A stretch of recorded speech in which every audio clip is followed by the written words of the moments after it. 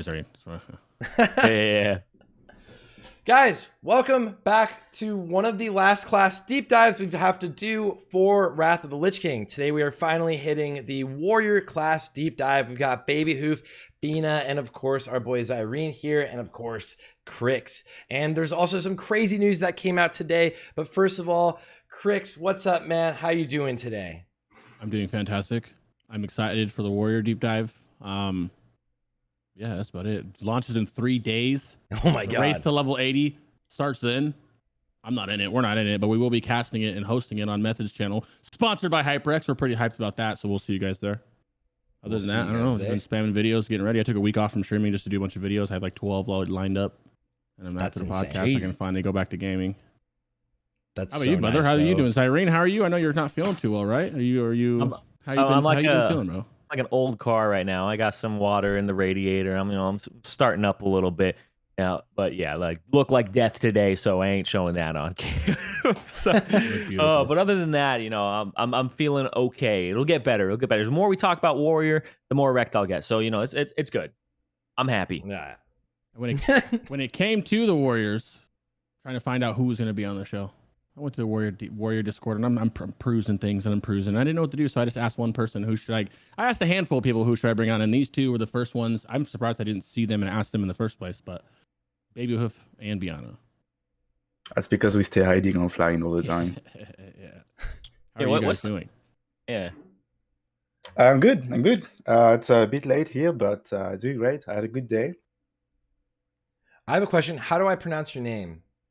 Oh, so it's meant to be pronounced Beanna, but Beanna is fine. You can call me B. Most of my guild just calls me B. It's easier. My wife's name is Brianna, so this is kind of cool. Are you like telling me something here?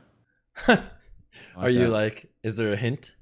No. Tell us a little bit about yourself, brother. What do you? I mean, obviously you play Warrior. What's your favorite chain? Well, one, do you tank or do you DPS? And what is your favorite Warrior new ability or new change? Something that's added to it in Lich King.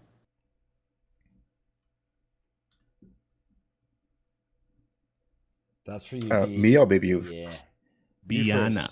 Oh, I'm mainly playing Fury and Arms recently because Prot Warrior was not very good in TBC. My guild didn't run one, but I've been playing a lot of Prot Warrior on the beta and during the pre-patch, and it's a blast. So I'm very excited for it. Mm-hmm. Yeah, Prot Warrior is insane. Are you going to be playing it right away? Fury and Arms right away? I'm probably going to play Prot for the leveling and all the pre-raid gearing phase, so I can just run my own dungeons and carry my guilds through dungeons for all the items they need.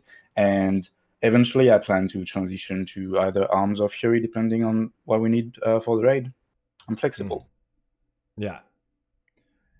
And Babyhoof, welcome to the stream. Thanks for coming on the podcast as well. Can you introduce yourself as well as talk about your experience with Warrior so far? Hey, I'm Babyhoofs. I've been playing WoW for pretty much my entire life. Unfortunately, really looking forward to the changes to Arms from TBC. It feels a lot more fluid as a spec, and it cleans up a lot of the problems I had with TBC Arms. The rotation felt a lot clunky at points, so I'm really looking forward to playing Arms in Wrath. Yeah, did you play it all in the beta when they had a slam resetting your melee swings? It was a weird issue where if you slammed and the slam fell during the place where your swing time was supposed to be, it would just skip the swing timer. It felt awful, but it somehow still felt better than playing TBC slam, so I'll take it, I guess. At least they fixed that one. Arms Warriors are doing like pretty great on overall. Like Arms Warriors damage right now in the pre-patch is pretty nutty. Are you having fun right now being like giga geared and overpowered? I've mostly been playing Prot and pre-patch, unfortunately, like most other warriors, it seems. That's true. I've been doing some speed kill stuff. Unfortunately. What do you mean, unfortunately? Yeah, it's awesome. I want to play Arms, but the runs I go to need Prot Warrior, and Prot Warrior is fun to do speed kills on. So yeah, but I'm not surprised to see Arms do pretty well overall. I mean, it's a solid spec, has a lot of mobility in its cleave now compared to previously, where it kind of suffered in anything more than 2 consistent targets. But now with the introduction of Thunderclap and Blade Storm, you have a lot of good burst and some pretty good sustained AoE as well, which is something that was severely lacking on ARMS. Yeah, definitely. I feel like ARMS used to have the issue of like rage on AoE, and that would like hurt with your overall damage. You'd like just like, especially if you ever did like two-handed ARMS, but I know everyone did shawarma spec. KEBAB. Yeah, the little KEBAB spec. Yeah. Fury struggled as well on trash sometimes. It was very hit or miss. Like if you didn't get the right crits at the beginning to get a big influx of rage from the get-go to get you going and press your sweeping strikes and all of that, sometimes that would feel pretty bad. But if you had a couple crits right from the start and you could just press all your buttons and get your flurry and your sweeping strikes going, that would just bump to crazy numbers. That was very good. Yeah, Fury, I got that too. And like, especially if you got like your like haste procs, like flurry right away, you get one crit, and then your haste procs, you have like infinite rage. And then when you don't, you're like, I have no rage, dude. Yeah. If you don't have rage, you have no button to press, and suddenly you're just not having a good time at all. Yeah. Thank you guys again for being here. Really fast, there was brand new news that came out from Blizzard, so we're going to talk about it real quick. Like new just blue now post. news. Like, yeah, literally right now. Like right when you pressed recording, it came out. Which is crazy. The first thing that they said is Realm First achievements are now unavailable for 24 hours after a player character takes a free transfer to another realm. It was 60 days. So this is allowing people to transfer right now to a new realm to chase the World First or Realm First. Like officially get your Realm First achievements. And I'm curious if this stays when they transfer off. This is intended to eliminate a concern that a lot of people had that they were using free transfers to move to a realm that isn't overcrowded. So this makes it shorter, right? 24 hours. Now they can do it like just transfer today or tomorrow. It used to be 60 days before they could get the Realm First titles. Yes, that means you would have to like get yourself to level 79 and almost at the point of reaching 80 or something like that, transfer, and then after 24 hours you can only get your Realm First 80. That's kind of unlikely that no one claims the Realm First 80 in that time. I think it's more targeted towards people doing it this weekend, like transferring to a fresh realm, basically an uncontested realm this weekend, and getting that Realm First title. Yeah. Oh, free transfers. The 60-day cap is for normal transfers, free transfers, because people were probably I guess that makes sense, because people were probably afraid to take the free transfers, potentially. Oh yeah, that would be a good incentive. Yeah. Yeah. They're trying to incentivize more competitive guilds to move, I guess. Yeah, because a As lot well of as people doing like professions and stuff, which makes sense. Does taking a free transfer actually put your character on the transfer cooldown? Like, can you transfer back or not? I think you can, because people used to double free transfer instantly. They would free transfer on EU to like, I forget what server it was. Some random server. Mograine into Beanna. Yeah. Yep. Yeah. Yeah, true. So if you could like transfer to a very empty realm, get your Realm First 80, and then go back to another realm that's a bit more populated, that would be pretty OP. Yeah. Other than, I guess the only thing would be if servers are locked, that you might not be able to. Yeah, can't go back to Beanna. The next thing they announced, which is probably the biggest thing, this is crazy for I think this is so exciting. I'm so excited. Yeah, Sartherion 3D was just giga buffed in HP values. The Will of Sartherion, which is the buff he gets for each Drake, was increased in health by 25% with when one Drake is alive, 45% with 2 Drakes, and 65% with all 3 Drakes, which was 25% total.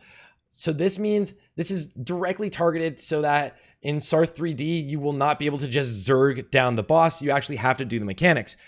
The crazy thing is, a lot of guilds going for Realm First or World First have already practiced and figured out that they're just going for zerging down the boss. Now you won't be able to do that anymore. You actually have to do it. This is one of the most exciting bosses in like the entire like first phase. Doing it down all 3 dragons. Crix, how do you feel about this? We did it on, remember we did it on beta when it was out, and it took us like an hour to be able to do it, and it was a lot of fun. It was more fun. It was way more fun. It was way more fun that way. I'm not a fan of like the whole zerging. I am a fan in terms of that's what we have to do. Like I'm just doing it because we have to do it. Yeah. But just because you have to do something doesn't mean you like it, right? And I'm not a big fan of the whole zerging. I'm not a fan of anything that's like cheesy, zergy, or nothing like that. I want to do it how it's intended, right? They didn't intend for that to happen, so I'm glad they did that. Which means I'm also team some changes, bro. Like drastically. I like that they're doing some changes. I think they're doing great changes. Zirene, I can't tell if you're here because I can't see your face. No. I think it's really good, honestly. Like I like changes like that. We had actually been discussing this about how Sartharian is so much more fun to do, where you're actually doing the mechanics on it. Yeah. I remember I was playing with Oro, and we were doing Sarth 3D on beta, and it was like we had to tell everybody, no, we're not zugging it. Even though we could, we're not zugging it. We're actually doing it the way where you stop kill DPS, the stop dragons. DPS. Yeah, we're like swap to the dragon, and like actually just doing it. And it was, and Oro was saying it was like the most fun he had actually had playing WoW up until this point. So I like the idea of making it more memorable and having it be a longer encounter where you actually have to do the mechanics. And it's probably going to be more appealing to people just in general, because I don't think it's fun to watch something go from 100 to 0 in like 40 seconds and just be like, all right, guys, that was great. Wow, great encounter. It was really hard. And I just think it's better nowadays to buff things around your players and kind of shore up those things that would be, I guess for me, it's a fun sucker to just kill it and zug it down. I think there's that would just feel like classic all over again. Just burning a boss before it has time to do any mechanic. Yeah, I was just saying that too. I was saying it feels like they're paying attention like on gruels and stuff when we're just clapping that out. And they're like, okay, nobody liked that. Let's go back and change it a little bit, you know? Yeah. Already, bro, my guide. Yo. Yeah. He's like, well, I hope in your guide you mentioned that you should do the 3 dragon way as well, right? It is supposed to be the hardest fight in phase 1. And on private servers, it was like more of a challenge. You would just be like, well, let's just do 2D because it's easier to kill and you get like the same loot. But now, like, oh, it's exciting. I don't know if it'll still, I don't think it'll be hard. And later phases, 65% HP directly on the boss. It doesn't say they're affecting any of the Drakes too, or damage you take. Doesn't mean it's not going to be zergable later on. It's just like in pre-BiS gear, I doubt we'll be able to. They know it too, because they say it should start 3D should still be quite manageable, but the strategy is you can't burn it down. It's much less viable to be burning it down. Yep. Yeah. Which I think is a good thing. I think it's a very good thing. I wish they would do it to everything. But yeah. Yeah, very good. Let's go, dude. All right. Great changes all around. Except for, well, not except for, but the next change. Not except for, well, that's only for me because I'm trying to farm cares and XP rep right now. You've been watching Simonize, dude. Raids are now counted towards the 5 instance per hour lockout. This is hourly instance limit, prevents players from entering instances for the entire hour. This is happening with raids, and I think it is happening it's sharing the lockout between raids and dungeons, because it says, with this change, farming a dungeon should not prevent you from entering a raid instance, so long as you don't attempt to reset and read. So it's saying it's only the first time. Yeah, it's the hourly instance limit prevents players from entering instances that they've entered at least once already within the last hour. So for raids, it looks like you get one shot, so it's not going to be like this. This affects trash farming pretty heavily. Oh yeah, massive in the long run. Do you guys see something bad about this? It would be like resets if there was something about like Does that affect like speedrun pre-clearing trash? Well, we should have the thing that I pre-clearing. think is there's a few things here. Like it affects pre-clearing, it affects trash farming, and it affects farming just in general for people who want to do Karazhan, right? Yeah, that's a good thing, right? I'm saying that. I'll say that's a good thing. Or is that there's a lot of gold farms in Karazhan. There's a lot of gold farms that are pretty crazy. Paladins right now are getting about 1,200 gold per hour. And also rogues at level 80 will get insane gold per hour. It affects that drastically, right? Like Zirene was saying, they're watching Simonize. But yeah, ID fishing was a huge thing in OG speedruns, like in Classic. It was a thing in Sunwell, but you didn't need too many resets for it, realistically. Yeah, so it's not like the wording on this is so weird. It looks like you get one shot per hour. Is what it looks like for raids? Well, no, I'm in there right now. You're still able to do like a normal 5 resets, but if you've done 5 resets of dungeons, it won't count against you entering the raid the first time. You just will that will count as like a 6th instance if you try to reset that raid. Gotcha. Ever.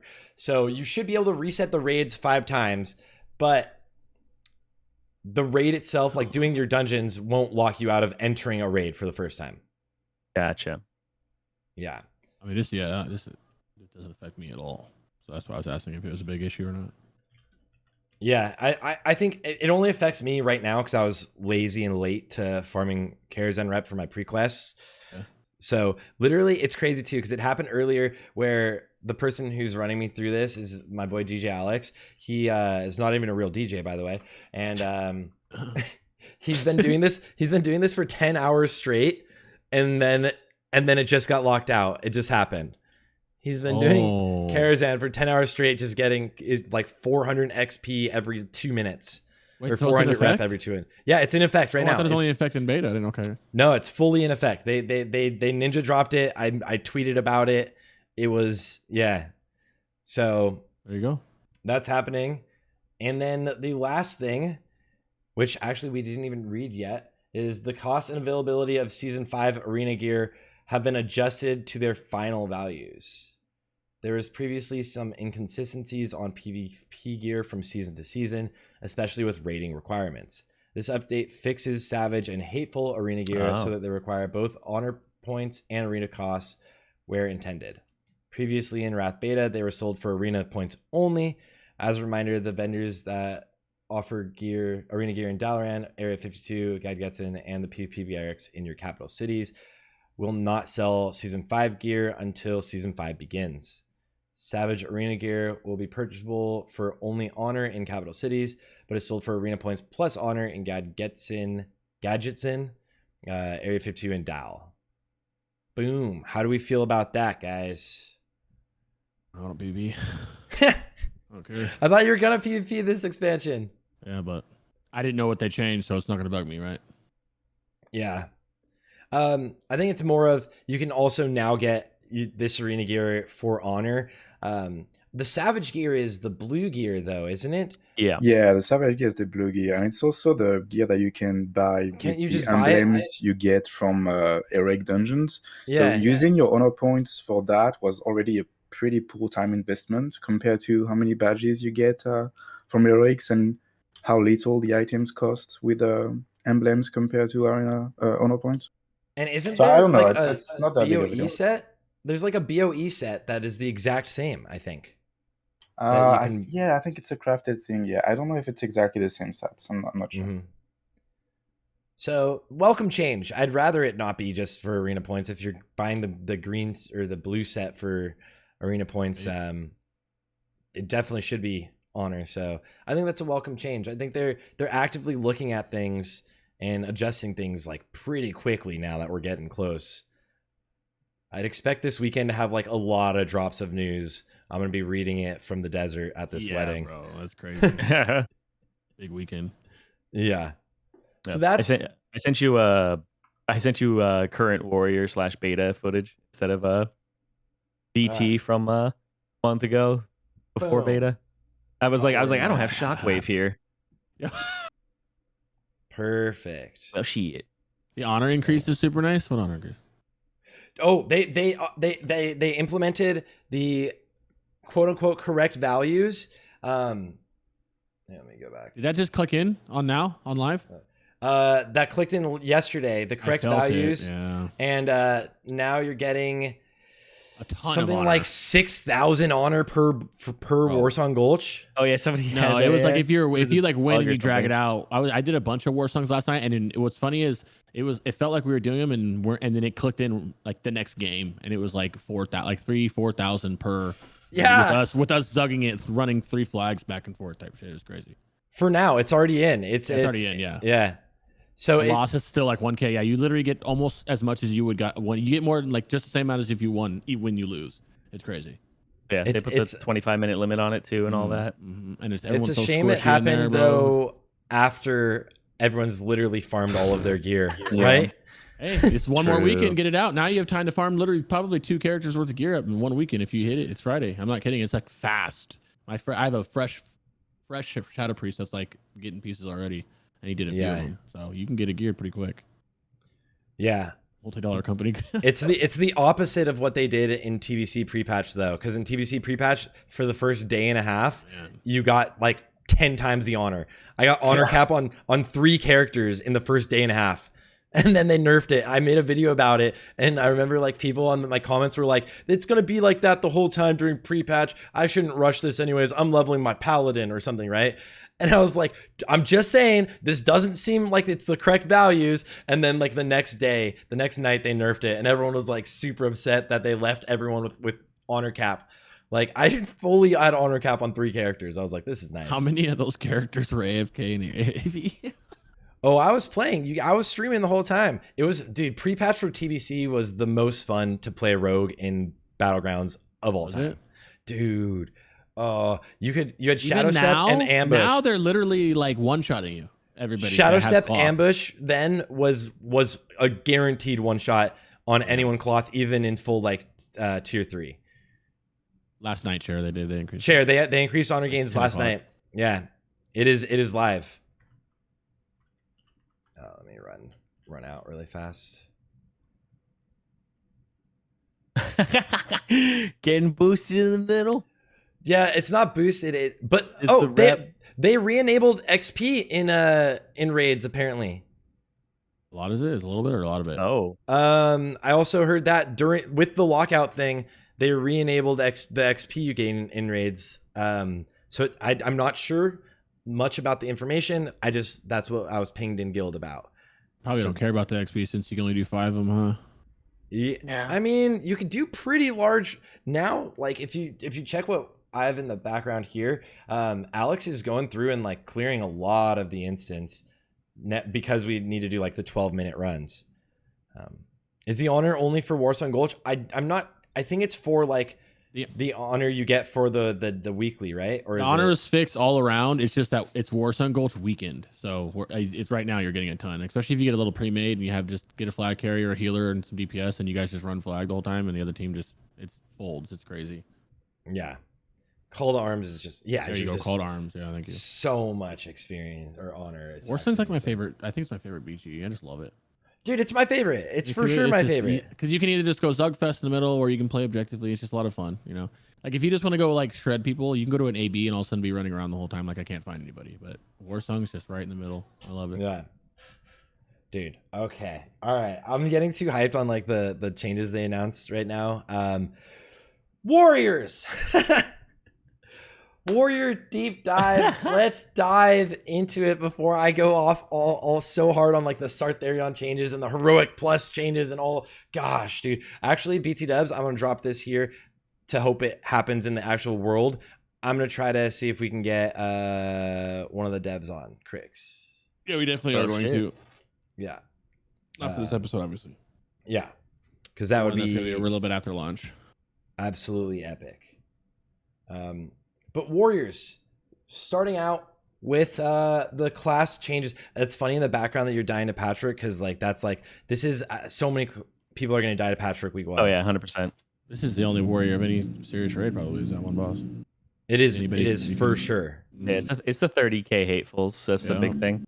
It's also funny because I think this is like my first try at playing UA in raid. I think the next VOD is me like actually understanding how do you do it. But like patchwork is just you're just gonna see like constant 10Ks and 4500s from me, because the revenge 1 second. And this is where we got a little friend here coming in from behind. We got an extra you pulled the little power reacher. You're like, wait a second. That's crazy. Bring that in. I was like extra revenge procs. Let's go. Yeah, seriously. Got a pad. This will make the threat so easy. Duh. Oh yeah, dude. Did you try by chance really fast about tanking behind patch? Does it not work like it did in classic if you were the main tank to be behind him? Didn't try moving it at all. Where like he targets the because before he would target the hateful. he would target he would turn face towards the the hateful. yeah. I don't think he does that. I'm not sure. I didn't test it. I didn't try that. Yeah. Dang. All right, boys. Well, in that case, Or you're in charge of timestamps this time. Four too. sunders. Four sunders. All right, fine. Sucks playing UA and not having somebody else sunder. All right, anyway. Yeah, we'll talk about this. Yeah, This we'll is one talk of the about it. It's cons. spoiler Yeah. alert. Spoiler. Oh yeah, Oro dies there. Poggers. Got him. We don't have our normal agenda start, so literally, like, you just put whatever it is, the time, and I can type what it is. I just don't have All it. right. Know where to check it. Okay, class changes. Hit me with them. Babyhoof and B. What are the class changes? Arms, Fury, and Prot. Everything you guys got for us. Because you guys actually prepared for this. And I love that. Either one of you can take it away. All right. Yeah, we kind of plan to talk about Fury and Arm stuff, and then talk about Prot in a second time, because mixing the two would be a bit awkward since the mechanics are very different and the gear and all of that is very different. Yeah. We leave the real DPS class for last. Yeah. That's fair. Yeah, so changes to Arms and Fury. Lots of changes. Mostly in the talents. There's a lot of talent changes that make the rotation a lot more engaging, especially for Arms. Not so much Fury. Fury feels like just the usual. Just like Vanilla, just like TBC, it's the same very familiar buttons, the same rotation. It's very minimal changes. But for Arms, there are some very massive changes in the synergy between the Rend and Taste for Blood that now procs overpower for you, even if you are not getting any of your attacks dodge. Supposedly, every 6 seconds, you get an overpower proc that greatly increases your damage. There's also the very important change to Slam and the interaction with your swing timer. In TBC and in Vanilla as well, when you would press a slam, that would completely reset your swing timer. So you had a very tiny window where you wanted to slam right after your swing landed. And now it's completely different. Now you can slam pretty much anytime you want. It's just going to pause your swing timer at the stage it's at. And as soon as your slam goes through, your swing just continues as if nothing happened. So it's a lot better now. You can just press it whenever you want to press it, whenever you have a GCD to press it, not having to worry about your swing bar at all. Yeah.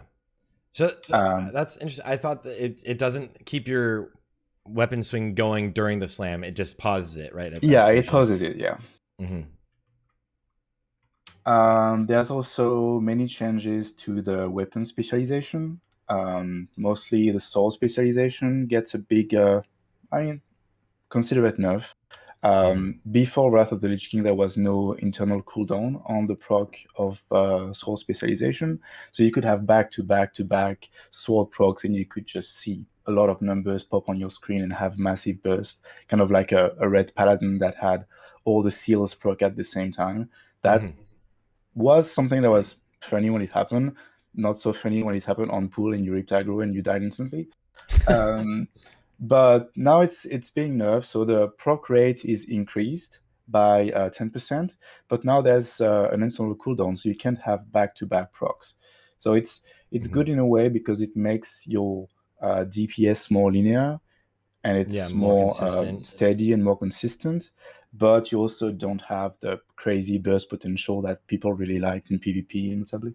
Yeah. There's a very, very big buff to the axe specialization. So before Wrath, axe and polearms as well only increased your crit chance by 5%. Now it increases your crit chance by 5%, but it also increases the damage of your crits by 5%. So it's like having a second impale effect. It's half the value of impale, but it's like having a second impale. So it's very, very good. And it makes axes the go-to weapons now in Wrath of the Lich King for every race. Even if you're a human or a dwarf with bonus expertise on swords or maces, even then you still want to use an axe because this specialization is that much better than the other ones. Yeah, it's just so much rage gen to just crit in general. Having 5% more by itself is good, but then the crit damage on top of it just pushes it over the edge. I'm pretty sure like it's so nice. I mean, we love crits. It's more arms? edge, it's bigger numbers, it's 100% just such a good feeling. wounds, right? Like Does this make a BiS for Arms Warrior and Axe every phase? That's what I was Yeah. gonna ask. Yes. Yeah, every It phase. does. Because I know There that is there's swords for Fury, right? Because they don't get axe specialization or any of that. So I know like phase 2 they're using swords and shit. So that's interesting. yeah.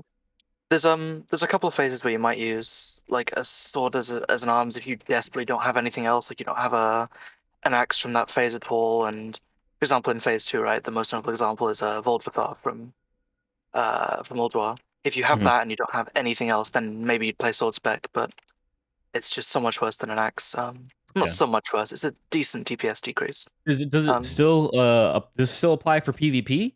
Because I know Mace specialization was the thing people used in PvP. Oh, Doesn't yeah. stun anymore, right? It doesn't Now, stun, yeah. do you go for sword spec or are you going for maces? What's the PvP thing? If you guys know. I think people still go for axe, both Yeah. in PvE and in PvP, because it increases all your crit damage by another multiplier on top of impale. It's worth noting that generally just the best weapons in general are axes as well from every True. given tier. So Yeah, That seems kinda like noticed consistent in that. this entire expansion, right? Yeah, I think Blizzard was sitting there and they were like, "Man, we made swords really good all throughout Classic. You had like CTS, Maladath, and then you were like AQR, and then you were like, oh man, the best weapons in the game, double swords. And then Yeah. you come to TBC and you're like, best weapons in the game, double swords. It's like again, Always Glyhps. swords. Yeah, it was always swords, Yeah. and they were like, well, you know what? It's time for axes, and it's actually just so many like- axes in Wrath. I like that they threw in pole arms too. They're like, it's actually pole axe specialization now. As if like you're gonna be rocking a pole arm, you know? There are some, pole arm very good change ones. is really good. Yeah. Yeah, Really? Uh-oh. there's a lot of Yeah. there's a lot of quite good pole arms actually around. There's a pole arm from York, I believe, in Old War. There's a 10-man, not 10-man, sorry, a 25-man high gun pole arm. If you don't have Shadowmourne, then as arms you end up using the pole arm from what's it called, Lich King heroic Yeah, the as your one that weapon of Ferals choice. wants. Yeah. Because generally, although pole arms, end up having agi instead of strength, that's still not bad because that's more crit. And Warrior loves crit in this expansion. Warrior absolutely loves crit in this expansion. So the pole arms always have good stats, and if they're higher item level, that means more weapon damage. So it doesn't really make it's a very good change and it helps out a lot. It's a lot of like the last bosses with these pole arms. Yeah, pretty much. Yes, this one. Yeah. Does that mean you fight against classes like, I don't know, feral druids ever then for these? You will, yeah. Unfortunately, Mhm. if In they Ulduar, it's likely. In ICC, it's kind of unlikely. I don't think you would run arms in ICC anymore, but if you did for some unearthly reason run arms in ICC, then yeah, you'd fight. But at that point, spoilers, but you probably won't be playing arms. In ICC, you're gonna have a combat rogue, right? So they'll apply that one debuff. Is anybody gonna apply the trauma debuff? You think you still bring a feral? Feral, probably for the trauma. yeah, Really? probably fair. Wow. You think that's better than arms? I think it's better than arms. Yeah, in ICC. Interesting. Even with the way that the scaling looked like on the That was only Fury. That's Okay. not. I didn't put arms in this. So that's the crazy scaling is more of a Fury thing than arms. Arms scales as well, but nothing comparable. Does arms start then a lot stronger than Fury though? Would you No, it's also Yeah. behind right from the start. It's super good in Feels PvP bad. though. It's insane. That's insane. Yeah. Yeah, it's Yeah. actually like really consistent damage throughout PvP. That's one of the biggest complaints is that it's always doing damage, and it's not like you have to wait for burst windows or cooldowns or anything. It's just always doing damage. Yeah, it's great. The pressure is insane. It's Yeah. very, very, very strong in Wrath of the Lich King. It's much stronger than in TBC, in PvP. Oh, this Another change we didn't talk about is sudden death.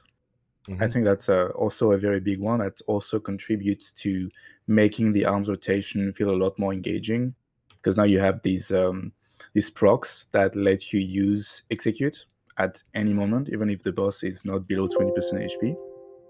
Mhm. That's a very fun addition to the rotation. And deep wounds. Deep Wounds is changed massively. So the way the deep wounds change works, right? So previously in Classic and in TBCs even, every time you crit, you apply the debuff deep wounds, which deals 6% of your weapon damage over a period of time. If you crit again, you now overwrite that debuff. What this means is that unless you're cleaving and you're just not critting on your up targets, this debuff is never ticking, and even when it is, it's not dealing much damage because, you know, it's just a small percentage of weapon damage. Now, deep wounds rolls like Ignite. Oh. So every time you crit, you're adding to this stack of deep wounds. And every time you have a 1 second period where it's uninterrupted by crits, you're dealing a sixth of the damage that you've stacked up in that deep wounds. Warrior now really enjoys crit because critting more means not only you're doing more damage, but you're adding effectively an extra 48% of your weapon damage to every single crit you do through deep wounds. And this penetrates armor, this, you know, goes through a lot of other things. It's Buffed by a trauma. really strong change. Yeah, buffed by trauma. It doesn't double dip, unfortunately, but Yeah. I mean, it's just there's such a like strong change. there's like clips of people who like just crit constantly in a row, and then they have like MSBT, the thing that like the combat text, and then it'll Yeah. say like deep wounds like 4,800 2 ticks, right? Yeah, Like exactly. deep wounds ticks really hard if you crit a bunch. In Lich King, when you're cleaving and you have deep wounds rolling on several targets, you see crazy numbers from deep wounds. Even just on single target in ICC gear, it's about 1/4 of your total DPS just from the passive dose of deep wounds. It's insane. That's crazy. Oh my god. That's an amazing change. Yeah. So It's in also one of the ICC, you reasons have that- about 80% crit. So you just crit all the time. And your deep wounds contribute about 5k DPS, like just in the back, passively. Will deep wounds like still roll like still tick while you're getting more crits? The tick will still happen, or will it reset? It can only tick every time. So every time you crit, it resets the timer and adds any undone damage back to the stack, right? Yeah. But this is actually something that's worth noting because it can happen and it can be slightly frustrating. If you never stop critting, you'll never get a tick.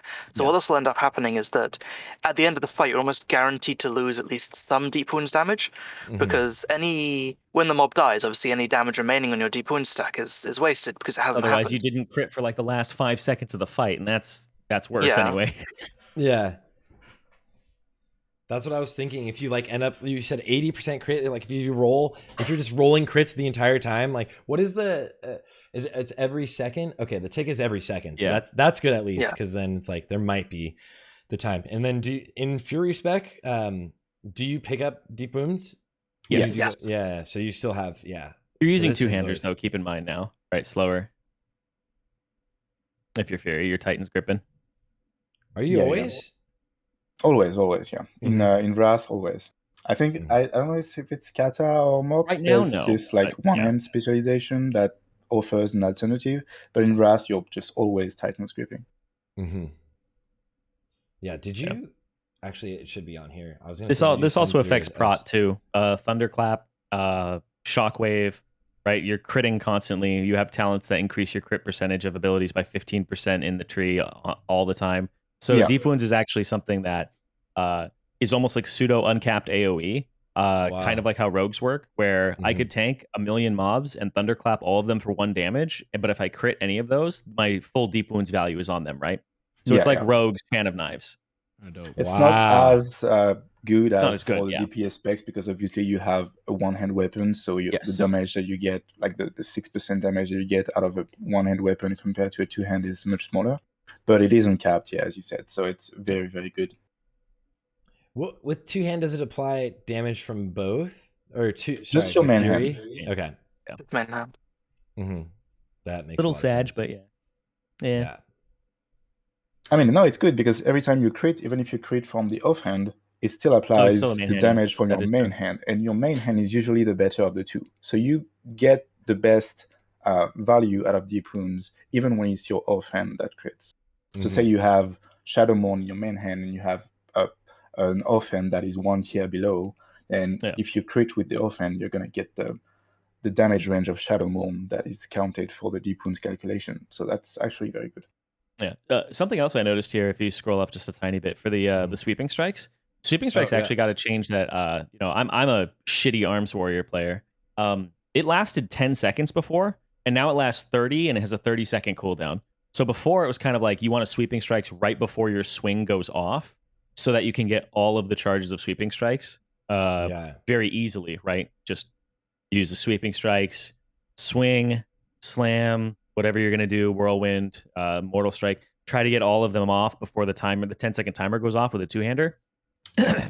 And now it's just insanely easy, and you can like precast it. Like I can literally Sweeping Strikes, 30-second duration. I can run into the fight with 3 seconds left on it, below all my charges, Sweeping Strikes a second time. Yeah.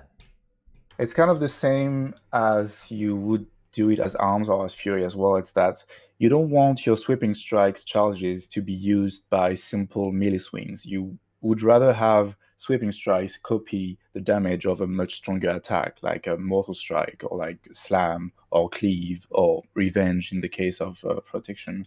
So it's best to have a good amount of rage before you use Sweeping Strikes, so you can make sure that you use your charges on back-to-back good value attacks like MS, Whirlwind, stuff like that, instead of using it with very little rage, where you're going to have maybe enough rage to use 1 MS, and then you're going to have 2 or 3 charges used by just a simple melee attack that's very low value for your Sweeping Strike charges.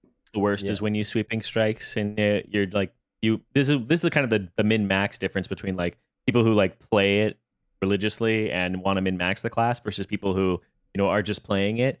Like I had times where I would Sweeping Strikes and then I have like no rage, and then I swing and I have something horrible happen, whether it's no crit, I can't even cast an ability now, Sweeping Strikes is just ticking down on me, like parry randomly, you know, something like Supremacist turns around, random shit like that, and you just feel awful. So I mean, I obviously wouldn't Sweeping Strikes on Supremacist, but like shit like that where the mob parries is just awful times. So yeah, min-maxing that and actually paying attention to those things. There's a little more finesse to Warrior than people give it credit for. Yeah, it's very little things, but it does add up, especially on overall damage. If you pay attention to how much rage you have before using Sweeping Strikes, you're gonna get much more value. It's usually something that you notice from one warrior to the next, especially when you run like Perks or GDKPs. You're gonna oftentimes see one of the Fury warriors doing a lot more damage on trash than another one, and it's usually these little differences. Just taking your time, finding the proper window to use Sweeping Strikes when you have all your abilities coming off cooldown and enough rage to use them all back to back. Do you, with the new, there's also like huge changes to Recklessness, obviously, right? It's no longer this big 30-minute cooldown. It's 5-minute CD. Your next 3 special attacks are going to crit and do 20% more damage. Do you try to always pair this with the Sweeping Strikes then? When is this now used if you have this more often? Like when are the best times on trash or on bosses, everything like that? Yeah, using it with Sweeping Strikes is good, yeah. And then, but if on a single target situation, would you save it for execute phase? Is it worth?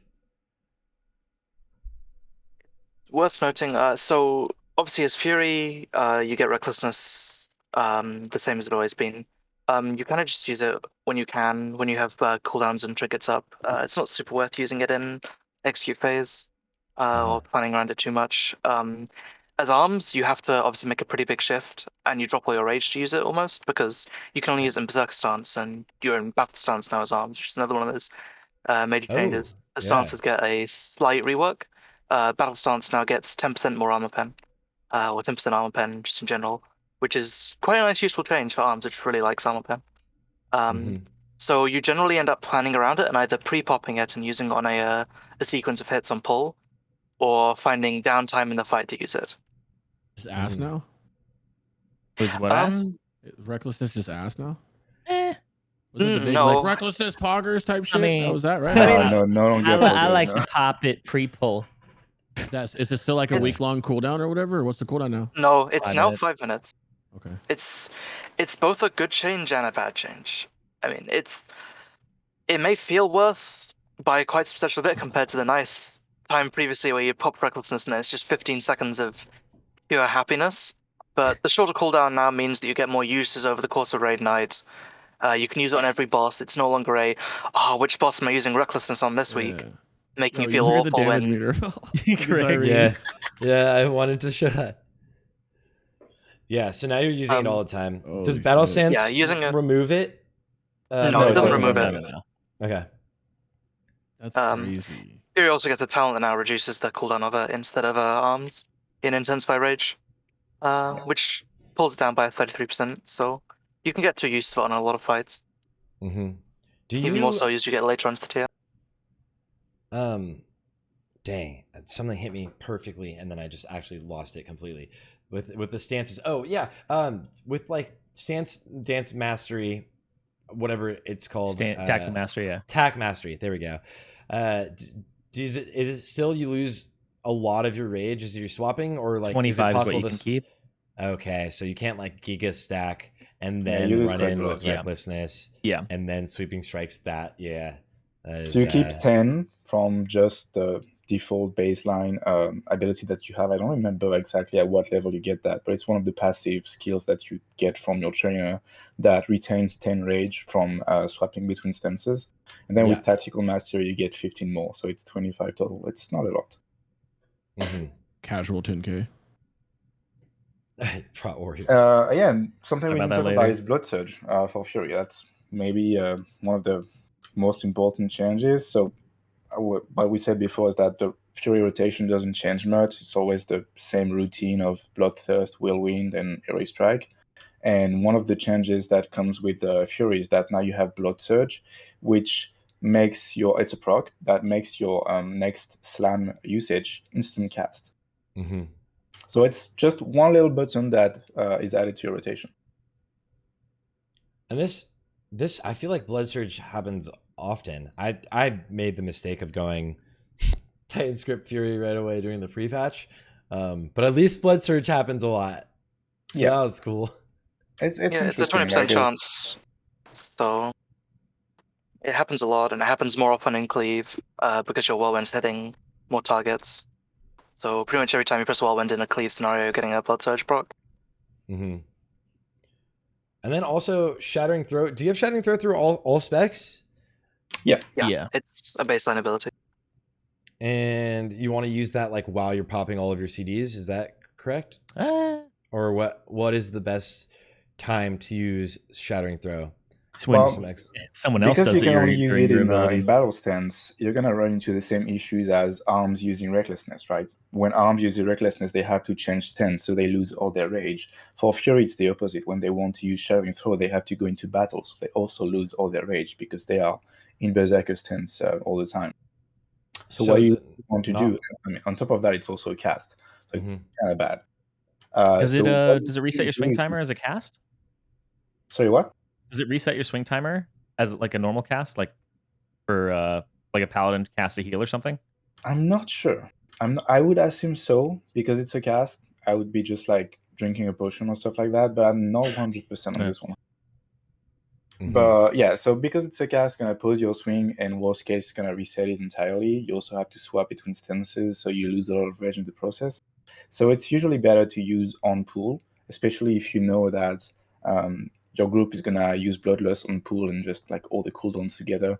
So you're gonna have a massive burst at the beginning, and you want to have this armor reduction effect stacked on top of all that. So you would usually try and cast it like 1.5 seconds before the pool timer, so you can do it preemptively and then charge in.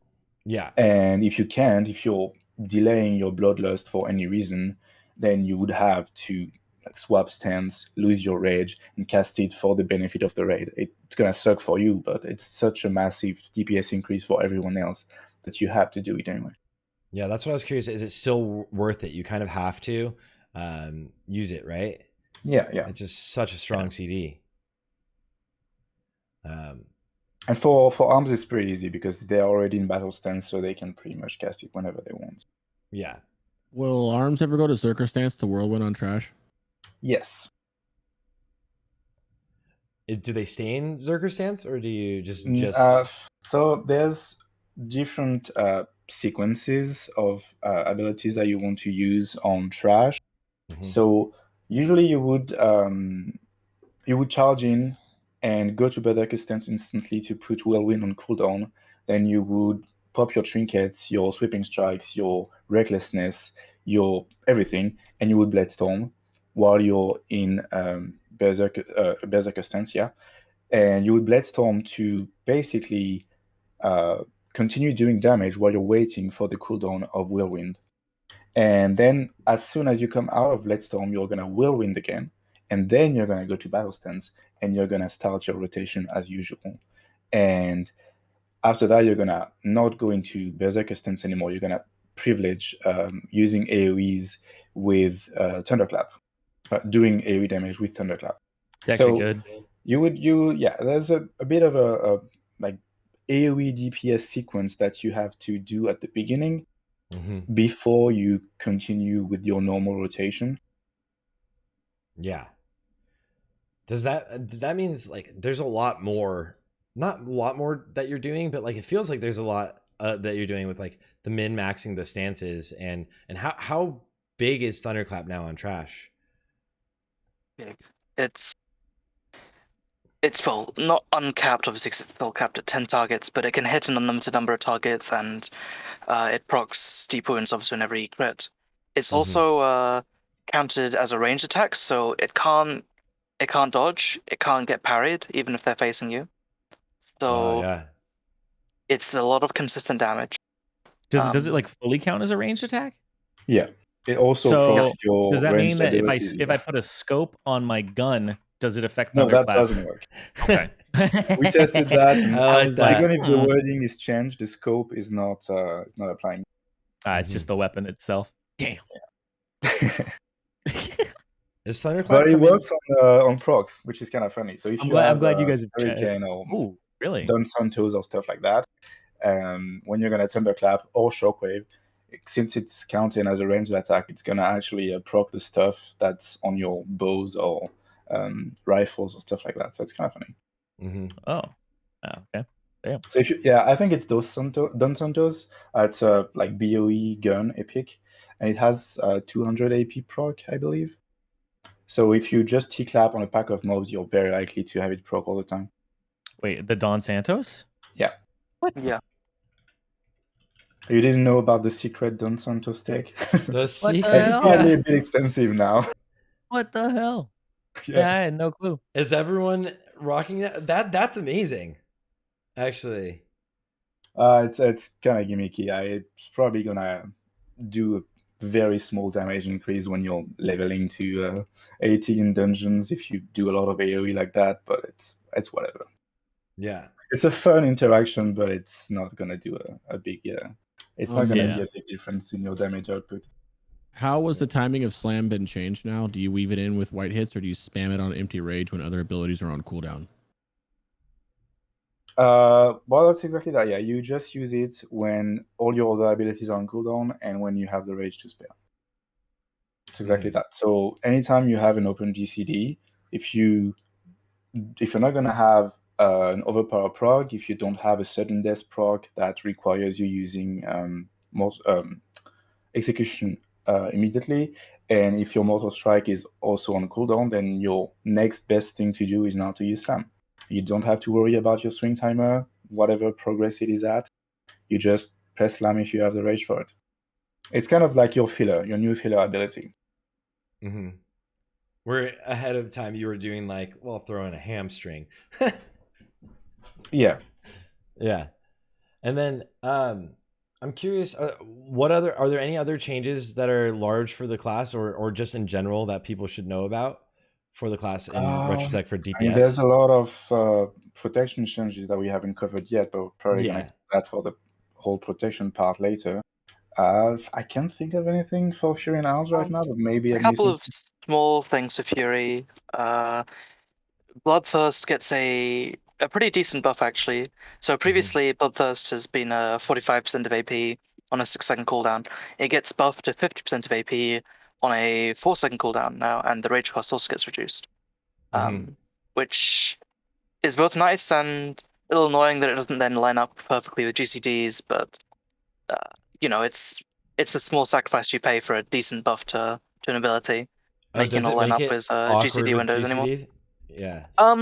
Sort of. You end up wasting like 0.5 of a GCD every time on a Bloodthirst, and you can miss Bloodthirst in the fight, depending on your proc luck on other abilities, but it doesn't usually change much for you. The damage increase is quite nice as well. Yeah. So it's only 5% of AP, but with the amount of AP you end up having by the time later tiers roll around, it's a pretty substantial buff. And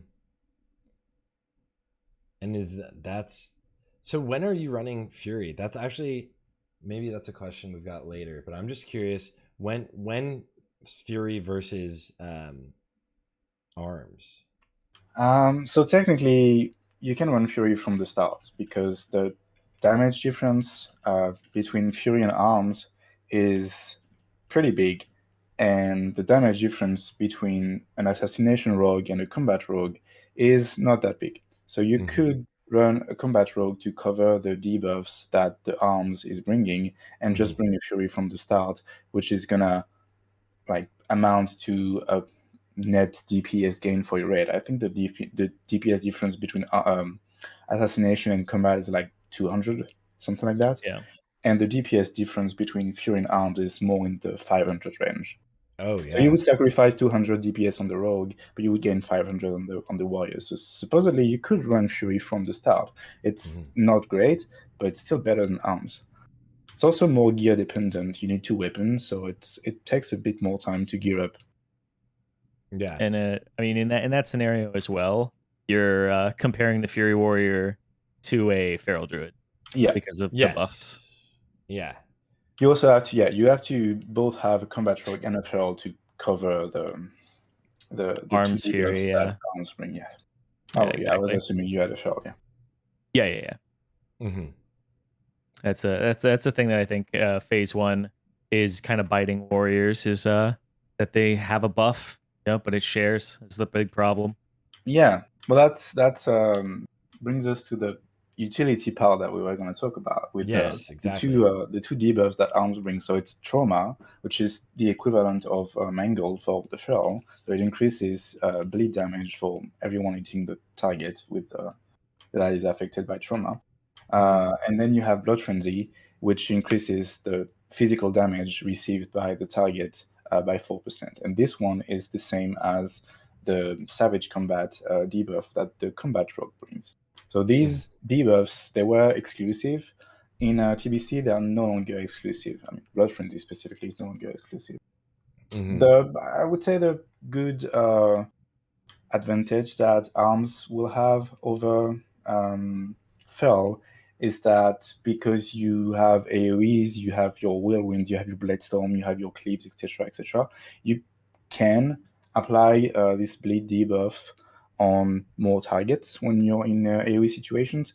But honestly, there's very little DPS classes that actually care about bleeds on AoE. So even if you can technically apply this debuff to a lot of targets, it's not going to amount to anything. Yeah, I think it'd be nice for like the Feral, right? and I guess like if your Assassination Rogue was like losing his hunger for blood on AoE pulls or something.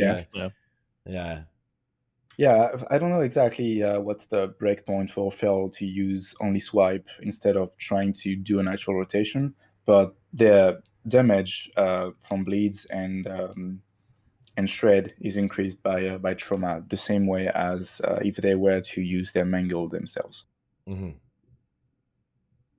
Yeah. A question somebody asked earlier that I missed was, so you only want a Berserker stance for Whirlwind if you have Bladestorm to follow up with it? ? Yeah, I think that's the idea. There's not a lot of ways to test that currently because there's no way to. I mean, there's probably a way, but as of now, it's not possible to create this sequence of actions specifically in a sim tool to know exactly what's the best sequence and if you should go back to Berserker stance occasionally for Whirlwind if you have like downtimes or if your rage is low enough that you're not going to lose rage from swapping, etc. There's a lot of niche case scenario that we can't really try besides just testing in game and trying to have a feel for it, but that's not very good representation of what it's going to be. So for now, we believe that the best sequence of action and like the only time you should use Whirlwind is when you have this, when you can use Bladestorm with it. And if not, then you're better off just staying in battle stance and cleaving with Thunderclap and cleaving Sweeping Strikes just like you would. How this is it's hard to represent, but like how strong then is that like downtime when you're not like using Whirlwind and Blade Flurry or Blade Storm, the just being able to use exclusively Thunderclap as your large AoE? Yeah. How good is that as an AoE damage? I guess. I mean, you're gonna cleave 3 targets too. You can cleave 3 targets. Thunderclap is decent, but it's worth noting as well that in almost every single boss scenario where you're AoEing heavily enough to worry about this, there's going to be a target you want more damage on as well. And because Thunderclap doesn't really, you just shift out another button in your rotation for it, doesn't really impact your single target damage too much. It doesn't interrupt your flow of damage onto a focused target, like a boss, for example, which helps out with making sure that even if you're trying to do some fat AoE damage, you're still going to be able to do good damage to your boss and make sure you're interrupting your raid's plans by padding too hard, which is quite a useful thing. Yeah, it's the same for trash mobs. You usually in the trash pack, you usually have 1 or 2 targets that have more HP or that melees are gonna try and focus while everyone else is just doing like the same AoE on everyone. But you're gonna have some targets that do a portion of their damage as single target, and they're gonna want to specifically hit that target that has the more HP to balance out the damage on everything. And so as arms, even if you have a bit lower AoE, you're going to be able to do this AoE without sacrificing your main target rotation. So you're going to have good sustained damage on that big target that has more HP than the rest, and you're going to help bring them all down at the same time. I think that's pretty huge. That's always like a difference between a lot of like the speed runs or like some of the best players is like the focus targets, right? Yeah. And now you can focus the focus target and completely be doing your AoE rotation without sacrificing anything. Look at the old school Faralina pull right now with the lag included. Oh yeah, this is my favorite. Holy hell! He literally couldn't play the game. Like 2 frames and then everything's dead. Yeah, this is the I always do this when I play Prot. I'm always just like group the whole thing. Let's go, and then I charge, buffer, shockwave, and stun the entire pack. You ever been dead at the end of that 2 frame freeze? Oh yeah. Yeah, dude, that was in classic. That was the like most nail biting pull in the entire like run would always be that, and it would be like, did they get it off? You can't tell for 6 seconds while everything's frozen. Oh, nope, 1 mob lived. Every single person's dead.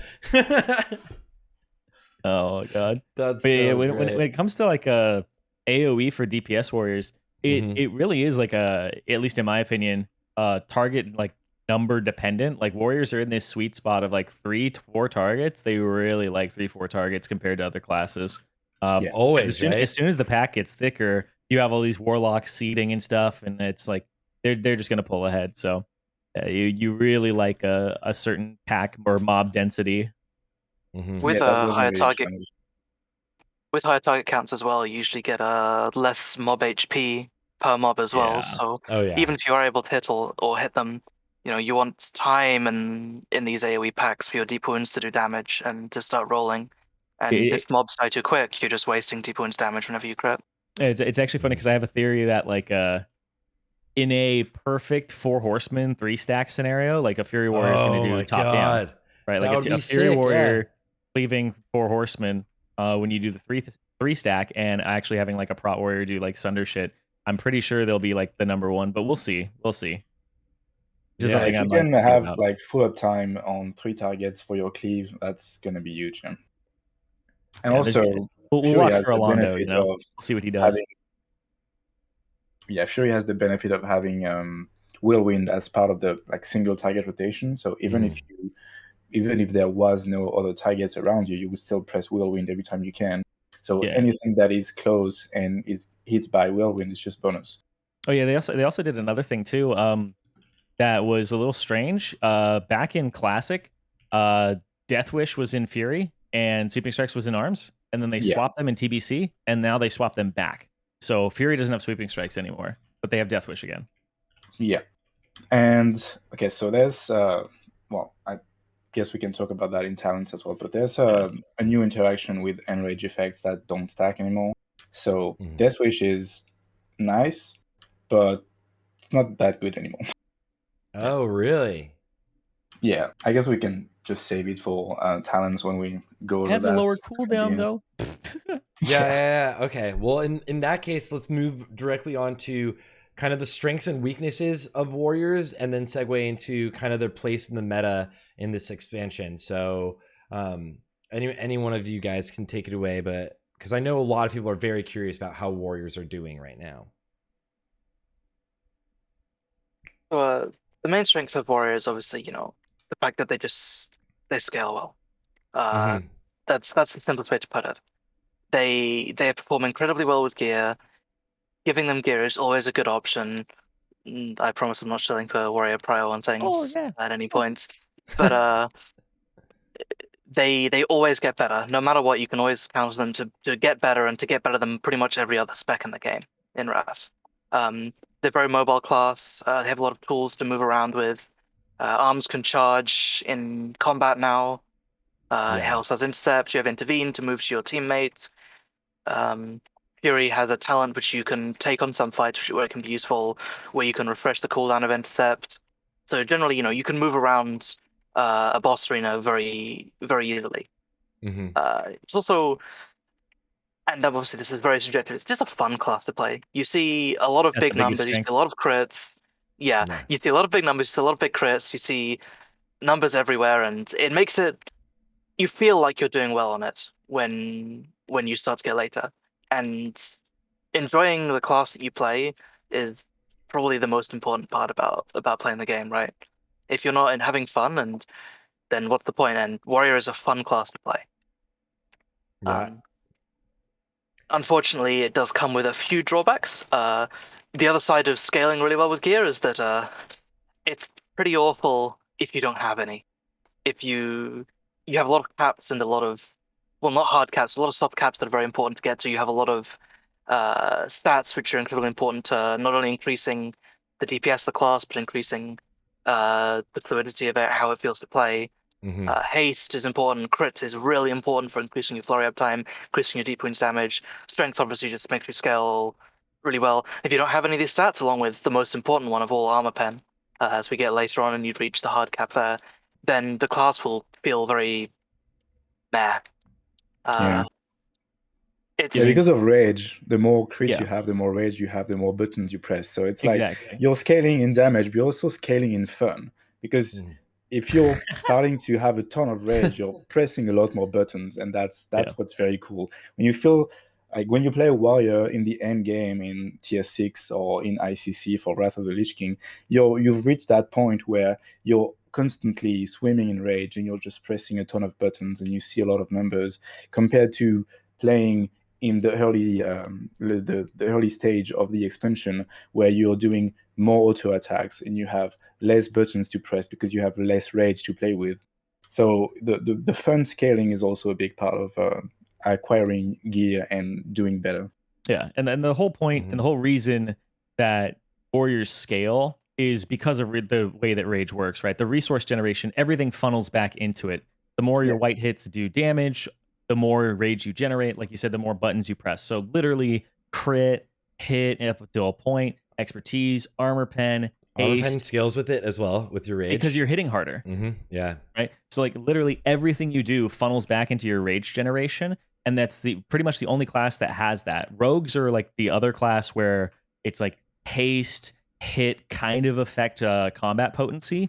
And that's why it's so good for them. But crit doesn't do that. Armor pen doesn't do that. Crit if their assassination does. But that's the whole idea, is like every stat that a warrior can get helps them gain more rage. And that's the whole reason that they scale. That's why they feel so bad at the start of every expansion. That's why they feel so good by the end. Yeah. Warriors at the beginning of TBC were actually quite strong, especially in like the only thing that was there for speedruns was obviously Karazhan. And if you're doing like speed kills competitively, it was just like you brought a bunch of warlocks or a bunch of arcane mages. So they actually were a lot stronger than most people predicted. Do you feel always like are. that's is that kind of the case here? How are they looking between the phases individually? How does it feel? I mean, Again, I just want to shove something in here really quickly. They always are, and heroic strike queuing is never factored in private servers half the time. Mm-hmm. So obviously saying where warriors will be exactly and how strong they'll be is always a little bit hard to say because Yes, absolutely. it's very feast or famine in terms of the community's opinion on them. They're either completely god awful and you should never bring one, or they're fantastic and you should stack your raid with 6 of them right from the start. Is the general way people look at it. They're going to be better than people think, but early on, not enough. At least from what I've seen and the data and the maths that we've made, not enough that they're going to be as strong as they were in TBC and the very start. Because part of it also ties down to, at least in the start of Old War, their final weakness, which is the fact that they're a melee spec. And unfortunately, melee always has an inherent disadvantage compared to ranged specs. Yeah. I also think everybody's barometer is going to get thrown the fuck off now because Old War eye level is getting boosted, and that's where warriors start to spike. And then ICC and TOGC is being brought down, which is when they spike the hardest. So it's like warriors are going to peak a little earlier, and then they're going to get better, but not as good as they would have been. So I don't think they are. Really strange, I don't think they are keeping this. I don't think they're nerfing ICC. Oh, you don't think they're bringing that down? Oh, no. okay. Was that announced with the? Yeah, it was to buff Old War. Okay, thank God. Yeah. Okay, good. Wait. Wait. Talk that they just buffed Old War and they're not doing TOGC. Yes, it's just Old War. Old War is what currently. Okay. Interesting. Sorry. That's good though for warriors. It means they're going to turn on earlier.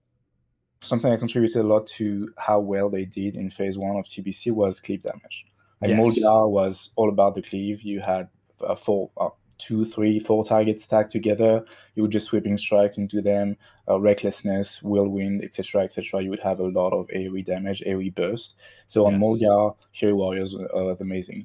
On Macteridon, because you had this big burst phase at the beginning with all the ads, stacks, like stack a bunch of them, and just AoE them down, and you would get a big lead on DPS just from that ad phase alone, because you would just beat everyone on the meta, and then your DPS would slowly go down because the rest of the fight is only single target. But because of these 2 encounters, they did pretty well, and Kazan as well. There's a lot of trash mobs, so on overall they were doing pretty decently, and there are a bunch of cleave fights. And I think the same thing is going to happen in Naxxramas. You're going to have maybe a couple encounters where you're going to be able to squeeze some cleave damage, maybe for Horsemen, maybe Grubulus. When you have all the little blobs spawning, you can pad some damage with Whirlwind and with cleave and stuff like that. So these few encounters, they will possibly push Fury or Arms a bit higher than just a single target benchmark, but probably not enough that it's gonna make you want to stack warriors. It's gonna be a very niche thing. Yeah, when I was playing with Alondo on beta, he was very adamant that like if a warrior can tank it and not die, like it's his mob now. So like on 4 Horsemen, he tanks like the Blamo or whatever that's like shooting at him. On like a Nubricon, if one of the ads isn't going to kill him, it's his ad now, right? Yeah, like, because he wants the unraged procs. Exactly. You want that steady, those hits coming in. You want to be able to just deal more damage, and so that's not something that having more than one warrior in Nax is going to be able to do. So yeah, playing around like a single Fury is something that I imagine he's going to do. But yeah, it's not the normal way that people are going to play, but Furies can definitely cheese things a little bit or find extra ways to get rage by taunting mobs. And because taunt is also a 30-yard range, keep in mind, so you can do it before you even go in. When do you think in Classic Warriors are going to take off a little bit, and when it hits that point, as you have the chart up, perfect timing, and it hits that point, would you start bringing more than one, you think? Yeah, for ICC for sure. You're gonna have 4 or 5 possibly. I think take off earlier than that, though. How many splits you run, that depends how many Shadow Moon you're gonna have in your guild, etc.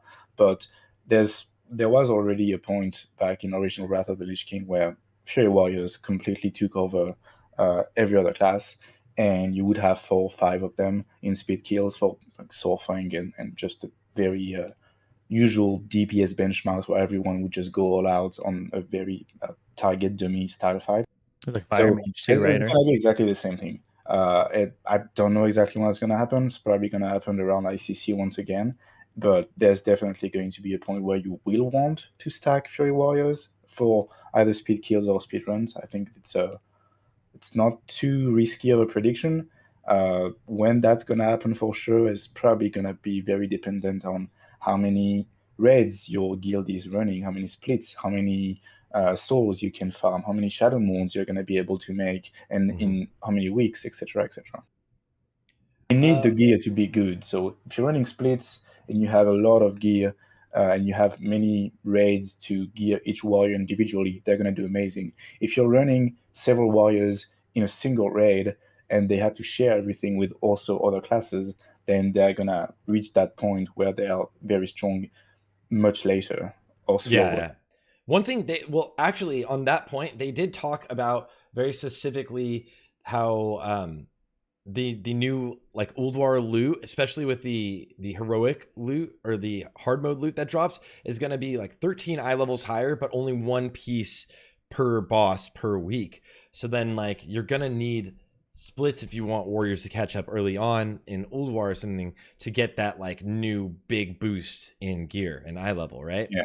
Well, conveniently, the weapons and trinkets that you want as a warrior in Ulduar are part of these hard mode items that get more eye level. And not every class is like that. Some classes use items that are weapons specifically that drop from the normal modes and are going to have only 6 more eye level.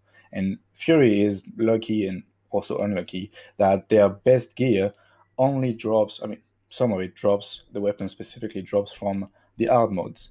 And so they're going to be rarer, they're going to be harder to get because not everyone is going to be able to do these hard modes. But when you do get them, you're going to have even more of that eye level boost that's going to give you this little edge over, well, before, if there was no eye level increase.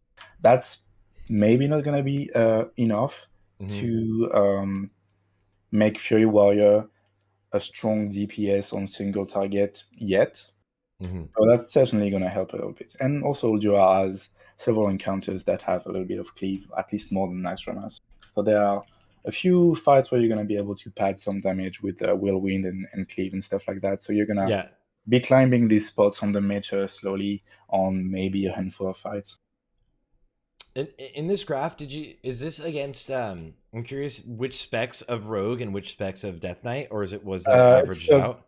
It's the best for each phase. So okay, I think that's awesome. An Oli Frost, and I think for Rogue it's Assassination, Combat. So it was basically the best benchmark that was given to me for either spec. Frost is considered the best at the end? I didn't know that. Well, that's actually what the sim was showing. I'm not exactly sure why. I really don't know a lot about this. I think there's like some dirty, unholy wandering plague padding that they can do. So like I think they end up doing really well later. I don't know. That's possible, yeah. From what I understood, they kind of have the same scaling as the warriors with armor pen, etc. So eventually Frost takes over because they scale more from armor pen. Yeah. Okay. Frost getting juicier there while your gargoyle's just like sitting there waiting for your attack power and haste. Yeah. I also think you go with Scourge Strike later too, though, as DK. So you do right in Ulduar as you get the sigil. So it feels lame to do it that early, but it is on a sigil and then a Trial of the Crusader sigil as well. Yeah, I didn't know rogues end up down there. That's a little I didn't. So right now it's Rogue's strongest time compared to everyone else. I guess phase 2 actually it's really tight between Rogues and Death Knights there in phase 2, and then in phase 3 DKs are like, I'm up here, dude. They have so I've been told that the set bonuses that they get in phase 3 are very, very strong. It's like one of the strongest set bonuses of all classes in all expansions. So that's why there's such a massive bump in their DPS in that phase specifically. But well, I mean, these numbers, they are just numbers that we are generating now with the sims that we have now. But the sims are in a very early stage. There's probably going to be a million changes between now and phase 4. So these numbers, they are very likely going to change. This is just like a general trend of how each class is expected to scale, but it's probably gonna change a million times in between now and then, to be honest. Yeah, probably. That with the casters on it. Nice to Right? see. Yeah. As that gets updated, that's always like one of the fun things I think early on is like seeing how things are predicted to change and then seeing how they play out. Yeah. Well, it's also this is only a patchwork fight, so it's only a single target fight. But some raids are gonna have a lot of AOE. Some raids are gonna have more single target encounters. Some raids are gonna have more cleave encounters and stuff like that. So this like benchmark of only single target is not really representative of how good a class is going to perform throughout an entire raid or an entire tier. What about why wasn't red on there? The red sims are not get anyone. Were they like significantly lower than that? He said he couldn't find data for it. Yeah, right? I don't think the red okay, sims have been completed. How long ago was this made? Today. Oh, so then the ret sims, step it up, ret sim. No, shit. I like how there's no X or Y axis, really. I mean, I guess I Y axis. It's on purpose. I didn't want to give any hid. specific numbers because people would be super nitpicky about, oh yeah, but I can get 10 more DPS by changing this setting. Technically, if you do this 4 times, you can. Okay. Exactly. So I would rather just have something that's vague and showing a trend than trying to argue about exact numbers and tiny little settings that just change nothing. Gotcha. Yeah. Well, it looks like where was arms? Did we talk about where arms is relative to that? That was Fury the whole time, right? Yeah. That's just Fury. It's decently lower. Probably around same benchmark that DK is. Maybe a little lower than that even. But it's like I said earlier, it's at that point, sorry. By the time you get to the level of scale that Fury's at, you'd rather just not bring in arms and you'd rather have them sort of Fury instead. And bring are they better than Combat Rogue? Because Combat Rogue ended up being the lowest out of those classes in ICC. I think the main problem is that if you have a warrior, why would you not just make them play Fury? Is the main point. Sorry, I wasn't asked. Would you ever have someone not be Fury? If you're bringing a rogue, right? Rogues bring more than just the 4% debuff. Yeah, like you have an extra tricks and stuff. Yeah. And I don't know. There might be a situation where arms sees them play in a couple of fights, but I don't think anything where you'd really want it. Okay, just asking. Like it just doesn't scale as well, unfortunately, which is kind of sad because I really enjoy the playstyle of arms. But what's the reason they don't scale as well? Is it just no like swing? They don't get a flurry, right? They don't get flurry. They don't get flurry. They get a lot less value out of haste than pretty much everyone because every time you slam, obviously you're pausing a swing timer by 0.5 seconds, and haste does not increase or decrease rather the cast time of slam. Yeah. So if you're casting more slams, or regardless, you're gonna be delaying your swing time by the same amount, even with how much haste you have. So naturally, you're scaling less stats, and you hit ARP cap a lot earlier. And after you hit ARP cap, you get this battle stance. Yeah, you hit ARP cap a lot earlier. So once you've hit an ARP cap, you want to start putting your stats in different things. Problem is, the arms gets less value from strength compared to a lot of other strength specs. DK gets unbreakable armor and some other talents to increase their strength, but more arms only gets 4% from expertise of arms, whatever it's called, strength of arms even. It gets less value after a certain point from crit because you have to take talent points out of improved overpower, which is a decent chunk of your damage, because you just don't need the extra crit, and there's no better places to put the talent points because you can't reach anything else that's nice in your tree that's a DPS increase. And you start to reach this point where you're critting everything anyway, so extra crit isn't doing much. Your I guess. Strength scaling's bad, yeah. It's a disappointing point, but next expansion for sure will be our golden point. What are some of the caps that Arms and Fury kind of are looking at, and like when throughout the expansion do you hit those rather easily? So the big one is obviously any form of armor pen cap. there's generally 2 points that arm pen cap is referred to: soft cap, which is where you hit the cap with trinkets, trinket procs or any form of proc, and hard cap, which is where you passively have the proc or passively have the cap. Hard cap is more of a thing later in TOGC and ICC, where you have either a lot of arm pen and gear and you're full gemming armor pen just to make up that last little bit, or you have arm pen on trinkets. Trinkets like Sharpened Fire Scale and Deathbring as well both have a lot of passive arm pen on them. And then you have weapons like Shadowmon. Shadowmon alone has 10% of your arm pen budget. Juice. So those will help out a lot. In earlier tiers, such as Nax and Ulduar, you're using trinkets to reach soft cap. Grimtoll, Mjolnir Runestone, and you only hit your cap during these trinket procs. But because the trinkets are up all the time, you have cap a decent amount. These are your main, this is your main thing, but people also discount the fact that there's no real set number for the cap here, but once you reach a certain point of crit, you have diminishing returns in your flurry, sure, but you're also getting a lot more scaling from your deep wounds, which is why, people tend to focus too much on armor pen. Yeah, it's a huge contributing point to DPS, but every other stat is also really good. Yeah. You're going to reach a critical mass of rage where you just need to dump it faster, and haste will help there. You want more crit because you want more deep wounds and more flurry and more damage in your ability. And strength obviously just increase the damage, and there's no real hard or soft caps or anything outside of the armor pen, apart from hard capping crit, but that's pretty much impossible to do, unfortunately. You do soft cap crit in ICC, where you are soft capped on white swings, but because you're constantly queuing Heroic Strike anyway, and all your damage comes from abilities, it doesn't really matter. Yeah. So then that's really every stat seems really powerful for Fury, but then arms, it just hits almost a diminished value from all of them. Yeah. So does arms hit those caps earlier though? Because you were mentioning is it still in Ulduar with trinkets and potentially rings? Yeah, you hit the cap earlier with arms. From the very beginning, you're gemming up with arms now. Yeah. With the latest sim, we now know that you gem up from the beginning as arms, and because you have the 10% passive arm pen in your battle stance, it's interesting, but not entirely that unusual. makes sense because the armor pen, the more of it you have, the better it is, right? Yeah. So already starting off with a high floor is good. You're getting 16% less value from strength, or less strength scaling from than compared to Fury, so it somewhat makes sense. Valuable, I guess. Yeah, damn.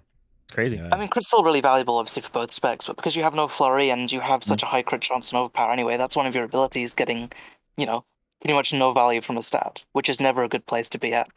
The problem is that for every point of armor pen, you're still getting less damage because more of your damage is coming from deep wounds than Fury is. Arms is mostly deep wounds, unfortunately. Which puts it in just this awkward spot, like I said, of all your stats help you, but just not as much as your sister spec. And you hit that ARP cap not a super heavy amount earlier, but a lot earlier compared to where you would be expecting to when you full gen ARP. Describe earlier, would you say do both hit a relative armor cap in Ulduar, or is it if Mjolnir Runestone gets buffed, you'll hit soft cap pretty comfortably in Ulduar, and you'll start worrying about for both. Okay. Arms will hit it slightly better, and you'll start putting some more gems in strength, maybe, or you'll use another item. And then TOGC, you'll start getting enough where you can almost worry about hard cap. You'll be gemming full art probably in TOGC just because you won't have the trinkets of the weapon that will have that large amount of art to make up the difference. You won't be able to use those nice gems which have strength and crit on them, or in place of ARP gems, which is a slight loss, but you get more DPS from the ARP gems anyway. Does that make jewel crafting even better for you? Jewel crafting is, it's just better in general. Not by very much, though, with the epic gems. It's consistent for everyone, right? Everything else. Yeah. It also opens up more ways to create odd numbers of stats to reach your caps. If you're missing, let's say, 6 expertise, you don't want to have a rune that gives 8. You don't want to have an epic rune that gives 20. If you can make odd numbers with your jewel crafting gems, then you can, on occasion, hit your caps more closer and have less stats go over cap. Mm-hmm.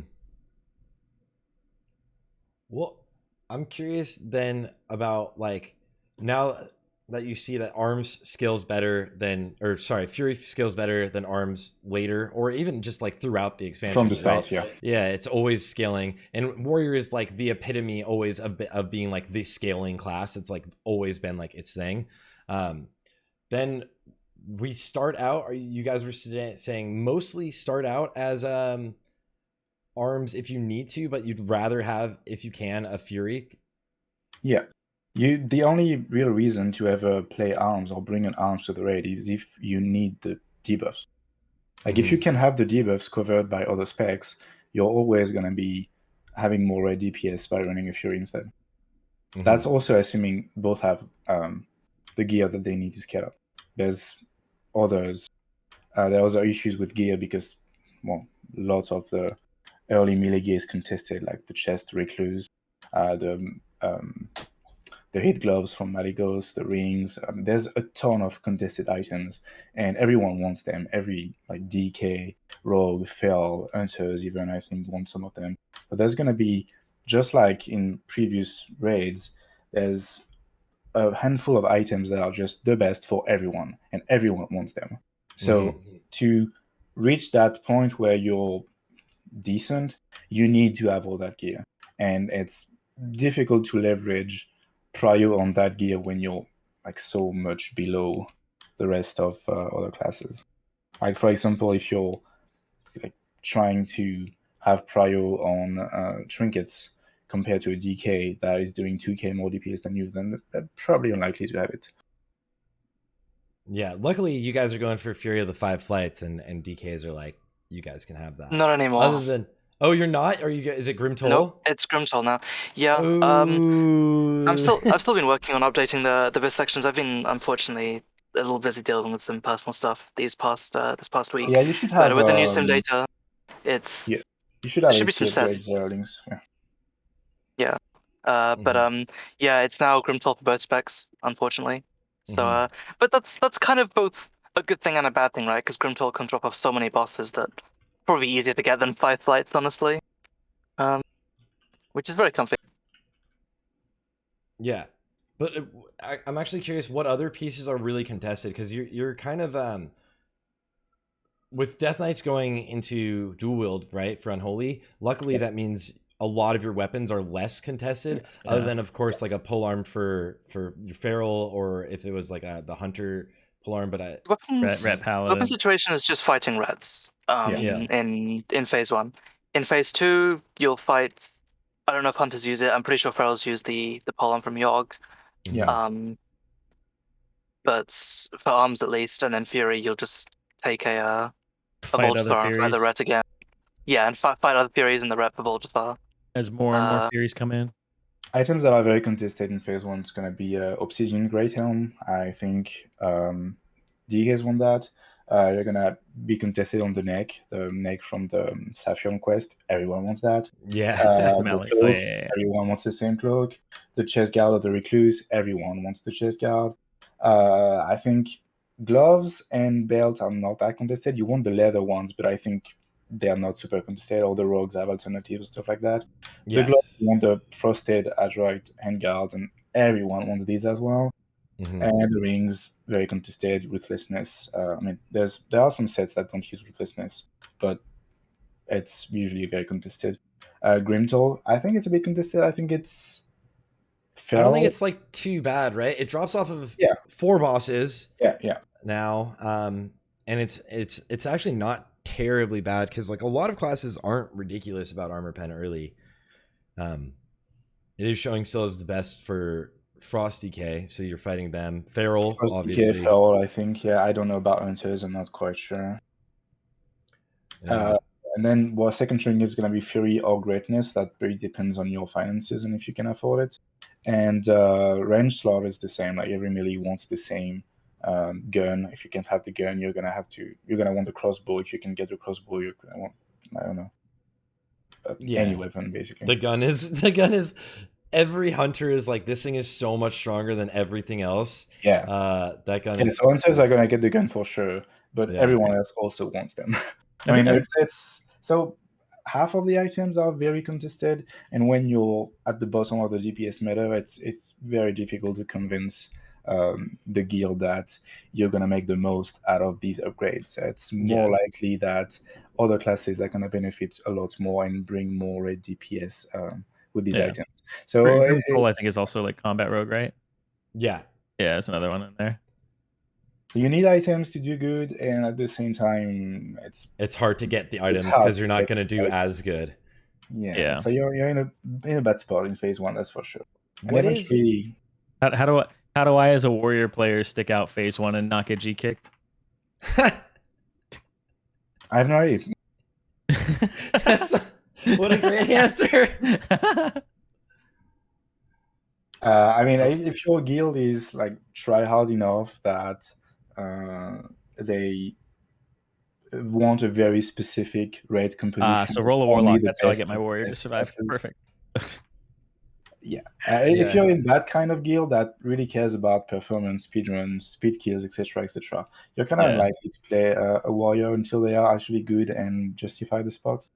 Yeah. If you're in any other kind of guild, then especially in phase 1, I don't think phase 1 is a very important phase. I don't think people are like super excited about running another 4 months of Nax after we run 6 months of Nax. Only a year. New buff Sarthe. Now what if we get buffed the heroic pluses and all of this stuff? If those wouldn't come in phase 1 yet, but yeah. I mean, Nax is even weirder. People have been running it recently too. Phase 1 is like the glorified pre-raid phase where you're just gonna gear up people to prepare for Ulduar, where the like real Wrath of the Lich King begins for a lot of people. So it's not too bad that you're in a bad place in phase 1. You have time to get these items. You have time to get prepared for Ulduar, where you're gonna start being competitive. And with the changes that they have announced as well, like with more items dropping from Naxxramas once Ulduar is released, and the Naxxramas item dropping 25 Naxxramas items dropping in Nax 10, you're going to have a lot of ways to catch up on all that gear that you were not prior on phase 1. So that actually helps so much. Yeah, it does. Yeah. Any catch-up mechanic's going to help warriors a ton. Yeah. Because you're realistically, like you were mentioning, you're kind of in the back burner, like in this first phase on loot prio generally, but then with all of these catch-up mechanics, you're just decked out right after. It's like, oh, don't worry, I literally got all of my gear right after. Yeah, that's kind of the idea. And also, because you know that you're going to scale very well in the later phases of game, you can guilt trip your guild leadership for not giving you anything in phase 1 and leverage everything in phase 4. There we go. That's how you get Shadowmourne. Yeah, exactly. I didn't get anything for 3 phases. Now I get the first Deathbringer wheel and the first Shadowmourne. The first Deathbringer's will and the first Shadowmourne. Same person. Yeah. I'm actually, those are mine. Thank you. I'll take that. You get like the normal version, then you get the heroic version. He did the time. Yeah, that's so true. There was one question about, do you know what the delta is, or like how big of a hit it is to not have Darkmoon card greatness? Because obviously you're not more than people think. More than people think. Wow. More. Wow. So it is. You have the exact numbers, right, Beanna, for it? I think the last time I sent it was something like 50 DPS. Is it BiS phase 2 too? That depends how they buff the trinkets, to be honest. We can't. I mean, I don't know when that's going to be possible, but right now the Ulduar items in the sim database, they use the regular eye level, so we don't really know how they're going to scale and how much damage it's going to have. Is that when I checked, greatness was still best in slot in phase 2. Yeah. Wow. But they're going to buff Comet because it's a drop from Arganon. And so it's possible that the buffed version of Comet that we're going to get is going to beat greatness. But I'm not sure. I can't really tell. Until the items are changed in the sim and we can actually run the numbers, I can't really tell for sure. But you said in phase 1 it's only like a 50 DPS increase? 50, yeah. That's a pretty It's- expensive 50 DPS. Yeah. I don't know if Babyhoof agrees with me on this one. I'm Like a 1% increase in DPS or something. I'm kind of in the camp Yeah. of you're gonna be dead last on the DPS meta. Spending 30k, you're still gonna be dead last on the DPS meta. Do you really want to do that? Is that really something you care about? I don't know. I'm Maybe kind I'm a of bit stingy with gold. I don't want to spend the 30k for the way I that. have the way I have of looking at it is basically this is an item you're probably going to hold for 2 phases. How much value does an early one have to you? It comes a lot down to how much value gold has to you as an individual player. Yeah. Like if you Yeah. can afford to skip the first set of waves because your guild doesn't require it, I would do that. If it's going to be, insanely expensive and very high double, depending on what server you're on, potentially triple digit gold, then just don't. Like you're doing that for a very small DPS increase relative to the gold you're spending. Get a later one. The value from it is the longevity, right? From greatness. You're holding that for potentially 2, maybe 3 phases until you can get a better trinket. That's where the big value of greatness comes. It's something you can acquire out of raid. You don't need a single drop to get it. Don't need any luck. You just need gold. And if it comes out that gold is not, that much of a good resource for you, or you value your gold in better places, you maybe have an ult you spend more on, or Warrior isn't your direct main until later, then just wait. I think greatness has this massive hype around it. Yeah, it's a great trinket by all means. It's an outstanding trinket for what it should be. It should not be as good as it is. Flat out. I hope they nerf it, but I know they won't. But at the end of the day, if you're spending, a K per DPS increase, there's better items you can buy.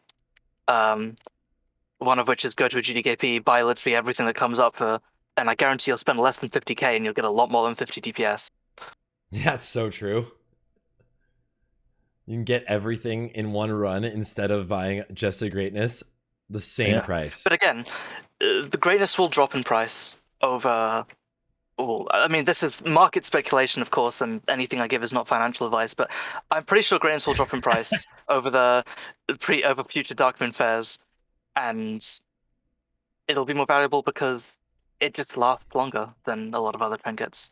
You can put it in your trinket 1 slot and say, right, I'll take you off in TOGC when I get this verdict, or another trinket, or in ICC, even if you get really unlucky. I was actually gonna say, just item wise, aren't you guys like really up good because your tier token is like the least contested? Yeah. Oh, tier tokens are great for Warrior. Yeah. You can test with a Shaman, which you have maybe 1 to 2 of max, and Hunter, which again you have 1 to 2 of max. It's a great tier token to be on. I would recommend it thoroughly. Because the other one's like Priest, Warlock, Paladin, and then Rogue, Mage, Druid, DK. That one sucks. That's a Yeah. That token is gonna suck so much. The other 2 tokens actually just seem to suck a lot. Like Paladin, you're gonna have 3 potentially, and Warlocks you can have upwards of 4, maybe 5, depending. And then the other one's just 4 people on the token is it's a nice reversal from TBC where our token was really contested in tier 6, where we were on the you had 5 to 6 shamans, maybe 3 hunters, and a bunch of warriors, perhaps running a 5th stack, and it sucked very bad. So we're now the vanquisher. Definitely get a lot of DPS upgrade in a GDKP then. Yeah, I mean, it's just nice because you don't have to worry super heavily, and the tier sets are pretty strong for us. We don't run 4 set in phase 1. I haven't simmed too hard of tier 8 and 9, but tier 10 you 100% run 4 set. The 4 set is really strong, and getting an early 4 set is a really good way to increase your DPS pretty easily in that phase at least. Oh, the 2 pieces we use in this are very nice. Prot Warrior question here. Are there different sets for arms and fury? No. Okay, so they just interesting. The set bonuses usually include abilities from Yeah. Okay. You're gonna have a buff to Bloodthirst and a buff to Mortal Strike. Usually the same. Gotcha. Or they'll give a buff to an ability which Blizzard estimated both from the chat. Like for example, like the T7 set bonus, right? The first 2 set is 10% slam damage increase. Obviously more meaningful for arms than fury. And then the force set is a chance to reduce the rage cost to your next ability by 5 whenever your deep wound deals damage.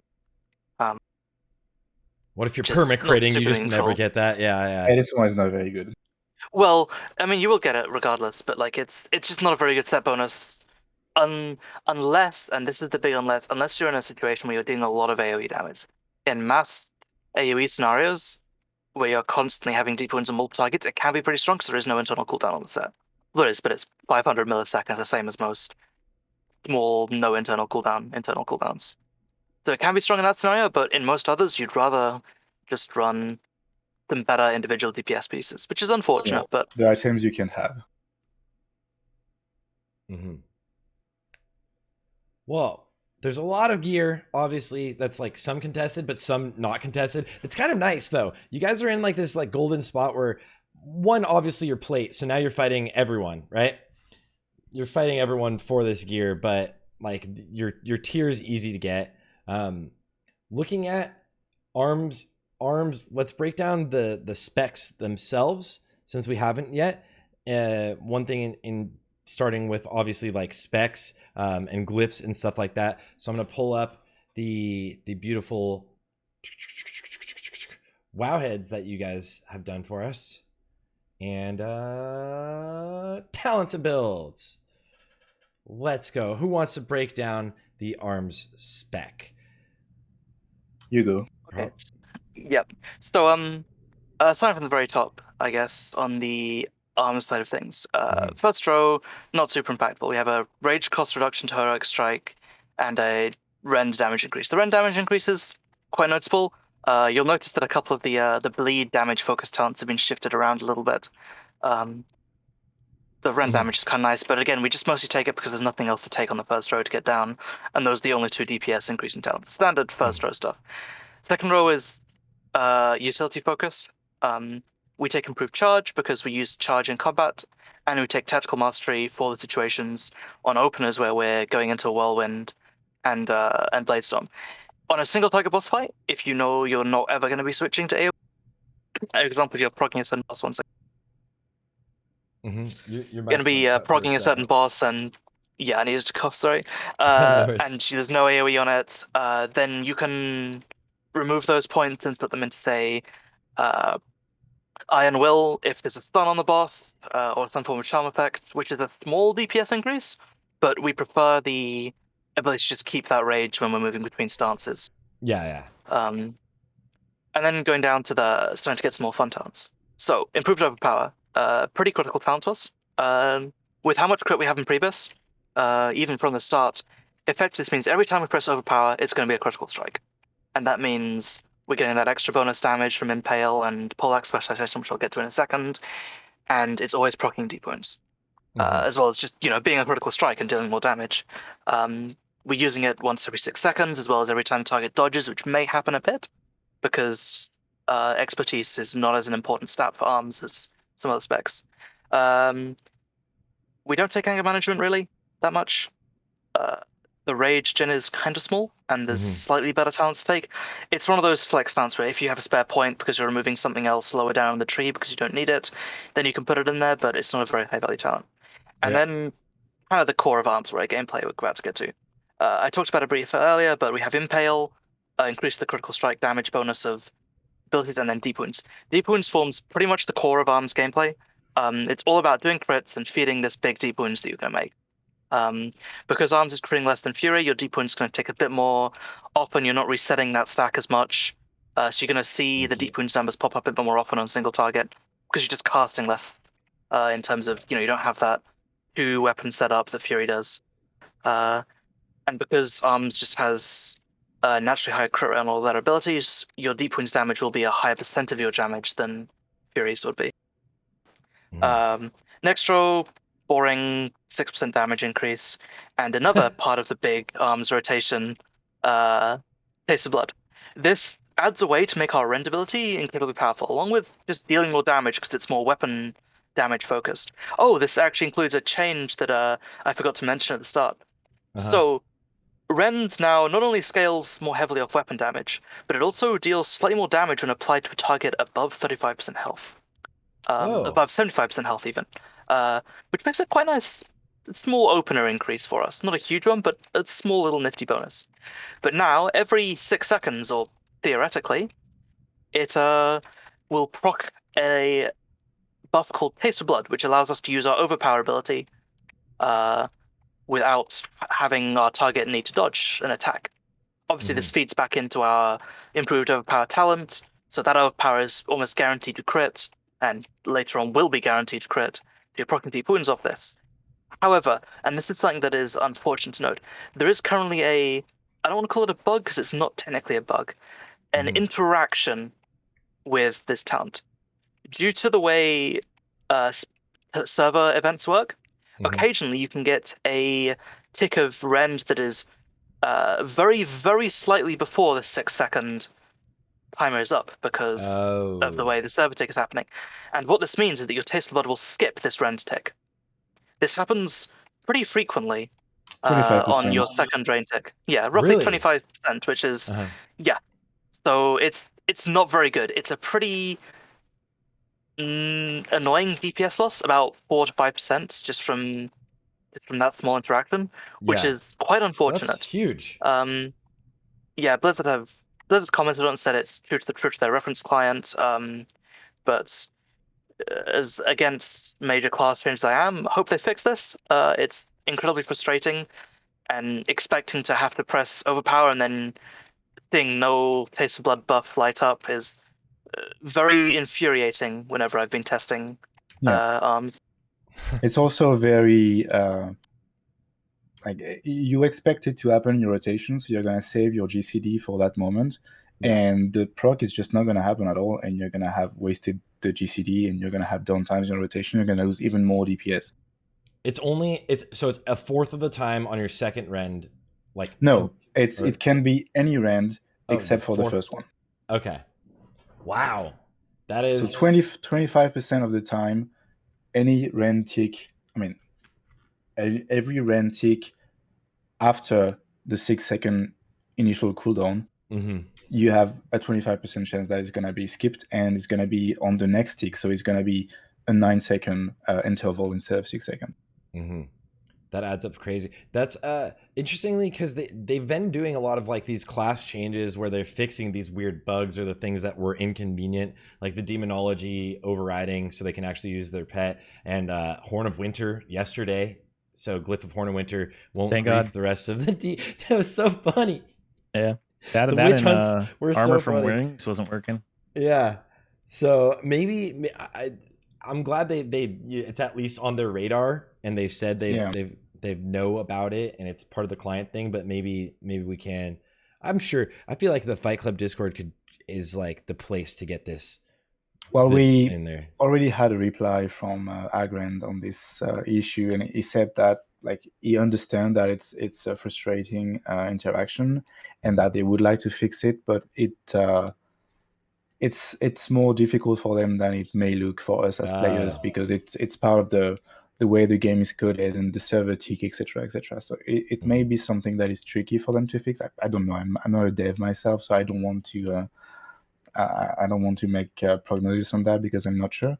But it sounded like it's a bigger issue than we as players identify. So hopefully they're going to fix it, but there's no timeline, there's no guarantee.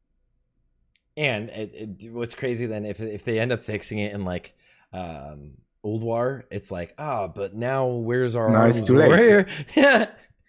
Yeah, that's something that we were discussing as well. Like we're trying to let them understand that it's kind of an urgent matter, because it's gonna affect warriors the most in phase 1, because warriors are more likely to play arms in phase 1 and not so much in other phases. So if they put that on the back burner for too long, they're gonna end up fixing it at the point where no one plays arms anymore. It's still gonna benefit people in PvP, because it also happens in PvP. It's very annoying for PvP. So it's still gonna be a boon for like PvP people, but if they take too long to fix it, it's not going to do much for the PvE community. One thing that Zirene actually has brought up before, which I thought was like one of the coolest things ever from League of Legends, and like the mentality of people is when you first are introduced to something. So at the beginning of a game, if it's weak or underpowered, even if it gets buffed or fixed later, there's a tendency of players to not gravitate back over to the class. Yeah. So that can You hurt don't learn the arms a lot. pattern. It's not rewarding when you're investing time into it initially. You're like, oh, I'm putting in like twice as much time to get half the result that somebody else is with a different character, and then you just quit it. Even if it gets buffed, you're just like, nah. But if you put time into it and you're like, wow, I'm putting in like no effort and I'm seeing great results, even if it gets nerfed, you just put in a little more effort and you're going to see good results and you're happy with it. So yeah, if stuff's weak, people don't want to play it later. Stuff's strong, they'll still stick with it. It's kind of sunk cost, but yeah. All right, next talent tree level. So the next level holds our weapon specializations. No matter what, we're taking sweeping strikes. It's too important of an ability. It'll provide a pretty decent DPS increase on any kind of cleave or AoE scenario. And then obviously whatever weapon specialization you pick is dependent on your weapon. Ideally, as we said earlier, you want poleaxe specialization. Provides a 5% crit damage increase and a 5% critical chance increase.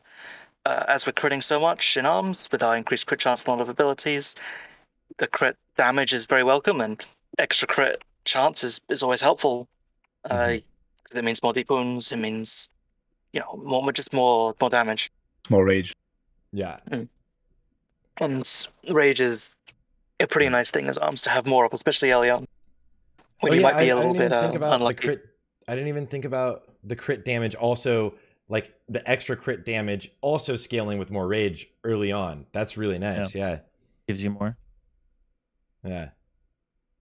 The next throwdown has weapon mastery, which has been moved from the Fury tree in TBC to the Arms tree in Wrath. Because overpower is such a core part of rotation now, this talent ends up being less of an increase than you might think, because normally, right, when you dodge an ability, you get some of the resources back and the ability just doesn't do any damage. But we can then just fill this with an overpower. So we end up getting less damage increase from a point of expertise and dodge reduction, which is effectively what this talent does, than most other specs, because we have a way to capitalize on dodged Free attacks. overpowers, yeah. Yeah. Well, it's not a damage increase by any means to have your attacks dodged. Obviously, you're still losing the GCD and the damage of the dodged attack, where if it's a mortal strike or something with more damage per, better damage per global than an overpower, you're still having to lose that. It's not a huge loss compared to other things. So this is again one of those small flex talents, which provides a minor DPS increase, but isn't super important, which is why we only put 1 point into it initially. The other talent we take on this row is Trauma. This is our Mangle equivalent. Every time we perform a melee critical strike, this includes Thundercrap for some reason. Don't know why, even though it's not a melee ability.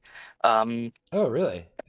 Yeah, yeah. You were saying that's how you could AoE Trauma everything, right? No. No, I think it's I think Trauma does not proc, but Blood Fury does. Blood Frenzy does. It should proc Trauma. Last time I tested, it did. Kind of been changed. Because it says specifically melee critical strikes, and it's categorized as a range attack. Like I said, it doesn't make any sense, but there we go. That's spaghetti coding for you. And this is the Mantle equivalent. Increase the effectiveness of bleeds on the target by 30%. It'll just... Bleeds are a pretty core part of our rotation. That's a core part of the Fury Warrior's damage as well. Can't think of any specs apart from Feral that uses them as well. Feral has their own way, but they prefer not to mangle, obviously. Assassination really likes this. Assassination Rogue likes this because they don't have to keep up a bleed. They which makes the rotation super hard.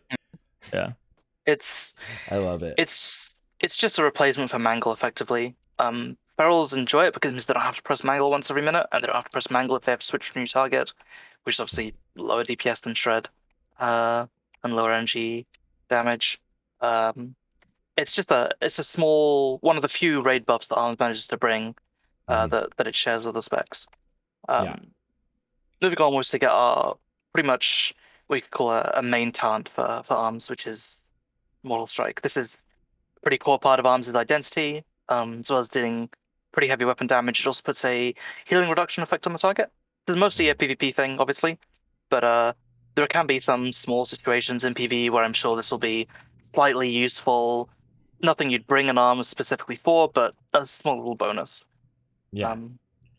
Our standards, all stat increase talents. A lot of specs get these now in Wrath, which is just a primary stat increase, usually a stamina increase, and then another small stat regardless of expertise.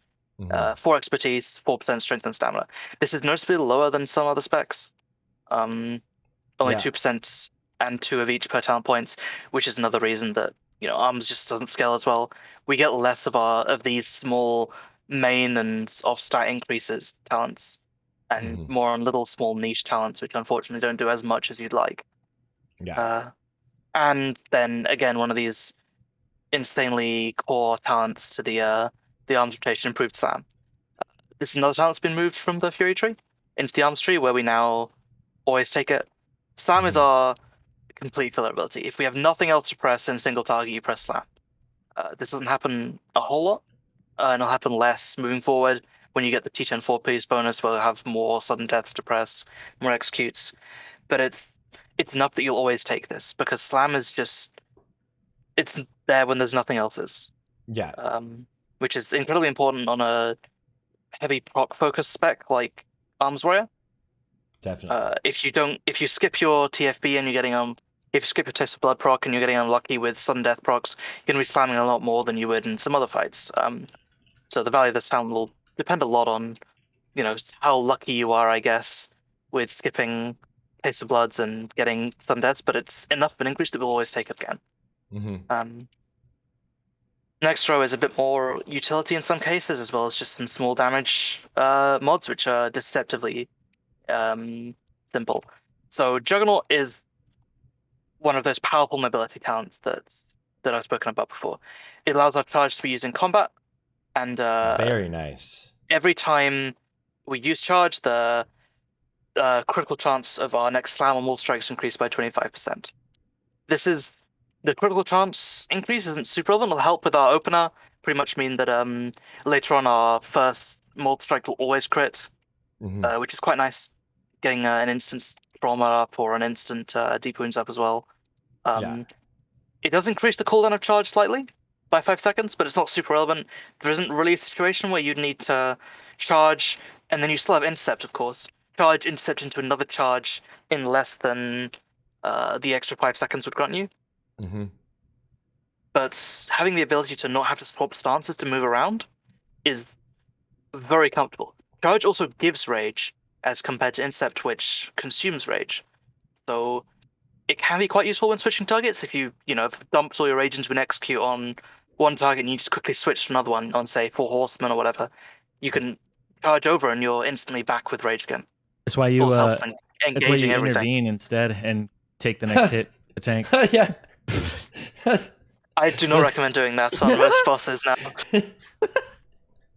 That's great. Then the final talent on that row is Improved Mold Strike, which increases the damage a bit by 10% and reduce the cooldown by 1 second. Previous private server knowledge was to not take this talent until later, but with the way we're seeing it now, this is always the DPS increase to take this talent, because you're using Mold Strike a lot more than we originally anticipated.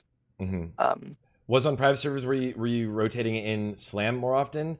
So on private servers, I was going to talk about this a bit later, but I can talk about it now, I guess. On private servers, the first 2 tiers, they came up with a build which focused more about Slam and Mortal Strike, and basically cutting Mortal Strike from rotation because it was a less damage per rage global than Slam was, which makes sense, right?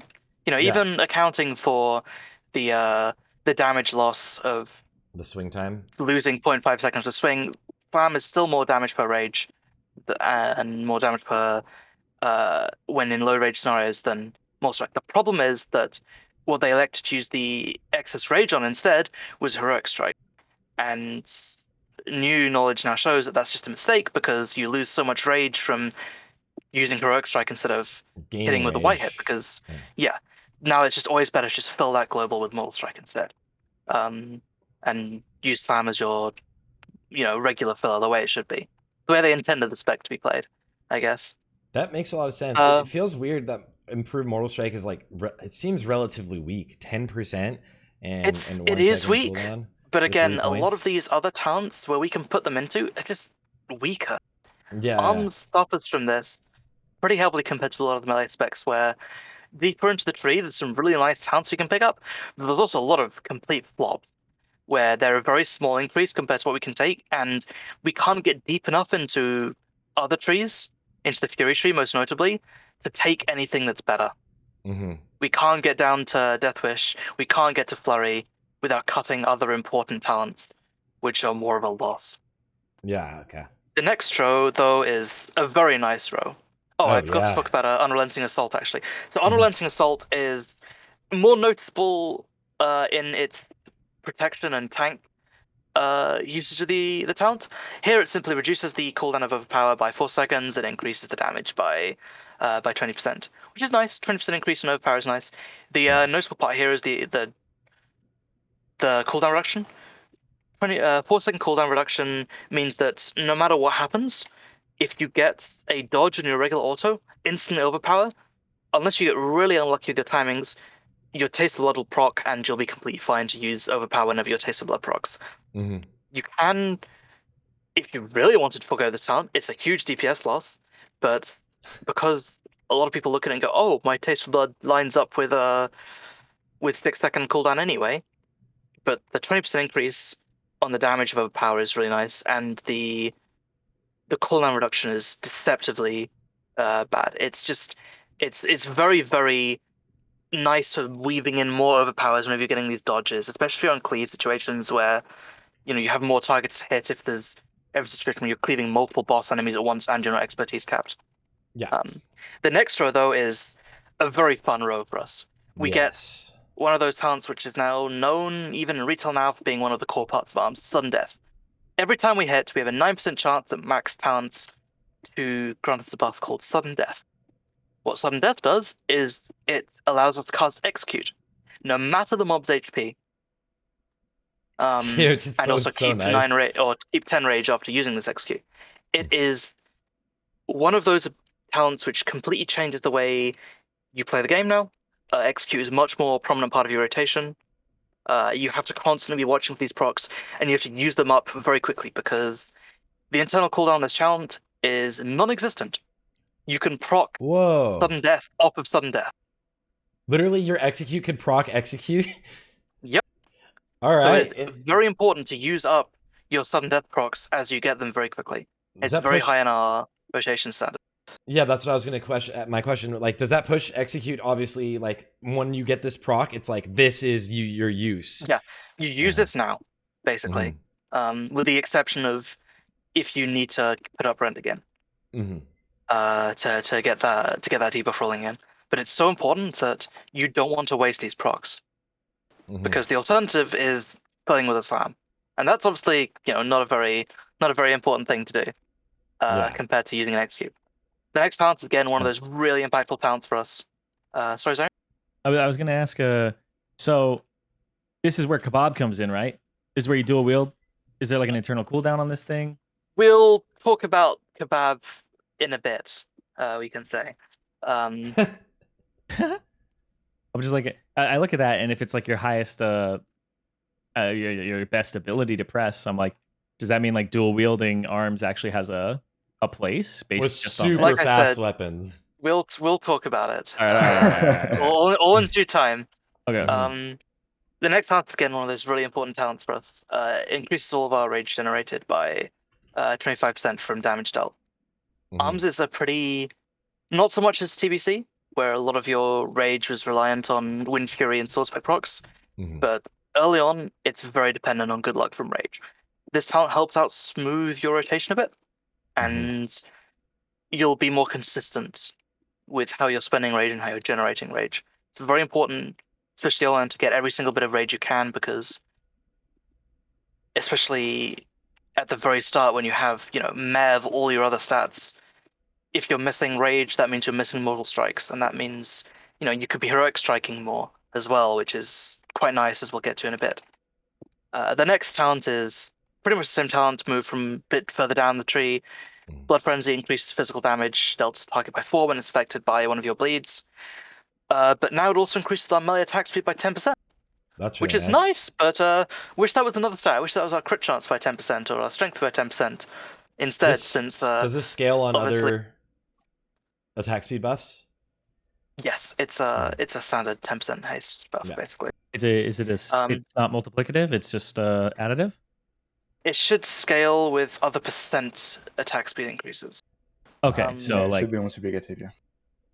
wait, so what's that? So like it would make icy talons like multiplicative, yeah. Okay. That's actually kind of nice.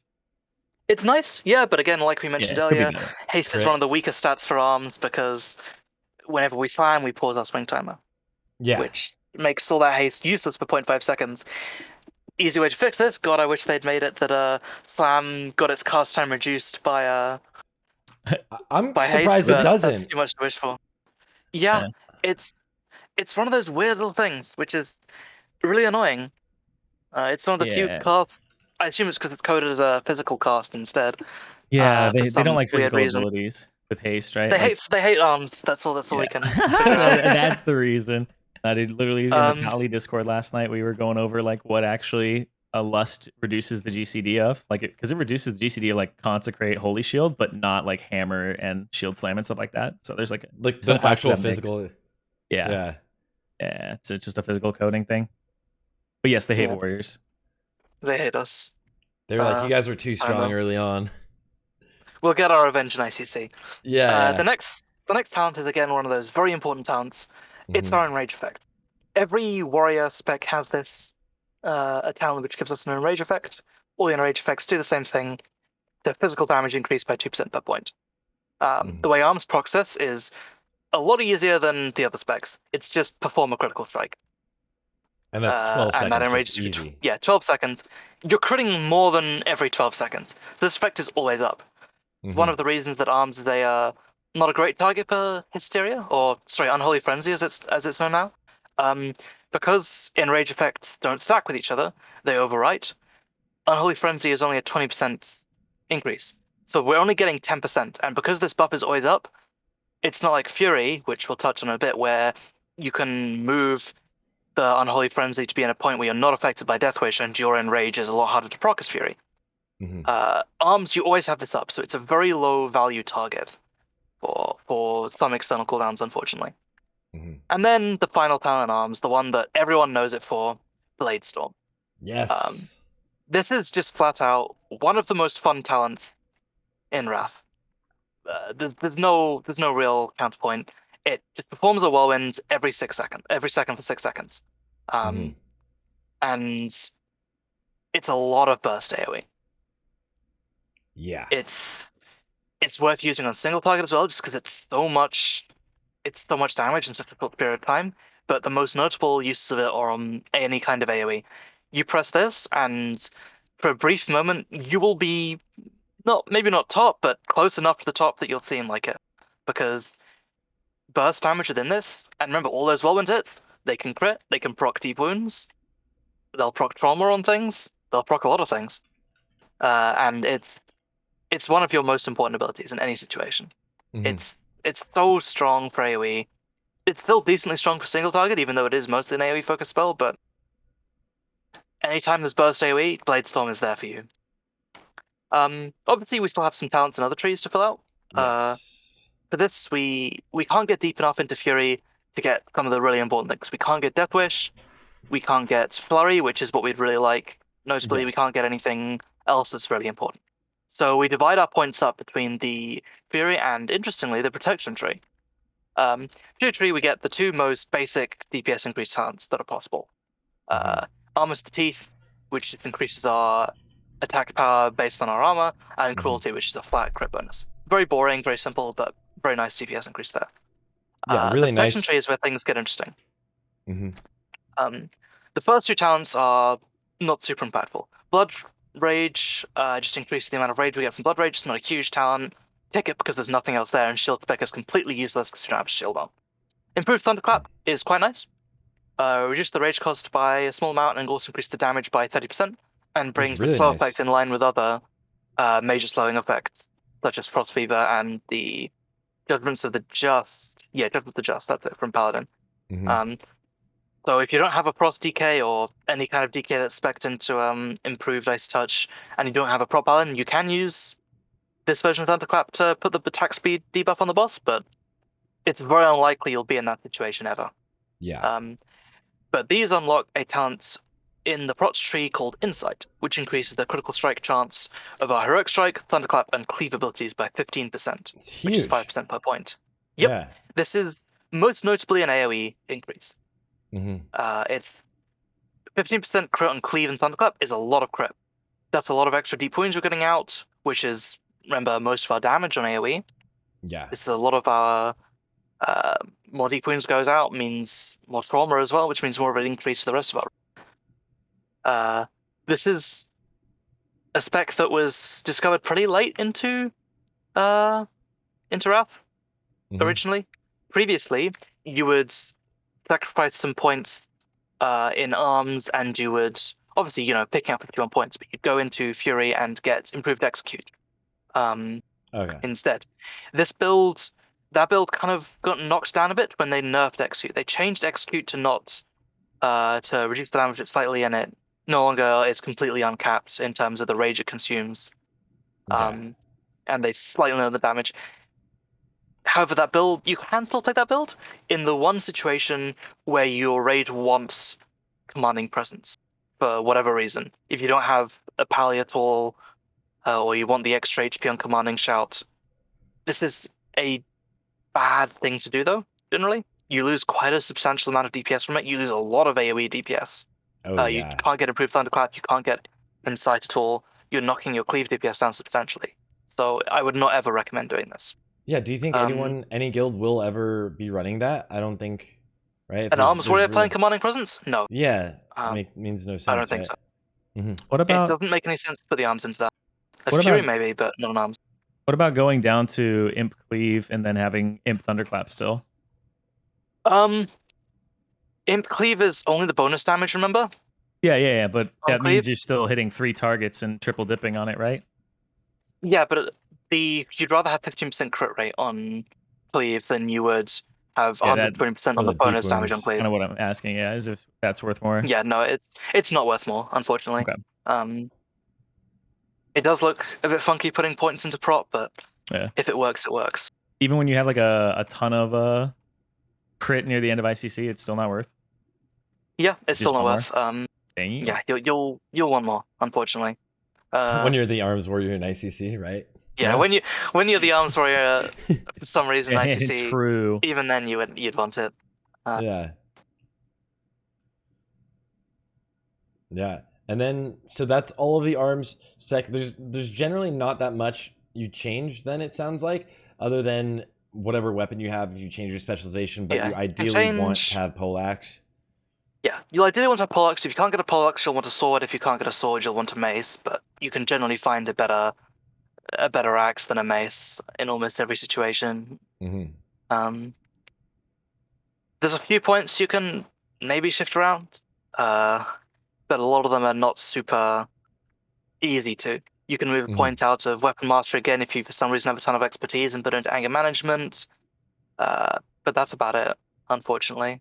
There just aren't a lot of free points in the arms tree to move, because we're so gated by all our talents at the very bottom of the tree being really good. Yes. That we need to get down there, and so many of the talents at the top are just bad. And by the time we get down to the bottom, because Blizzard decided to put so many of our talents in not 5 sequenced rows, so we have to invest 6 talent points per row, for example, on the third to last and fourth to last row. You need 6 talent points to move to the next point, because you want all of those abilities, and you want all the abilities above them as well, because they all require 5 talent points there. So you have to you go end up super losing, deep, and you can't put the minimum. Yeah, you can't just put the minimum amount of talent points into the arms with 51. You have to commit 53. Yeah. Which kind of sucks. There's not really a lot of freedom with talents. There's a little bit of freedom with glyphs, and I'll talk about glyphs now. So generally we'll run 3 main glyphs. We'll run Molt Strike Glyph, the increased Molt Strike Glyph, for increased Molt Strike damage, rather. We'll run Rending Glyph, because that means we need to reapply Rend less often, which means more time spent casting other abilities. And we'll run Execution. we're using a lot of executes just passively within our rotation, which means that that's just more execute damage compared to Fury. There is some situations you swap out a couple of glyphs though. Okay. So in the situation where you're wanting to do a lot of AoE, you'll swap out Rend and MS for Cleave and Bladestorm, depending on how much you value other ability. There's situations where you want Bladestorm which Bladestorm glyph reduces the cooldown of Bladestorm slightly. You'll want that to line up with certain ad phases perhaps, or depending on your pull pace, or if you just want more Bladestorms throughout. And Cleave is obviously if you care at all about any kind of AoE damage on a fight, or overall if you don't have time to swap glyphs, you'll want to run Cleave glyph, because an extra target hit by Cleave is very impactful when we care about critting targets to proc deep wounds on them. Would you see yourself then in like any sort of speed situation? I always go back to this, but it's just like the way my mind is wired. To grab both of these then, or would you still be able to kind of justify having the single targets with Rend and Mortal Strike? No, I think if you're in a speed situation, I would say you play the AoE glyphs. You lose a little bit of single target damage, but you gain a lot of cleave damage. Like you're increasing your cleave damage effectively by 50% because you're just adding one target to that. Yeah. And the Bladestorm glyph is a bit harder to estimate the value of, but it's probably enough of an increase that you'd run it over Rending as well. Because again, less of your damage is coming now from these single target focused glyphs, and Bladestorm is still a DPS increase in single target. If you're using it on a boss pull and the boss is only a minute, now you're guaranteed to have it up for the next trash pack after instead of only having the second trash pack, which means you might have it for an extra trash pack for each boss. And because Bladestorm is such a huge part of our AoE, having that more often is really, really good. Yeah, it seems insane, right? And also, it's too short to get reset on boss kill, right? So it's like that weird like in between, but that's good because you can use it more often. But it's not getting reset right on the end of the boss, so you don't always have it right for the next trash pack. So yeah, it's just such an impactful cooldown that being able to get more uses of it throughout a run is always going to be something you'll want to do. And because each cooldown press is so impactful, you can feel packs without Bladestorm really, really noticeably. It's not like oh wow, I can see myself doing 20% more damage on this whenever you pop a regular cooldown. Like sure, you can feel that, but not the same as watching yourself Bladestorm in the middle of a pack with that up. Yeah. And having that more often is a pretty noticeable increase whenever you're trying to do any form of cleave.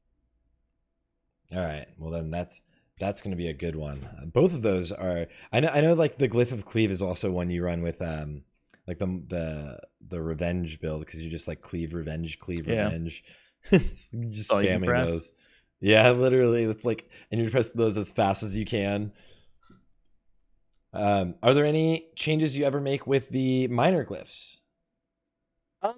Minor glyphs are not super relevant for Fury, or Arms rather. However, we do have two glyphs which increase our prowess in combat. Charge glyph is 5-yard increase. Won't be relevant all the time, but it's a DPS increase in the situations where it is, so we always take that. Yep. Glyph of Thunderclap increases the radius by 2 yards, so we always take that. Like, yeah, that's and then you have a choice of 5 other glyphs basically. Battle Shout, Commanding Shout, glyphs both increase the duration by a couple minutes. You can take Commanding Shout if you're playing Commanding Shout and you have a few in your raid doing it, or you're for some reason you're doing it. You can take Battle Shout if you're also doing Battle Shout for some absurd reason. Enduring Victory, not really super relevant. You're not getting a lot of time on. A lot of time you're not getting the killing blow on mobs, even if you're executing them, just because your DPS is lower, so you're not dealing as much damage to the mobs as you would like to be, and you'll be using that Victory Rush proc probably pretty quickly anyway. Mocking Blow, completely irrelevant. You don't want to be mocking blowing stuff, and if you do, the damage of it is very small. There are some situations, though, I will say, where you might mocking blow a trash mob or a small boss mob, to try and get some extra rage. To have them just but hit it does you. eat a rotation slot, so yeah. but it's not super a super relevant glyph. And the final one is just reduce the health cost of Blood Rage by 100%, which is it's meh. Like Yeah, it's minuscule. maybe if your raid is having such extreme damage problems where you can't stomach the loss of about 1.5k HP for Blood Rage, but I mean, if your raid is having that much of a problem with the damage you're taking, I don't think it's a problem on you not taking the Blood Rage glyph. I think it's a problem on the raid taking too much damage. So the other 5 minor glyphs are not super relevant, unfortunately. They're very much much for muchness. So it's these two. These two are actually really, really nice. Glyph of Charge and Charge Thunderclap. and Thunderclap are both relevant for our DPS. Yeah. Increased radius and Thunderclap is quite important because Thunderclap doesn't have a huge range. It's deceptively it has a deceptive range. I'm sure Zirene will agree with me there that you can definitely feel whenever you miss a mob with Thunderclap. 100%. Which sucks. Is And Thunderclap increasing that range is very nice. affected by leeway? I would assume so. Like almost everything is, right? Yeah, so you it can is. just jump. Mm-hmm. Both That's Thunderclap and Shockwave are affected by leeway. Yeah. That's really nice. Yeah. So at least there's that. And I mean, you're strafing like all the time as you're pulling things. So yeah. Okay, so that's all of the talents and glyphs. What about the rotation for arms warriors? So the main part of our rotation is very heavily proc focused. We don't have a set rotation as some classes do. It's more of a priority list. So first on the priority list is putting Rend up. Rends, you keep Rend up at pretty much all times, except for in some very specific situations. It enables your Taste of Blood. It does a decent amount of damage. If it's your first global, no matter if your first global crits or not, it's going to apply Blood Frenzy, which is increasing the rest of the raid's physical damage, which is very important. Arms does suffer a bit in the DPS department, so we want to make sure that we're making full use of our utility. Yes. The next up is, and Beanna's gonna hate me for this, but if you're assigned to Thunder Armor, use Thunder Armor. If it's your assignment on a boss. On trash and other smaller parts, you can slot it down and replace one of your fillers, but if it's a boss, you want to put up those Thunder Armor stacks for your assigned and you don't have a rogue doing it. Or a Fury Warrior doing it. Next, you'll focus on using Sudden Death procs. Because Sudden Death can proc off itself, you want to use Sudden Death procs as soon as you get them, so that if you use another ability, that ability doesn't waste a Sudden Death proc. And this is actually one of the few situations where you won't prior keeping Rend up. If you have a Sudden Death proc, you'll use it over Rend in your rotation. Also use to make sure. Rend up in execute phase? Is it worth it? Or in execute phase, are you still also prioritizing the ability execute itself? I think it's worth it to reapply just for execute phase, depending on how long the execute phase lasts.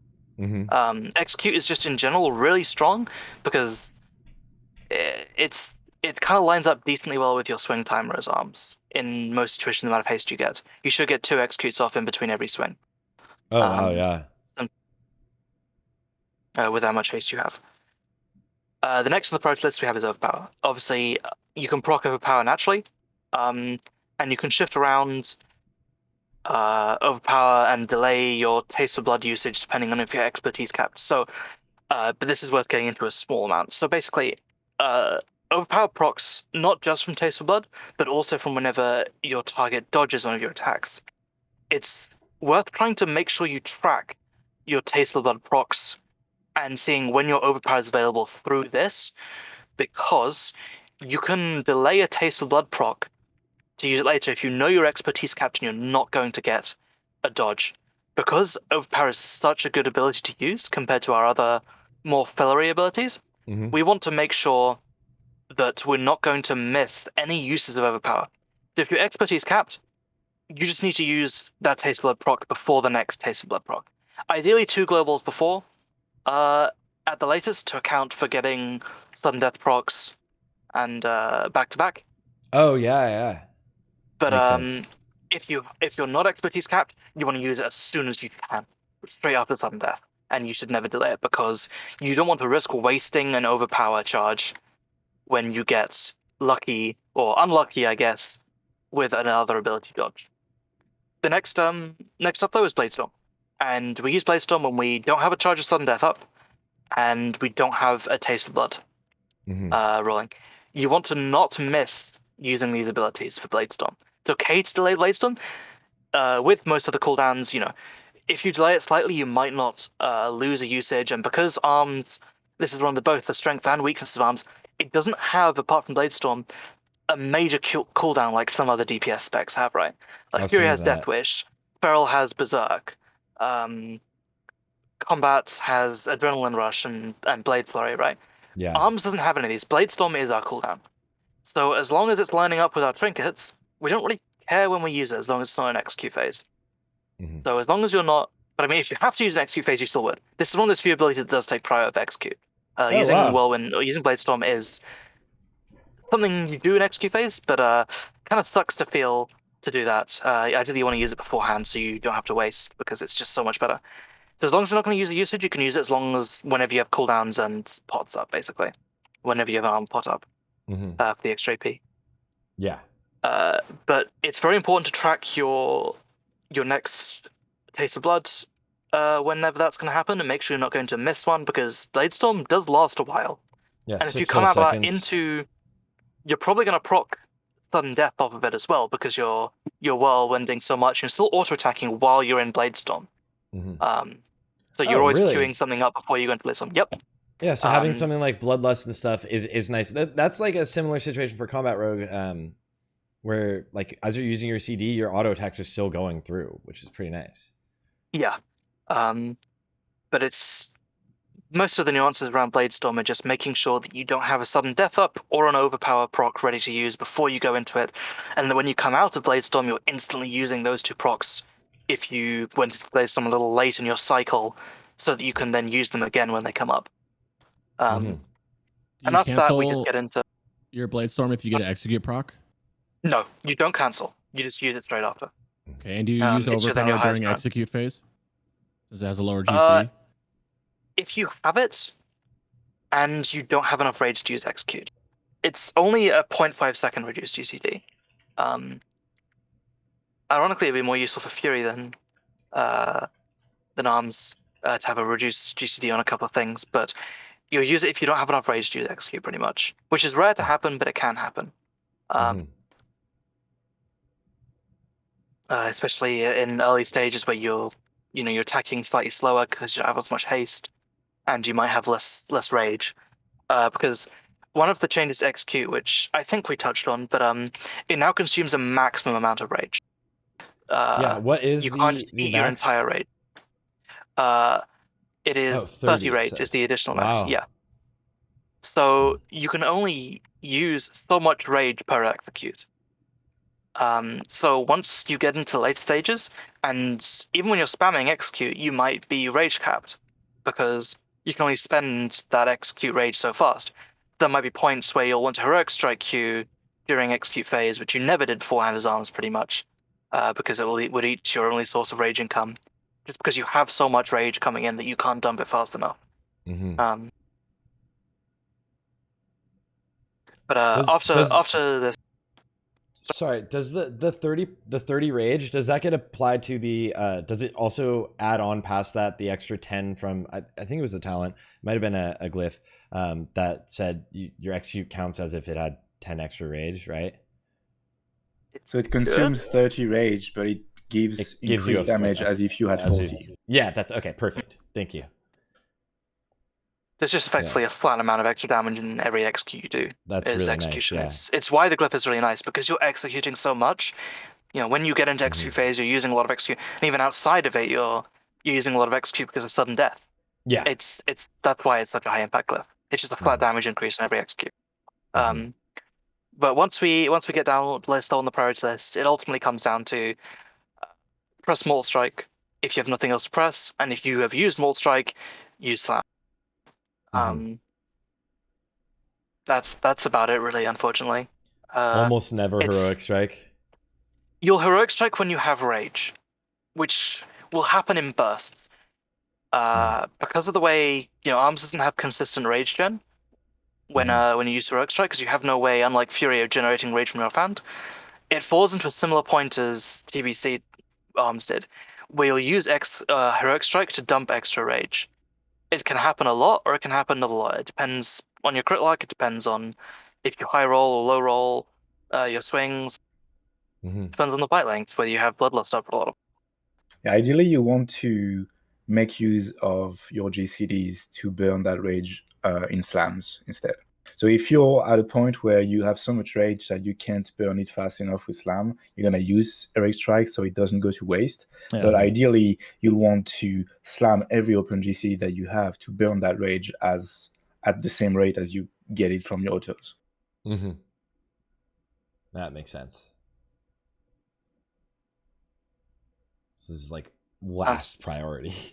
Yeah, it's your absolute last priority, but especially later on, if for some reason you still are using playing arms, then you'll end up using it a lot more.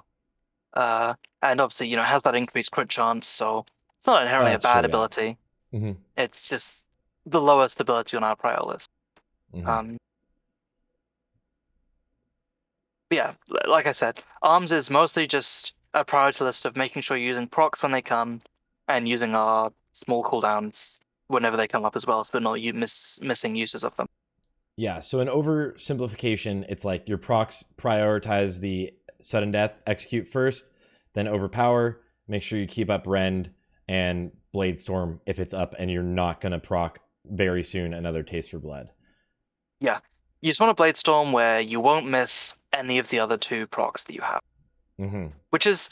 It's easy to do once you start doing it. Like it's something you'll be able to see how it works very easily when you play the spec. You'll learn like, oh, I've just gotten a taste of blood proc. I hit that. I proc sudden death. I use sudden death. Okay, I now have a window where I can blade storm without missing a proc of power.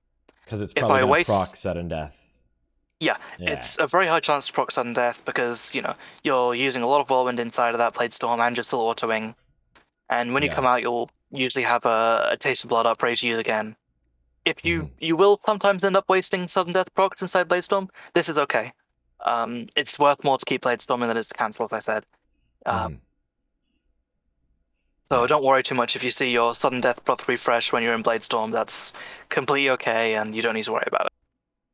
Do you heroic strike Q while you're casting slam if you have enough rage? Okay, so this is very interesting. Slam actually cancels whatever you have queued, which can be slightly annoying. So if you have a heroic strike queued, you cast slam will hit, it'll cancel your heroic strike queue. Don't know why. Can you then press it like right after slam hits? Yeah, you can re-queue it, but you have to be spamming it a lot because if you're trying to dump rage very fast, you have too much rage, and your slam is occurring very late in your swing timer, you might not, unless you're super spamming it, you might not get that heroic strike off, which can be slightly annoying. It's a very weird interaction and another one of those small minor things, which is, it doesn't really affect us too much, but I really hope they fix, or at least it doesn't really make too much sense. Yeah. Are you able to use heroic strike while you're blade storming? No, you can't queue things while you're blade storming, but you can have something pre-queued. So you'll queue up a heroic strike before you go into blade storm, for example. And that will go off, or if you're in an AoE situation, you can queue up a cleave before you go into Bladestorm. That's actually really nice to know. The cleave into Bladestorm will just some extra damage, especially if you are with the glyph of cleave, so like really some extra damage. You'll probably end up missing at least one actual auto attack, maybe two, depending on when your spring timer lands when you go into Bladestorm, because obviously you can't re-queue cleave once that first cleave has gone off, and because you're still auto attacking. But again, this isn't necessarily a bad thing, because you use Bladestorm, you use Cleave, that's a lot of rage you've just used, assuming you've used up everything beforehand and you're now low on rage. You're going to get at least one auto attack, so you're going to come out with rage again from your Bladestorm. If you just didn't generate rage for 6 seconds, it would kind of suck. You'd come out and you'd be like, let me just sit here and auto attack. Yeah, let me sit here and wait for my swing timer. Yeah. And then the boss just randomly turns around because the tank was like wanted to hang out with you, and then you get a parry and it's like, what is this? Yeah.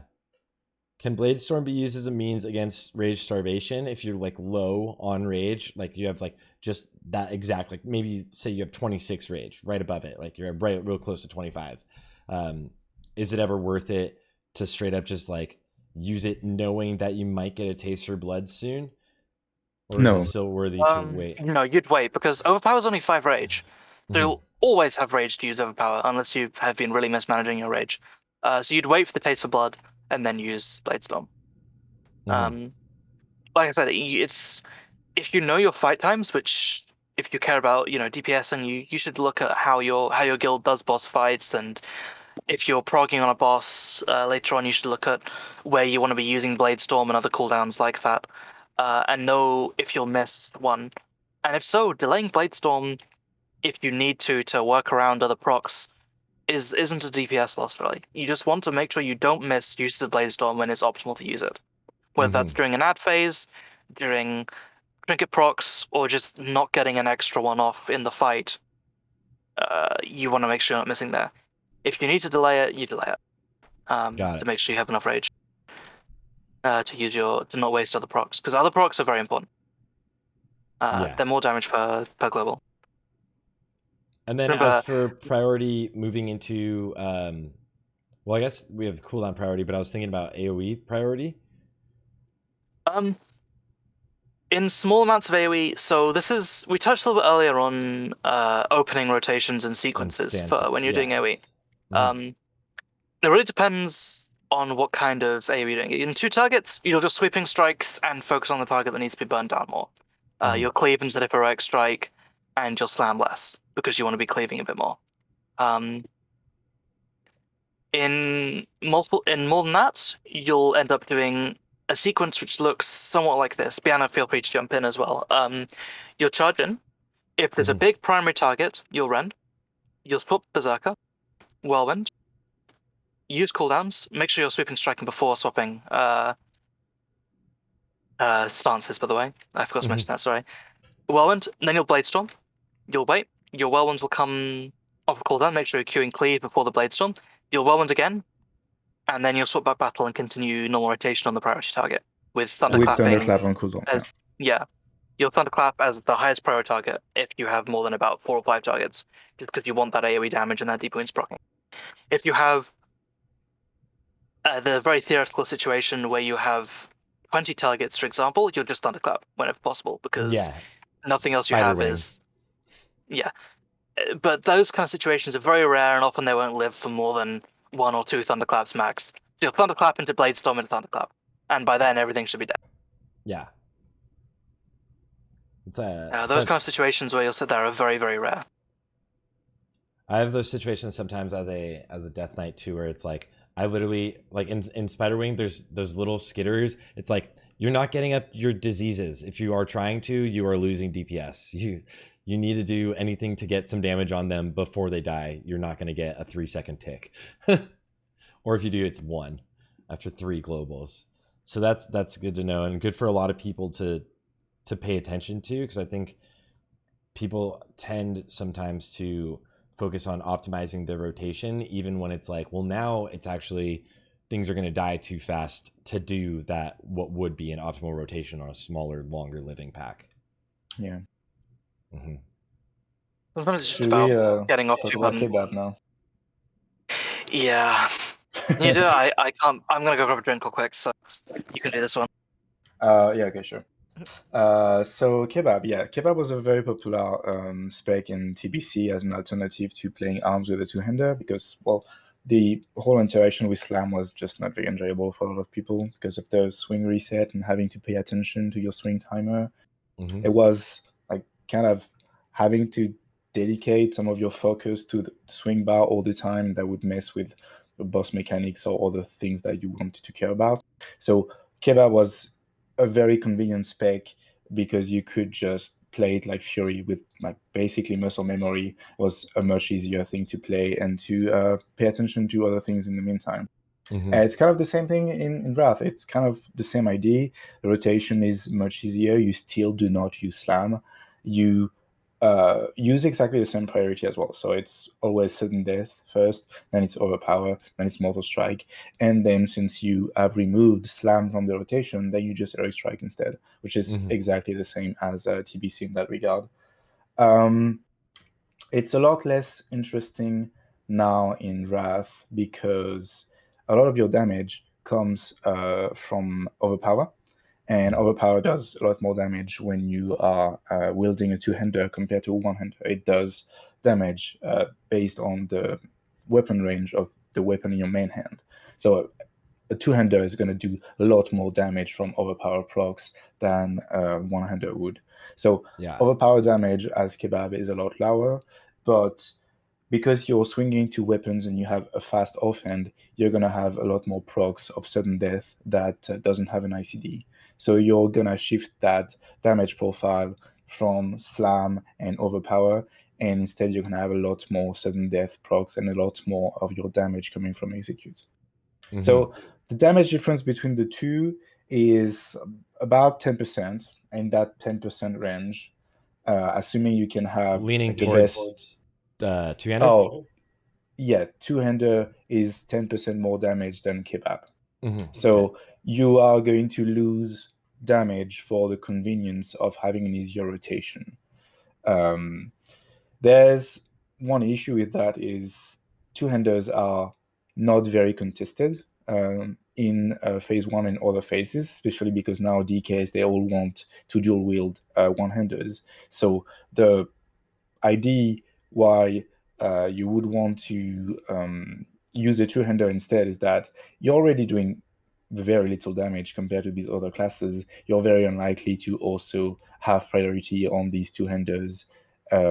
So you would probably play with one-handers that are one tier lower, like you would sit on your pre-read weapons for a lot longer, and you could have a two-hander in the meantime.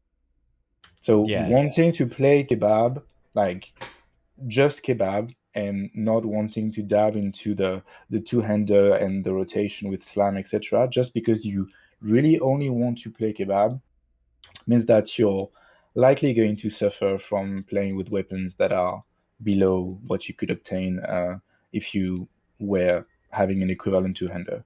So it's going to do 10% less damage on paper. It's probably going to do less than that in application because your weapons are always going to be behind as well.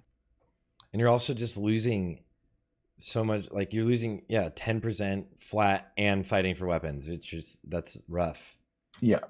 And you're also losing a lot of AoE. Like your cleaves do less damage, your blade storm does less damage, your sweeping strike does less damage, your overpower does less damage, your deep wounds that's from the weapon that you have in your main hand, since now it's a one-hander, it also does less damage. So when you thunderclap, the deep wounds damage that you're spreading is also weaker than if you had a two-hander. So you sacrifice a lot of AoE, you sacrifice some single target damage as well. You sacrifice priority on weapons. It's a lot to sacrifice just to play a more laid back, lazy rotation. Do you guys find a lot of people try to argue for it, or is it kind of set in stone now? No, a lot of people just do not enjoy the design of slam. A lot of people don't find very enjoyable to have to stop and cast something as a melee class that you would want to have a more dynamic playstyle with. So there's a lot of people that want to play KEBAB because it's more fun, and I don't disagree with that. It's more fun, but at the same time, you're also leaving so much damage on the table that it's very difficult to justify. Yeah. But there's a lot of people that just don't care about the damage that much and will play it because they just want to play it. Yeah. I mean, there's always that, like, those specs, right? Or like where someone's like, I just enjoy this more, I'm going to play. It's like, I'm going to play. Yeah, there's these specs that people identify as instead of as a whole class. They just want to be the KEBAB warrior, not an arms warrior. They don't want to play the best version of arms. They have this very specific idea of what they want to play, and it doesn't matter how good or bad it is. Is it like that much more fun? It's basically playing closer to Fury. Not really closer. I mean, in TBC, yes, TBC was a lot closer to Fury because you were in Berserker stance and you were using Whirlwind the same way as Fury, and you would press Mortal Strike instead of BT the same as Fury. So in TBC, it was very much the same playstyle. In Wrath, it's different because you don't use Whirlwind and you're relying a lot more on your execute procs from Sudden Death. So it's more like a casino spec. You're just waiting for your procs to light up in your UI, and you're just mashing your buttons whenever it's the time to use them. So you're waiting for execute and you're waiting for overpower. And it's a very reactive playstyle in that regard. You're just always waiting for the next proc and pressing the button and reacting to the proc as fast as possible. Yeah, that's why I think a lot of people find it funny and engaging. Yeah. There's a question about the 2-axe crit arms build. I'm not sure if I don't know what that refers to. So that's I assume that means playing KEBAB with 2 axes. Okay. That's how I interpret it. So usually the weapons that you would want for KEBAB is you'll want to have an axe in your main hand because the axe spec is just that good above the other ones. For your offhand, I found that having a mace or having a sword gives better results in the sim. So either the sword, because there's a lot of very fast swords in phase 1, like Hailstorm notably. Having a very fast offhand creates more procs, more sudden death procs, and also having a few points in sword spec, the points that you don't put in slam, you can put in a second weapon specialization, so you can run 2 different types of weapon. And that sword proc is gonna proc a swing from your main hand. So you're gonna have a fast offhand that's gonna proc sword proc often, but this proc is always going to trigger your main hand swing, and your main hand is gonna be a slow one. It's the same as sword spec for the rogues. It's exactly the same idea. Got it. And there's also Maces doesn't work the same way, right? Maces don't. Well, currently I'm not sure if it's internet or not, but currently the bonus armor pen that you get from the mace in offhand applies to your main hand swings as well. So And your I don't know ability. if it's a limitation from the way it's coded, because armor pen is possibly like a stat that applies to your entire character, and it cannot dissociate or differentiate between weapons. I don't know exactly how it's coded in the back end of the game, but currently, I mean, you would think instinctively that it only applies to the mace that you're using, and if you're using an axe, that just doesn't apply, but it does. So the armor pen that you get from wielding a mace applies to your other abilities, even if they do not involve that mace. Armor pen cap even faster. Yeah, even faster. Yeah. I'm not sure if it's intended. It's very difficult because in original Wrath, obviously nobody played KEBAB, so there's just no reference for that at all. So it's very difficult to tell if this interaction is intended, if it's a bug. If it's a bug, do they know about it? Are they going to change it or not? We just don't know about that. I mean, but for now, decent. Ideally an axe in main hand and a mace or a sword in offhand, fast if possible, to have more procs. Got it. But still, you would kind of always wary people away from KEBAB. It's 10% is a lot of damage. It's a lot of damage, and it's gonna be more because you're gonna have bad weapons on top of that. Yeah. While for 2-handers, you're basically just competing with red paladins. So you're very, very likely to have one of the many 2-handers that drop from Naxxramas, be it a polearm or one of the I think there's 2 polearms, I think there's 2 axes as well. So you're very, very likely to have a a raid grade 2-hander before you have an equivalent 1-hander because of the contest on these 1-handers. So probably stick to 2-hand if you can, just for doing more damage for the sake of easier loot distribution. Got it. And then, well, that was all of arms. That's great. It's good to know, because I'm sure you guys get asked that a billion times a day, especially in the Fight Club Discord about KEBAB and stuff. But moving to Fury, how is Fury's specialization? We can break down the Fury talent trees and the glyphs over in Fury, because I know that's like the spec to be rolling for the most part. Yeah, Fury is Fury is definitely what people think of when you look at Wrath Lich King Warrior. Probably the most iconic of the 3 warrior specs. It's been historically the strongest Sweet, and thank you. from the very beginning of WoW, I guess, or at least classic. Not much changes with regards to Fury, luckily or unluckily, I guess. In some situations, Fury ends up with mostly the same rotation as we touched on, and ends up with most of the same principle of how you play the game. You press Whirlwind, you press Bloodthirst, and you Q Heroic Strike. The couple of notable changes we'll touch on, but it's addition of a proc and some small reduced cooldowns, pretty much. For the very top of the tree, we have the same 2 things we saw in Arms Take, attack power from AP and Cruelty, Do you which is crit increase. utilize armor pots then? Like if Yep, if you you had the pre-pot an Yeah, yeah. Yes. The parsing meta will be to pre-pot an armor pot a minute before the pull. So you Yep. have a minute of it left, and then you haste pot right before pull, and then you get another haste pot in the middle. Yeah. Or even more than that, you pre-pod, you log out. Log out, yeah, and that'll get you a few more seconds. But then people Oh have to my god, repally I buff didn't you, even. so they I gotta didn't even do think that. about that. That's Yeah. hilarious. You gotta get repally buff when you log in and shit. That's the only downside is everybody has to be on top of it. Yeah, you can do some very Degenerate annoying behavior stuff with that. Yeah. Yeah. It also means Stone Form is a DPS cooldown for warriors. And, No. and It PKs. is. Everyone knows. Beanna tried to PKs. deny this when I touched on it. It's like, no, you can't just claim dwarves are a DPS increase, but they'll see the light. But then they have to fight against like axe. Yeah. Axes are so nice. I mean, Yeah. technically, it would make Dwarf the best DPS race on Alliance side, right? Yeah. Yeah. Maybe. Well, again, we'll talk about that in a bit when we get to races. But Stone Shads, your time has come.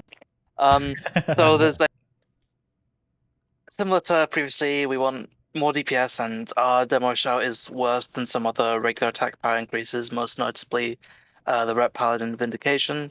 So we just take Unbridled Wrath here. Next talents, we'll grab him Cleave, because DPS increase talent. Cleave is such a huge part of DPS, even though it's, not a very big talent in terms of what it grants. It seems to grant more than it does. It's only on the bonus damage of Cleave still, not just on the regular damage of Cleave. Wow. I mean, it's like the still a bonus damage increase. Yeah, bonus damage of Cleave is like 137 or something like that, and you're gonna be Yeah, getting. I mean, it gets better. It gets a lot better in Wrath than it did in Vanilla, for example. But and you like double that damage and then triple that, and that's how much more cleave damage you're getting. So it's like expected like 700 more per cleave or something. Goes up with crit. It's not bad. It's just a shame it doesn't scale much, apart from with crit.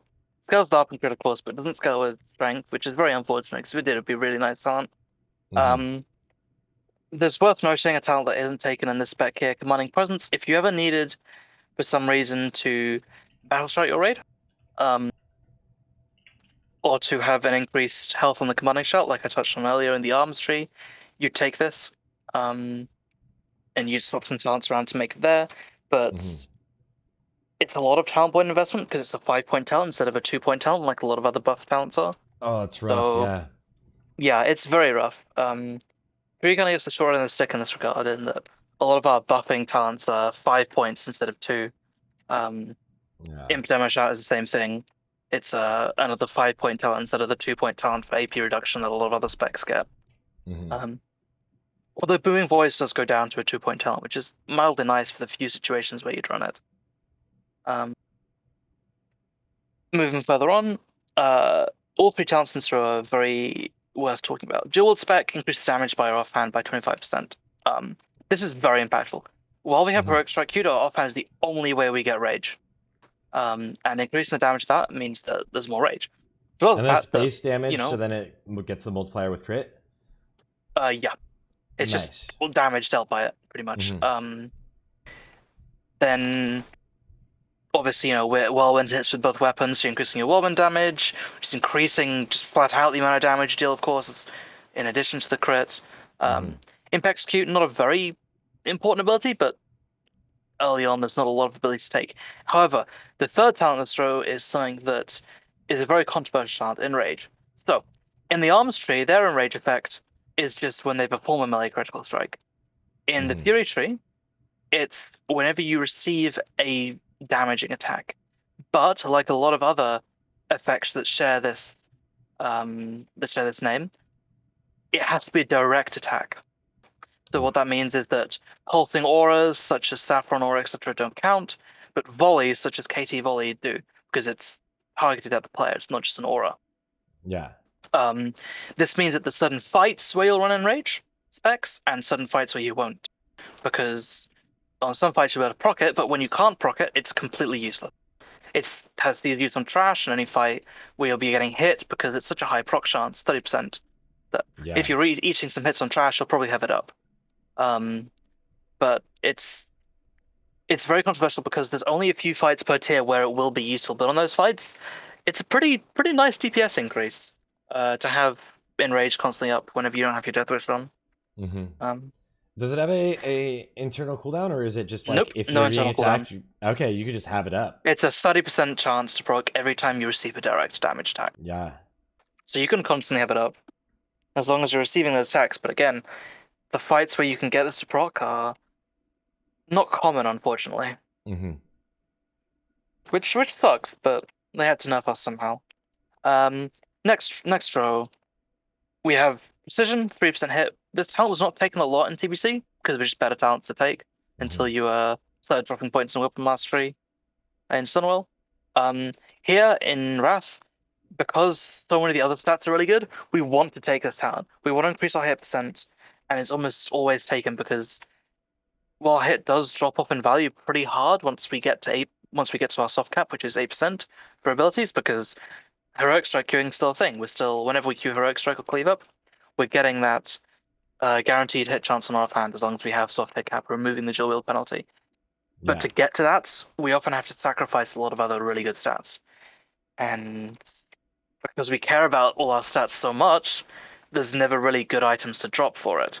So Precision becomes one of those essential talents for us now. Because 3% hit is a lot of hit when you only need 8%. Yeah. And then, of course, Fury's major cooldown, Death Wish. As with a lot of other cooldowns, it's now an Enrage effect in Wrath. So it doesn't stack with Unholy Frenzy, it doesn't stack with Enrage, it'll overwrite both of those effects. It's pretty much the same ability otherwise. It's only 20% damage now, 5% damage taken increase, not a lot luckily, and it's also only 10 rage, which is quite comfy.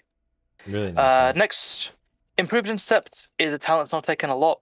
It can be useful in some very, very specific scenarios because obviously Fury doesn't have the ability of arms to charge in combat, so it only has Intervene and Intercept to get around with, which is still a lot, but more than a DK at least, unfortunately. DK mobility is not fun, but that talent can be taken on some specific fights. I'm sure there'll be points, and if there are, I'll make sure to make a note of them when they come out, and if there's ever cooldown timing that comes around.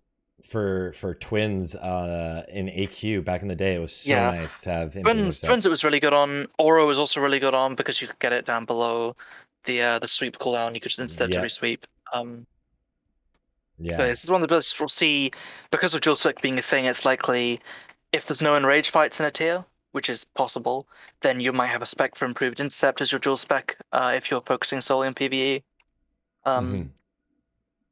It's one of the sounds which we can swap things into from Unbridled Wrath. Next row we have Improved Berserker Rage, just gives us rage whenever we press Berserker Rage.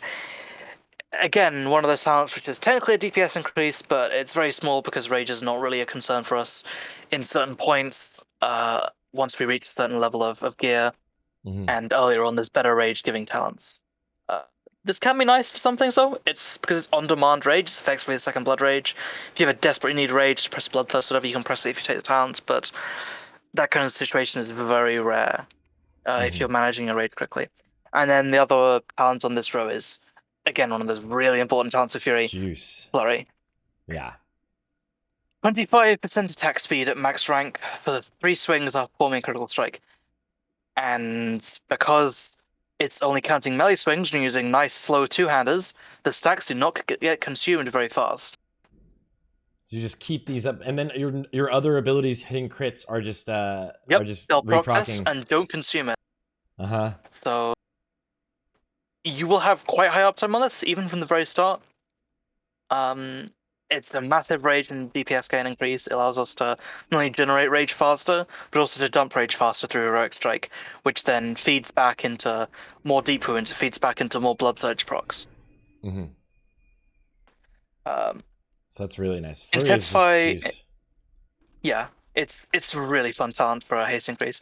Intensify Rage is just a slight cooldown reduction for some of our more major cooldowns. Reduces Blood Rage, Berserker Rage, Recklessness, and Death Wish by 33% at max rank. Blood Rage and Berserker Rage aren't super relevant if there's ever a fight where there's constant fears and you want to remove that with Berserker Rage. It can be useful for that component. But we mostly want it for the Death Wish and Recklessness cooldown reductions. This pulls Death Wish down to a 2-minute cooldown. Oh my god. Which is notable because it lines up now with any on-use activated trinket. As well as lining up with every third trinket proc if you delay Death Wish very slightly. In general, this is, quite nice to be able to line up your Death Wishes more easily with trinket procs and cooldowns. The Recklessness reduction is also quite nice. Getting off an almost guaranteed second Recklessness in a lot of prog fights will be good. In Nax, maybe not so much because the fights there are so short that you might not ever get a second use of Recklessness regardless. But the Blood Rage cooldown is also, a nice little panic button of I don't have any rage. Reducing that cooldown just helps smooth out gaps early on. Bloodthirst, again, one of those, the key talents of Fury. It's the Fury ability, right? The icon of Fury. Like I said earlier, it got some pretty significant buffs in Wrath. Increased the attack power coefficient a little bit by 5%, reduced the cooldown, and reduced the rage.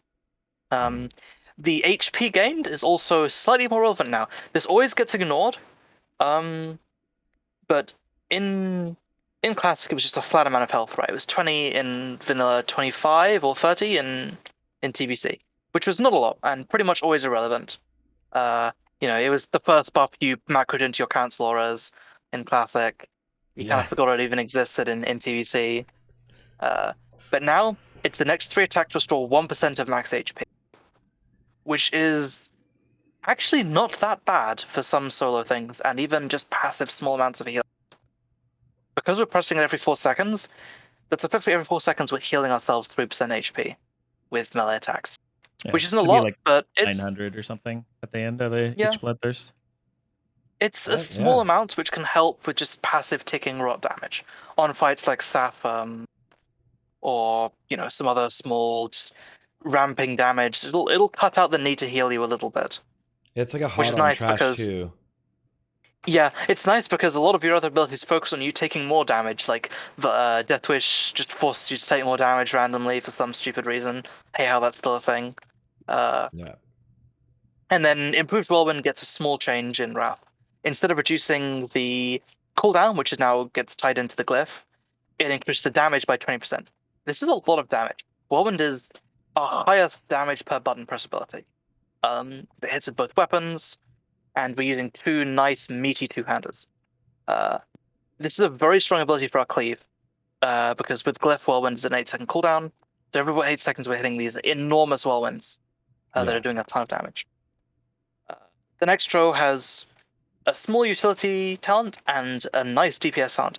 The utility talent comes in the form of Furious Attacks, which is Fury's answer to Mortal Strike. It basically causes your attacks to sometimes proc a healing reduction on the target that can stack. It's not very great.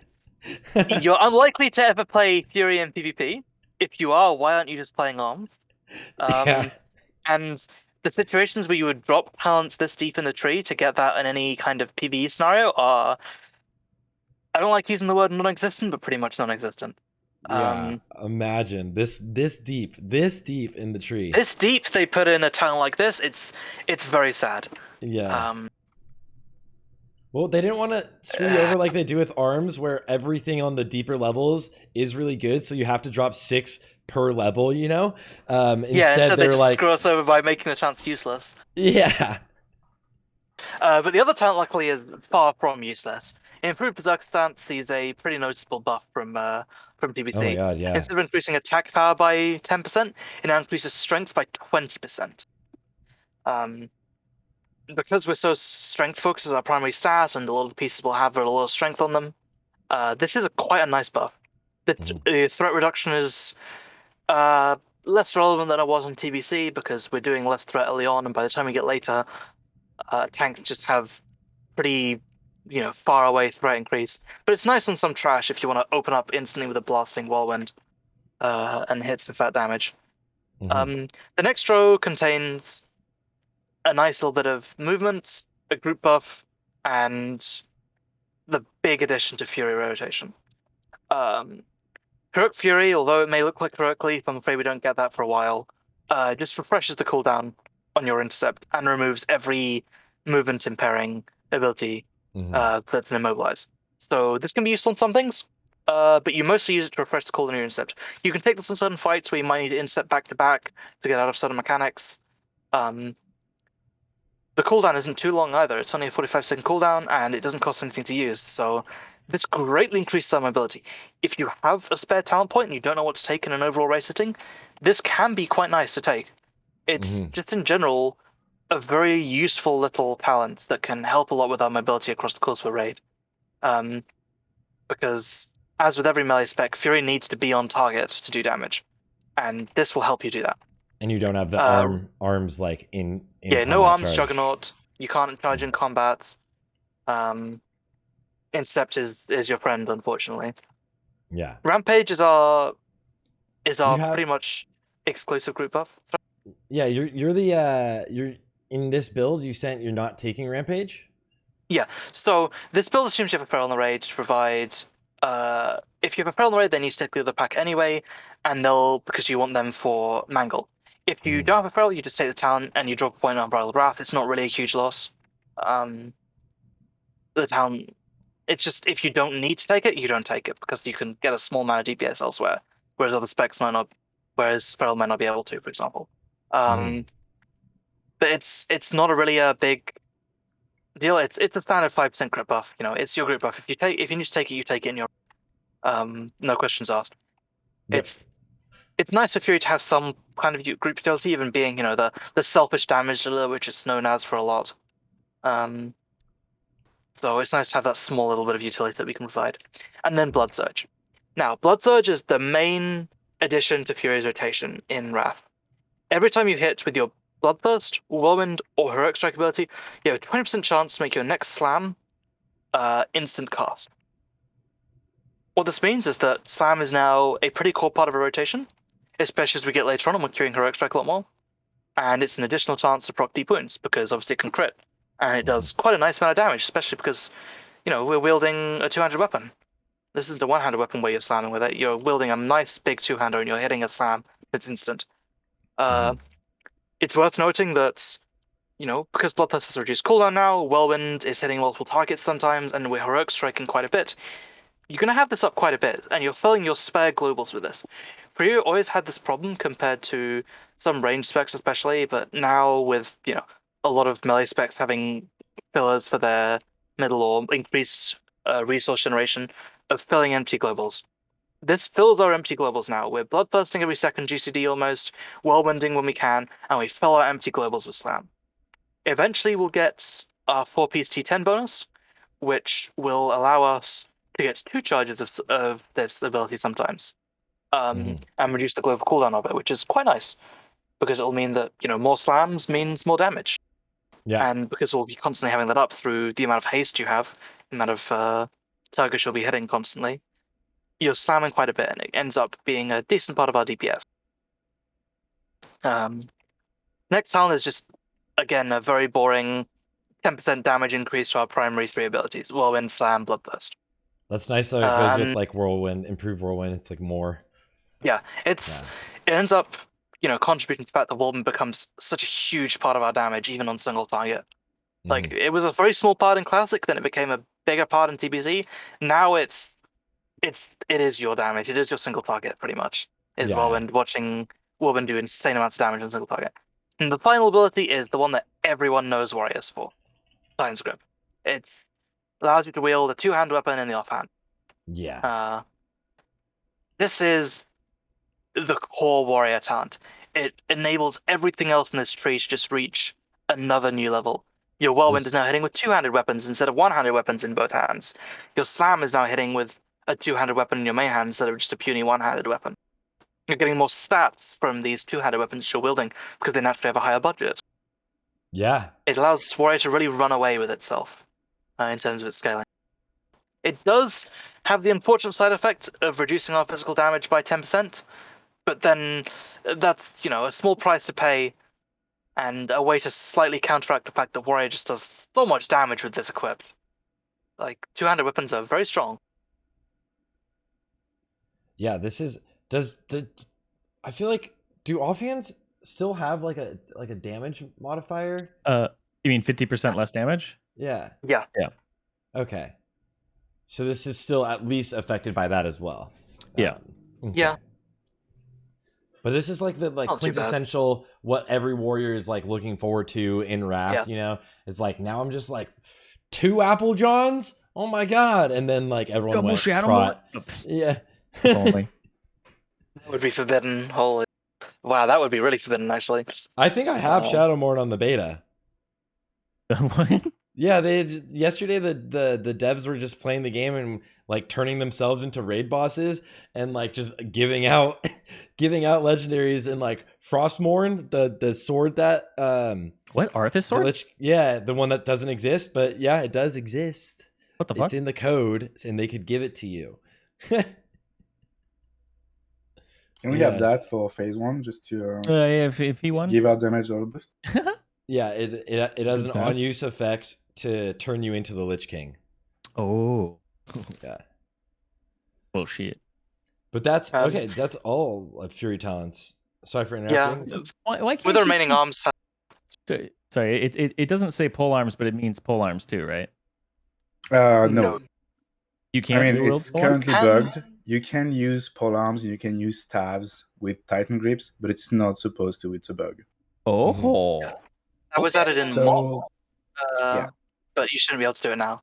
So for as Unfortunately. long as it works, you technically can do it, but overnight it could just be fixed and you would not be able to use your weapon anymore. I see. Mm-hmm. That would be that actually will feel really bad, like fighting for the polearm against like an arms or your ret or something. And then like literally in between like the night before your raid the next week, you just like log in to find out like you can't equip your weapon. So everyone be wary of that. I do need to dual wield staves for my flask set. Yeah. With the remaining talent points, though, we just go into the arms tree, grab deep wounds, because that's, as Beanna mentioned earlier, that's a huge part of our damage with the amount of critical strikes we're doing. You said we pick up a couple of small 5k talents DPS in ICC. BiS? Yeah. Whew! That's crazy. Just from your deep wounds. Yeah. Yeah, you're effectively strapping a Pre-BiS armors warrior to your weapon, and doing that much damage with it. Yeah. It's kind of disgusting. Deep wounds is such an insanely valued talent, and it kind of stays this way for a while in terms of how much damage deep wounds does. We grab a couple of other small points. We don't pick up in charge. We pick up tack mastery for when we shattering throw. Pick up iron will because we don't ever in charge again, so we just want that small stun reduction whenever it's relevant. And then we get 200 weapon spec for 6% increased damage with 200 weapons. And that's all the talent points we can get. A lot. It gives you like a lot back that you lost from the Titan's grip. Yeah, it 6%. almost counteracts the Titan's grip. And then for glyphs, let me see. Boom. So for glyphs, that's obvious. Yeah, we use Whirlwind, of course, because Whirlwind is one of our primary abilities, and that reduces the cooldown by 2 seconds. That's pretty big. We use Execution, mostly because there aren't a lot of good Fury Glyphs, and Execution is a small damage increase in XQ phase. And then one of the main enablers of us is Heroic Strike Glyph. So the way Heroic Strike Glyph works is every time you crit with Heroic Strike, you refund 10 rage. But because our Heroic Strike only costs 12 rage, and we have a pretty high chance of critting anyway, even in Pre-BiS, Wow. with how much crit we have, we were funding that rage a decent amount of the time. And it slightly counteracts the problem with Heroic Strike, which is that it only costs consumes rage, it doesn't generate any. Yeah. So by counteracting that, we're now increasing the amount of rage we have to play with, which means more Heroic Strikes. And that means more Blood Surge procs, which means more slams, which means more deep wounds. Would you And Kilbride brings a good question, but like I think you're gonna have the same agreement, right? Like, wouldn't you would move away from execute glyph for cleave glyph for like trash? yeah, Yeah. if you're caring about overall, you'd move away from execute glyph. Any kind of cleave fight, you'd also move into cleave glyph. Execute is not an ultra high value thing this year because unlike arms, we're not getting it all the time. With procs, it's the lowest value glyph, but unfortunately on a single target fight, there just aren't a lot of other good Fury glyphs. Like the Fury arms gets all these really nice glyphs, and then Fury gets for some of their glyphs increased healing from Bloodthirst, which is really Poggers. cool. Thanks, Blizzard. Yeah. Yeah, it's slightly unfortunate, but you work with what you have, unfortunately. But yeah, What a execute glyph is the by first to go. 100%. What a useless glyph. Yeah. What Yeah, a useless it's, glyph. It's so bad. Oh my Blizzard made god. some specs glyphs insane, and then they just look up here and haha, let's just make them heal more. Yeah. Like, what if someone wanted to like be like a Fury Prot? You know, like back before it was an actual thing. You know, they're like, maybe we should try that. Well, I mean, That's what they gave there was for some time a kind of hybrid build for tanks that were using Bloodthirst, but that was not really for tanking. That was more for soloing content because you don't really have a lot of self-sustain. There's a lot of people that wanted to go back to these old raids to farm the mounts in ZG, or farm bindings in MC and stuff like that. And with this kind of weird hybrid spec that would take Bloodthirst, you would be able to sustain yourself through a long boss fight in MC and not die.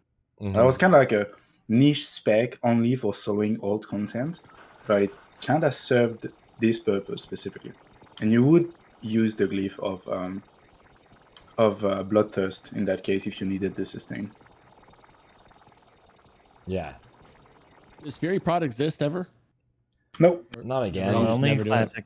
Imagine not having revenge, Only vanilla. unrelenting assault revenge. Do you go? How often do you go deep? I guess we'll get there very soon. So yeah. Okay.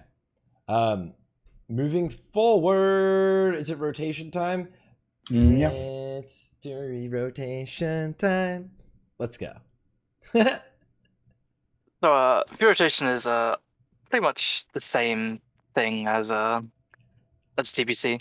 You use Whirlwind, then use Bloodthirst, and in between you fill with Slam procs from your Blood Surge, and if you have excess rage, dump it with Heroic Strike or Cleave, depending on what you're fighting. Whirlwind is highest prio above Bloodthirst? Yeah. Yeah, Whirlwind is higher prio than Bloodthirst.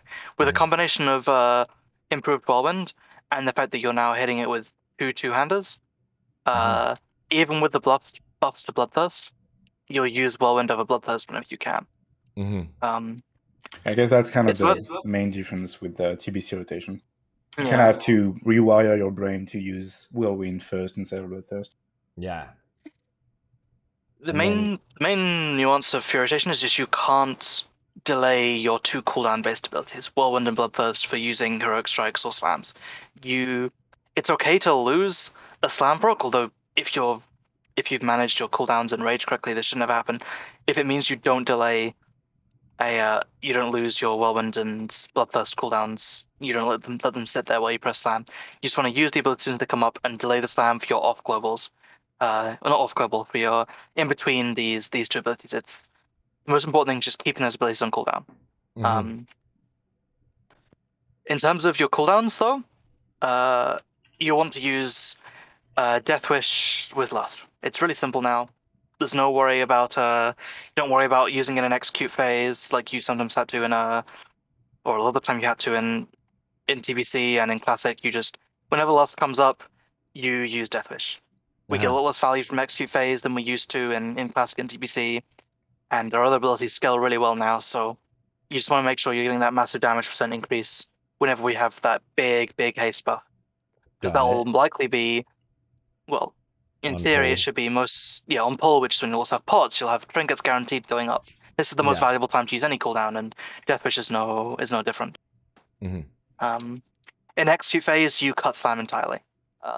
It's about the same DPS, leaning one way or the other depending on what stage you're at to use Slam and Execute Phase, but it also makes it slightly trickier, and it's way easier, and almost always just a DPS neutral thing to just use Execute over Slam and Execute Phase. Do you use Whirlwind and Bloodthirst during Execute Phase? Yeah, you do. Okay. Whirlwind and Bloodthirst are just too strong now, and with the nerf to Execute, it got a lot more of the wind taken out of its sails. It's worth noting that there was a build that floated around for a while on original Wrath and popped up a bit on private servers where you would take Rend Glyph, put points in improved Rend in the arms tree instead of in parry, and in periods of downtime you'd swap battle and Rend. This, with the current sim we have, shows us almost always a DPS loss. I haven't been able to find a setting which shows us an increase yet. Maybe one will float up in ICZ or something that'll show it as an increase, but for now, don't worry too much about Rend optimization because it is just worse. Just stay in Berserker, just live your best life as Fury Warrior and press a lot of hard-hitting buttons. Do you hold off on Bloodthirst if it would put Whirlwind on cooldown? Or on GCD, sorry? If it's still on cooldown, I don't think we test this too heavily to Beanna, but I'm pretty sure if you have like 0.7 seconds left on the Whirlwind, you should still just press Bloodthirst. From what I briefly tested. Like, just press button when they come up, pretty much. If they both come up at the same time, which they will eventually, because one's on a 4-second cooldown, one's on an 8-second cooldown, you press Whirlwind over Bloodthirst. That's the only situation. If they come exactly at the same time, you press Whirlwind. If there's like even just a 0.5 second offset between the two, you just want to put on cooldown as fast as possible the one that is not. You never delay. And then you always just like don't prio slam proc over that. Yeah, even if you never prio slam proc over the other two. Never prio slam procs. Yeah, that's about it. Even if it's about to run out. That's a pretty like similar rotation. Like you're literally exactly. switching the keybind. In TBC feels very familiar if you've played Fury in vanilla, and just adding this extra little step of slam in the rotation, it's just not a very big change. So if you're used to the spec and the muscle memory of pressing the buttons and stuff like that, it's going to be very easy to play. Yeah. So that's a nice dude. That'll be very chill, especially like late game when everybody goes back to Fury. Like a lot of people are realistically gonna like switch to Fury, call it flavor of the month, but it's not what it is. It's like more of like they become really solid, right? As we saw as how well they scale. So it's nice to know that like people will be able to hop for the most part right in and not feel like relearning the class completely. Yeah, for sure. There's gonna be so many Fury Warriors and Fire Mages at the end, bro. Crazy. It's crazy. I think that also I'm hoping for Rep Pallies to have some time in the light. Quit it. Just let them have some fun, guys. Come on. Let them don't hate them. They do have their fun. I don't know where. I can't tell you where, but you know. Yeah. Okay. Moving into pre-raid BiS and gearing. So gearing in general for both of these. Let's look at arms first, and then move into Fury. So arms pre-raid BiS. Bam. Pretty similar, actually, looking to Death Knights, actually. Yeah, all the plate specs and most of the melee specs in general have the same issue, whereas it's the same for every class, really, right? Where a lot of the epic items that you get from heroics just have better stats and more budget than the blue items. So you end up using the epic items where you can, and where you can't, you fill with BOEs and you fill with badge items. So Are As with Pauldrons of most Berserking knives. not stronger for you? No. The haste Typically? is No? less valuable early on. Uh-huh. And even the doubled socket doesn't help it too much. They are like pretty much second best. Mhm. But they're not as supremely powerful as they were Mhm. for DK. It's still a really good option. Like if you can't, if you for some reason you can't get the Sons of Hodir shoulders, you just use those if you have them. But the Sons of Hodir shoulders are so easy to get. Yeah, Berserking is a very fine option. absolutely should have these. Yeah. Spike Titan Steel is expensive potentially, but it provides a pretty good source of hits. It doesn't have any stamina, which is a bit of a downside, but you should be tanky enough anyway with all the plates you have on. Is the If you alternative can't make this, Chitin? Chitin or goggles. Oh, goggles, yeah. Goggles are quite good as well. The one problem is that you don't have any hit on goggles, and you need to fill that somewhere.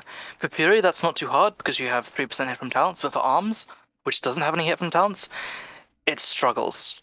Like you really struggle for hit early on as Arms, and even going into some late stage of the game, hit becomes a real problem because you just don't have a good place to get it. So Spike Titan Steel is definitely one of the higher item level purchase or higher priority purchases for you if you can afford it.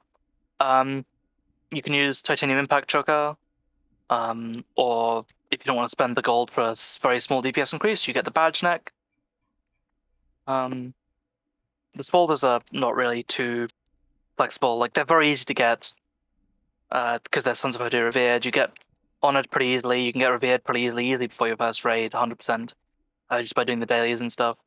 So just grab that and then forget about that slot until you get tier shoulders or something better. The cloak is an interesting thing to talk about. So the best option by quite a decent margin is this Gundrak BOE, the Cloak of Bloodied Waters. However, because it's a heroic only BOE, the price could be a little expensive in some cases. And if you don't have a lot of gold to throw around, you're left with two other options. You can either get the Argent Crusade Cloak from Argent Crusade Rep at Honored, which has armor pen and attack power on it, it's okay. Or you can get there's a couple of other ones. There's an Expertise Cloak. You can get a Stamina Arm Pen Cloak as well. There's a few options of cloak if you can't get Blooded Waters, but Blooded Waters is a very big increase, and It theoretically, drops the amount a of people doing lot. Gundrak. Yeah, it shouldn't be too expensive as long as people run Gundrak on your server, and your server isn't completely dead. Yeah, I swear, it literally, I think I've seen like somewhere around 7 that might be like a high roll, but I've seen a lot. These drop often. Yeah, it's not too bad. It'll depend on the population of your server. If you even have even a low population server should be able to see enough of these where buying it is worth it. If you're on an incredibly dead server, maybe look for something else, but then you probably have other problems than worrying about cloaks. Chest is really easy. It's grab tier chest for 80 badges. Yeah. If you don't have that, you can use there's a hit strength chest from Drakthar and Keep, right? I'm pretty sure it's Beanna, the undeath one. Check. You can use Bladed Chaos Tunic or one of the other Sunwall chests if you really want. Triple gem slot is nice. Yeah. Or the any other high item level chest with whatever you can find on it. Bracers, two options again. You have either a Dragon Friend, which are noticeable if you're playing Alliance and have the buff for hit with the Primadroni, or you can use Vengeance Bindings, which are blacksmithing BOE, which are usually used on Horde because you need more hit on them. They have a nice amount of hit, crit, and strength. Dragon Friend is slightly better individually, but Vengeance are a really good hit slot if you can't get some of the other hit items on this list. Especially if you're not getting that helm, which is like the expensive thing. If you're not getting Helm, then you're almost exclusively using Vengeance, and probably gemming head in some slots. Weapon, there's one option for weapon in Pre-BiS. It's the Colossal Skullclad Cleaver from Pulse Lightning Heroic. The same one for every single 200 physical DPS. You get that and you never look back. If you can't get that, then you can get the Saliva Corroded Pike from Violet Hall's Heroic. Violet Hall Heroic. Kind of a red drop, but this instance should be your number one priority, mostly. Hold Lightning, that is. an epic 200 eye level axe is really, really strong. Mm-hmm. Yeah, yeah, that is, everyone's gonna just like farm that. Like, it's nice that you guys don't have to do like Titan Steel for your Yeah, the Titan weapon. Steel weapon is a mace, obviously, which is Yeah. it's not bad. It's, you know, if you haven't got anything else with Fury, you can maybe buy it, but Titan Steel weapon is just not as good for arms because it's the worst weapon spec by several percent. Mm-hmm. Gloves, again, it comes down to badge gloves. If you don't have them, you can get the set of mail gloves as well from Heroic, and there's also, most notably, for another hit option, the gloves of, or gauntlets of Dragon's Wrath, I think they're called, from Oculus Heroic, which have hit on them. Again, another nice hit alternative if you're not getting Helm or need hit in a slot, although they don't have any sockets on them. These this two set from tier is quite important in Pre-BiS because you'll be using Slam a fair bit. Oh, Your haste will be low, so you won't be getting as many sudden death procs as you would normally, because you won't be meleeing as much. You won't be using a lot of heroic strike because your rage will be slightly lower. So you'll be using a lot of slam, and 10% slam is quite a nice bonus on a 2-set. Belt, we use the leather one for expertise. It's just slightly higher item level than the plate one. You can get the plate item level, higher DPS than the plate one, rather. You can get the plate girdle from Nexus Heroic as well if you really want. You don't want to use badges on this, or if you have no badges to use elsewhere. The male one, And the male one with hit rating is very good. Also, if you skip the helmet. Legs, you come down to two choices ultimately. You either have the staggering leg plates from Mudguard Keep Heroic, which are the primary source of our hit, unfortunately, 80. in one item. So much, yeah. So much hit and 2 sockets. It's such a good item. If you can't get these, then you'll use Bloody Reprisal from Wormrest to Cord Exalted, but you'll have to fill in the hit slots elsewhere, which is quite difficult because it's a lot of hit that you need to fill. And then boots are very easy. It's Ebonblade Exalted. This is probably the first rep you should get to Exalted. Maybe tied with Wormrest, depending on how lucky you are with staggering, but Ebonblade is nice and easy. You get those boots, you don't take them off until you get Nax boots. You also get like your enchant, so you're gonna go there. Yeah, it's just such a good rep to do first. Rings, as with probably most DPS specs, we have a large number of choices in rings. You can use Titanium Impact and Hemorrhaging. Hemorrhaging is the easy, accessible option, even though every other physical DPS wants it. It's not too expensive. Titanium Impact is pretty good, especially for arms, because we care about armor pen more early. If you can't get this, then you can get... If you can't get a Hemorrhaging Circle, rather, you can get one of the 2 Kirin rings, although I would advise against it. They're very expensive for a very minor DPS upgrade. 8,500 gold. Yep, very fun. And then you have a couple of other options. You have any high item level heroic ring is pretty decent. Any high item level ARP ring is decent. If you need hit, there's a ring called Ring of Scarlet Shadows from Dual Cropping, I'm pretty sure it's called. Yep. Yeah, that has hits and a socket on it, which is it's a hit really option if you can't get any of the other rings. There's also a couple of quest rewards that are very good in Icecrown.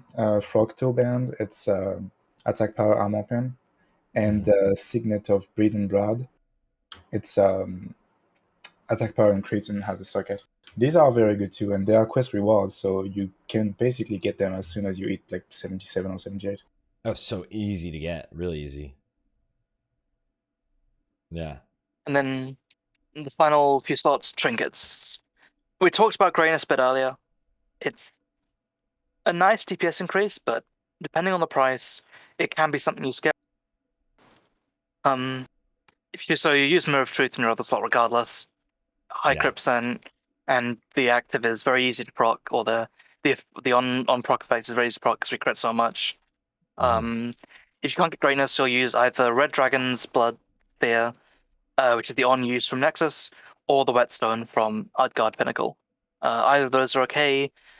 The Red Dragon's Blood is quite nice in some fights where you're going to be Blade Storming and you want that active up, where the haste wouldn't do much. Stuff like Anubrakan, or Valina, where you're doing most of your damage in your Blade Storm there.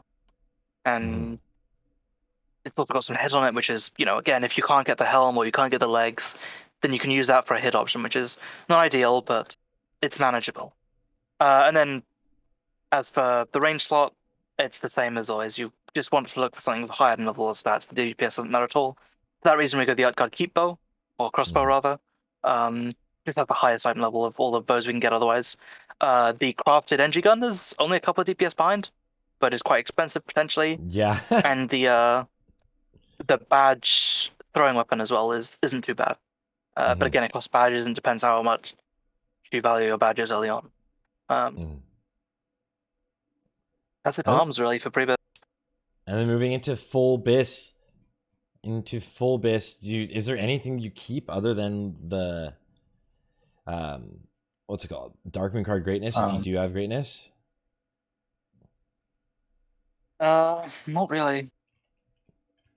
Arms replace a lot of stuff because Warrior is such a gear dependent spec.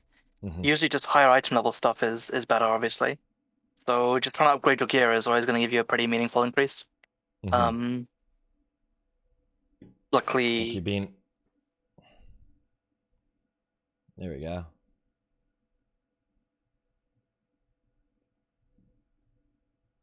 So you're still only you're only running 2-piece from your tier set. Your 4-piece is just not really that necessary. The 4-piece isn't that necessary in single target.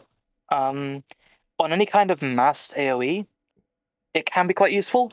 I'd say I would have 4-piece in the bank basically, or in your bags. Okay, it's quite trash if you're rage starved, but it doesn't see a lot of use in max or any kind of other single target or small cleave focused encounter. Simply because ads will die pretty quick. Like an Ubercon ads will die quite quickly. The Phelan ads will die while you're still on cooldowns. So you won't be getting the benefit of that. The multiple deep wounds rolling on targets for that reduced rage cost for extra cleaves. And as such, we prefer some other slots that'll help us round out some of those stats better. Helm shoulders are tier. These are the best slots for our tier. Reach 5 expertise makes Obsidian Great Helm not as good, unfortunately. So we go for the tier helm. And shoulders are just the best shoulders available. There just aren't any stat-wise better shoulders available than tier for us, which is quite nice because you can get them from badges. So badges of valor, that is. Neck, it's the neck everyone wants, the 25-man saffron neck. Yeah, good luck. What's an alternative? The 10-man saffron neck. If not, I hope you enjoy your badge of heroism neck still, because although the 10-man neck shouldn't be too bad to get, because obviously fewer people in 10-man and maybe someone in your 10-man has the 25-man neck, you should get one eventually. And if you can't get the 25-man neck, it's not too much of a big deal as long as you have the 10-man neck. It's a moderate stats increase, but it's just better to have that neck, have one of the versions of it pretty much, because all the stats in there are really great for us. Oh, whoa. That is really nice to scroll over and see the alternatives. The cloak, along with pretty much every fifth spec, we use the KT cloak. Higher item level, therefore more stats. It's going to be a common theme for Warrior, unfortunately, throughout the expansion. Is just we want higher item level items. Because higher item level means more stats, and we scale well with pretty much every stat. As Fury, less so as arms, but still so effectively. If you can't get that, you get the Age to Enter one, which is got an armor pen on it, which isn't too bad. We want the chest guard of the recluse. A lot of other fifth specs want this. It's not a great situation to be in as arms, unfortunately, because you're probably going to run the lower physical specs on the meter, and therefore can't really leverage that to get prio on this really consistent item. If you can't get it, you just use the tier chest instead. And start leaning towards maybe a more 4-piece focused build. Tier's easy to get, right? Like we mentioned earlier. Yeah, tier is really easy to get for Warrior. If you can get 4-piece, you don't need to worry too much, because tier is so easy to get, then you can maybe focus on other more contested items like neck or trinket, maybe. Races, we can go for a couple of items. If you need hit, you'll go for unrelenting attack, and you will do that in BiS. If you have too much hit through other slots, you'll go for the leather haste ones, which are pretty decent, but slightly more contested is the problem. These plate ones are are pretty free. I don't think DK wants them too much. Correct me if I'm wrong. I think DK wants to I expert this think- one. Yeah, I'm blanking right now. Well, there's two plate ones. There's the expertise one and the it one. Because So I was it's like, there is either a of those plate two. one we want. I have it pulled up on another screen actually. I can look. But yeah, nice then. 'Cause Yeah. it would just be you guys and DKs there. Yeah, it's not too bad. You have options as well in that slot. If you have hit elsewhere, and then weapon is really easy. It's Betrayal of Humanity. It's the 226, only 226 item level 2-hander that we can get. Since the axe has some of its stat rating in or stat budgets in haste rating, which is unfortunate, but the weapon damage and DPS on it, as well as the other stats, just outweigh anything else we can get. Mhm. If you can't get Betrayer, there's a few 213 item level axes and polearms, notably the Death's Bite from 10-man KT and Crypt Fiend's Bite from 25-man High Gun. Both those are pretty good alternatives. There's a 213 item level polearm from Malagos 10-man as well, I believe. Black Ice, which is slightly worse than the other two options, but still pretty good. If you can't get, just find a higher item level poleaxe basically, and you'll be okay. You can't go far wrong. Yeah. All three of the 213 polearms are pretty close. Mhm. Gloves. Moving on to the fun item to worry about. Frosted Droid are really strong. They're where you're going to get your hit from in this phase. Is the glove slot. You're gonna fight people for it. You're gonna fight people for them. Unfortunately. And even if you're running 4 set, this is the slot you don't use it for a tier piece item in. If you can't get them, which is unfortunately quite likely, you'll end up running either tier or fast reactions, which are an okay item. But gloves are one of those big pieces that you should try and grab if you can. They're really strong, and you should, they're one of the main items you should prioritize, I think. Belt, we have a lot of options, which is quite nice, considering with some of these other slots we don't. Best, obviously, is the Stork Skin. The extra crit from the AG and the critical rating on it. You can also get a Belt of the Tortured if you need hits. Resuvius, if it's free and you can't get another belt. And there's a male belt as well with some pretty similar stats to Stork Skin, but male.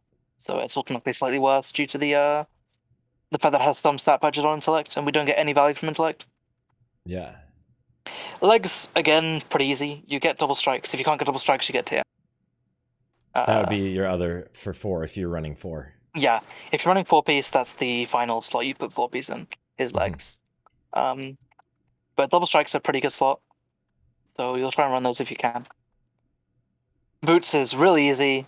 It's Melancholy Sabotage. There are some alternatives, but none of them are great. There's some other 2-1-3 item level boots, but none of them are especially worth noting in any significant detail.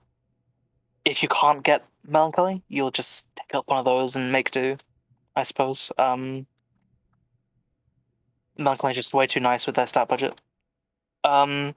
Rings. So, rings have a slight advantage that one of them items is BOE, the Surge Needle ring from Taman Malagoth. However, it's also BOE, so you have to buy it or get given it by someone who doesn't want to sell it, which is so unfortunate. And that item again has a lot of hit rating on it, so it's one of our important hit slots, and it'll mean you have to readjust everything else in your gear if you don't manage to get it. The other slot is Collision, which is it's Collision. Some specs want it, some specs don't. It'll probably be quite contested, but it's really strong for arms. If you can't get these rings, you can get the haste strength ring from Emblems of Valor, or Ruthlessness. In a real pinch, you could get the Band of Death from 10-man Saffron as well to replace Ruthlessness, but you should be able to get at least 2 of these rings. The Valor ring is pretty free, and Ruthlessness drops off a lot of bosses. Trinkets, same situation as beforehand. If you get Greatness, great. If you can't, then it's Grim Toll or Five Flights. I would pass on Five Flights. It's not better than Grim Toll, and Grim Toll will be easier to get. If you can't get either of those, then Mirror still. There is still a fine alternative. It gets undervalued a lot. And then the range slot is get what you need. If you don't have hit cap, you can use a nice little crossbow called Arrow Song, or a thrown weapon called Spinning Fate, and both those provide a nice amount of hit. Otherwise, if you can somehow manage to grab it, you have a lot of hunters in your raid maybe, you pick up Envoy of Mortality from 25-man KT. That should be your ultimate goal, but using a hit item in your throwing slot it's okay. It's not the worst swap you can make. Yeah. Spinning And if it means Fate, you they don't have fight exactly hunters the for it. same. Spinning Fate, they have the same amount of hit that you would lose if you didn't have Surge Needle Ring. So it's a nice, easy one-for-one swap. You could just get the thrown weapon that nobody wants, and you use the badge ring instead. Yeah, that's really easy, actually.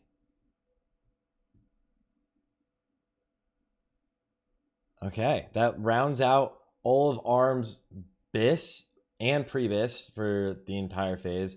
That's that. There's a lot of options there, which is really nice. And knowing that, because you're obviously fighting for quite a few pieces, knowing that like you can opt for like the 4-piece, and then like once things switch to 10-man dropping all of the same loot, you can get all of the rest of it, or like later it'll be pretty easy to get. Let's look at Fury then. I'm curious how close Fury is to the ARMS BiS list. So let's look at Fury Pre-BiS.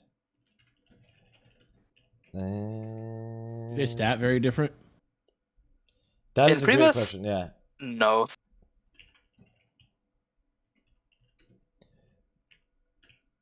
Fury Pre-BiS is almost Is it the exact identical same? to ARMS. Yeah, and this is largely again because the items that are available, if they're higher item level, you'll take them without worrying too much about the stats, and because all the high item levels are pretty much the same thing, and there's no real option of choice in Pre-BiS, you'll pretty much use the same exact items. The one noticeable change is that you'll prefer to use Bloody Reprisal over Staggering, mostly because you have so much hit rating as Fury. You can drop that leg plate, which means you don't have to contest it super heavily. But apart from that, it's pretty much exactly the same, with the same swaps that you can make. Literally, like pretty much exactly the same. How does your actual phase 1 BiS then change? Since that's so close, yeah. So phase 1 BiS changes slightly in a few slots. First of all, is that we get a different 2-set. We focus on shoulders legs instead of shoulders helm. Because expertise has slightly increased value for Fury compared to arms. Obviously, arms has that overpower, which allows us to capitalize on dodged attacks anyway. We now focus on the expertise we get from Obsidian Great Helm and the legs from Arthea, which have a nice chunk of expertise on them to round out our ratings a bit better. We also gem slightly differently. We focus a bit more on crit as opposed to ARP. And this is reflected slightly in our gemming choices. But apart from that, the big pieces are the same. All the pieces you'd expect to see on any kind of contested list: the neck, the cloak, Grey Ring Collision, Grim's Hole, the chest. All these pieces are still the same, simply because there are no real alternatives to them. They're still just the best items available, stat for stat, and you have to use them. If you can't get a second Betrayer of Humanity, you can use Death's Bite in the offhand. You can use Armageddon. If you're struggling for expertise, you don't have Helm or Chest, maybe you can use an Inevitable Defeat. Well, that's not really advised, unfortunately, because it doesn't really have anything apart from expertise on it. There's options for your offhand. But ideally, obviously, you want that double Betrayer. Which, if you're running in a 1 Warrior, 1 Ret setup raid, shouldn't be too hard to manage once your Ret's got his Betrayer. Yeah, it should. I feel like you'll get it if it drops. You'll get like the first one or the second one, and then the third one, right? Like, yeah. No matter what, you'll have 2 by the time the third one drops. Yeah. The one noticeable change here is that because we don't need as much hits, obviously we're playing Fury, we swap out the hit ring Surge Needle for a haste crit ring with the Ring of Invincibility, which is a small change, but that's about it. Again, you can use a couple of other items in the gun slot. There's now a with the reduced amount of hit we need. If you can't get Envoy, you can use Final Voyage instead. Mhm. It's decently worse than Envoy, but it's at the end of the day, it's a ranged weapon, and you shouldn't be taking range weapons from hunters in any scenario. So Yeah. Luckily, I feel like Envoy just drops a lot. So like the hunters look at it, and then eventually you'll just grab it Katie just has a lot of loot, if right? you're lucky. Yeah. So it's not too bad to get. You'll get one eventually, and apart from the hunters and the rogues, you're the only person that uses ranged weapons. Yep. It's crazy how similar, not crazy, but like it's very similar, the two specs, the loot you're running for the bow specs. It kind of the same for Death Knights, but like I feel like there's even less of a change here. Like you literally just get a second version of your weapon, you change a ring, and it changes your ideal set of your 4 set. But in realistic BiS, early on you'll probably run 4 set. Probably for most people, I would anticipate. Obsidian Great Helm's going to be contested. So. The biggest change is that contested. the biggest change is that Fury has 3% hit from talents, so you're gonna look to remove 3% hit from the arms BiS. But on the other hand, arms doesn't value expertise very much, while Fury wants to hit expertise cap. So you're gonna do almost a 1-for-1 swap between hit pieces and expertise pieces. And then you gem, and then your gems are your gems. change. Yeah, you're gonna have a lot more crit and a balance of crit and strength for Fury, and for arms you're gonna be pretty much arm open everywhere again. There are very small differences or very small breakpoints where you'll want sometimes to have slightly more crit because it reaches a flurry breakpoint or something like that. But it's like a tiny difference of like a couple DPS to have one 8 crit, 8 strength gem instead of a 16 RPM. It's just nothing. Oh, wow. Yeah.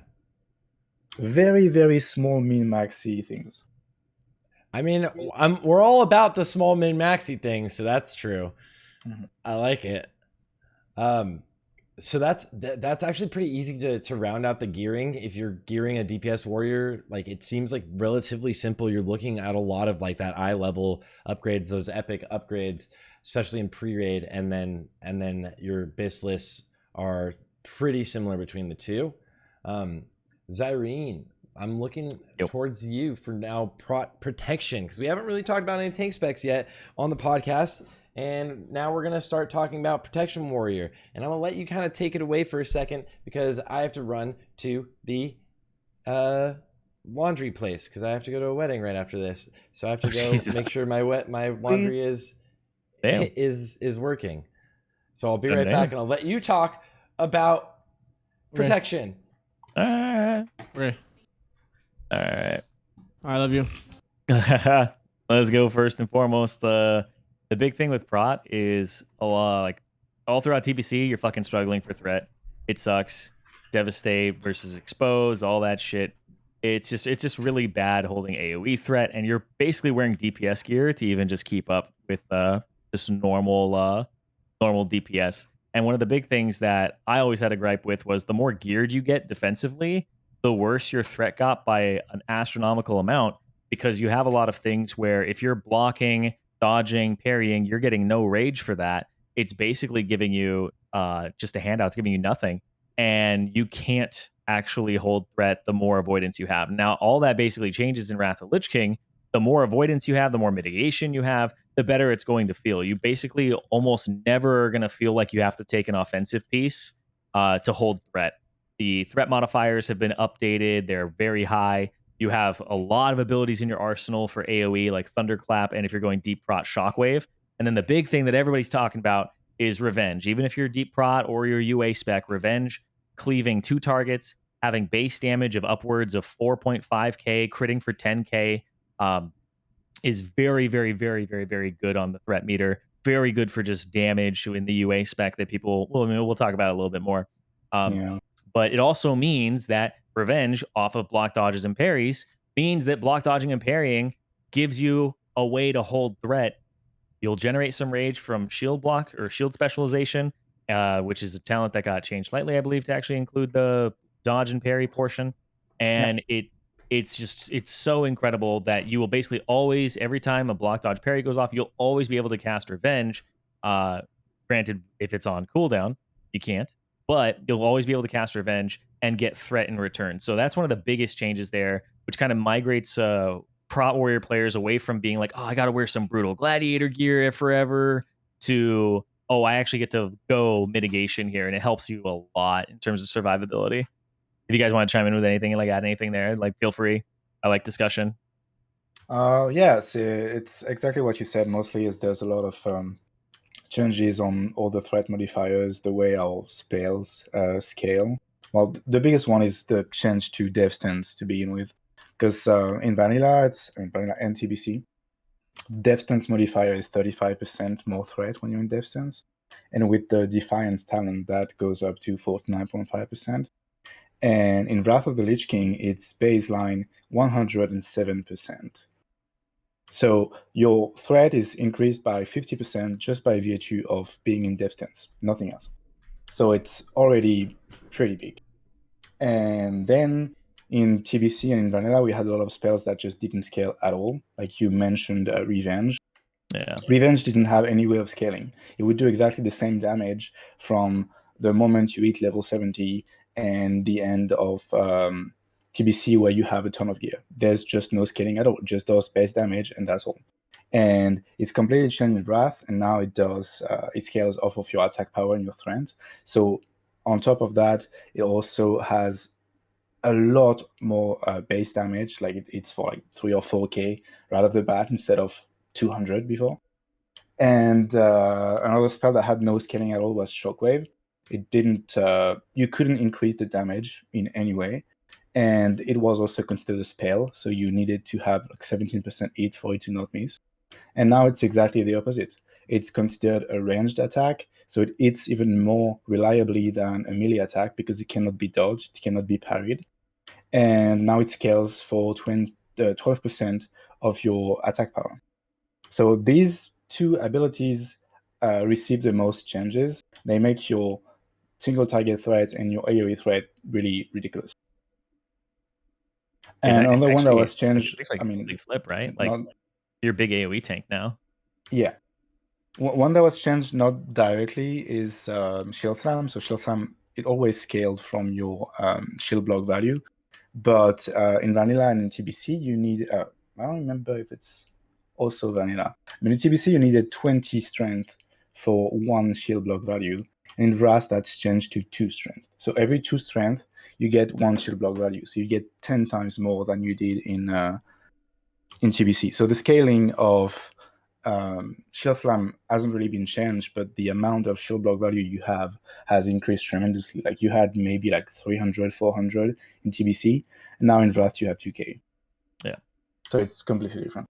Yeah, and with the changes to crushing blows and stuff like that, they changed shield block, the cooldown, to be a 40-second cooldown when you have talents, and it doubles your block value, and it makes it so that you have a 100% chance to block. So it's incredibly good. If you go deep Prot, you have a Thorns talent that's based off of your shield block value as well.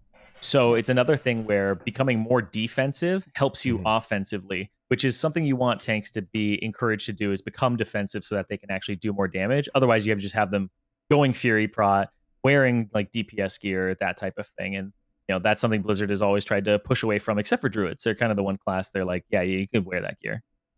Do Prot Warriors, like deep Prot Warriors, damage? How is that feeling? It's actually very good. I'd say it's very high. I'd say they're like all the tanks.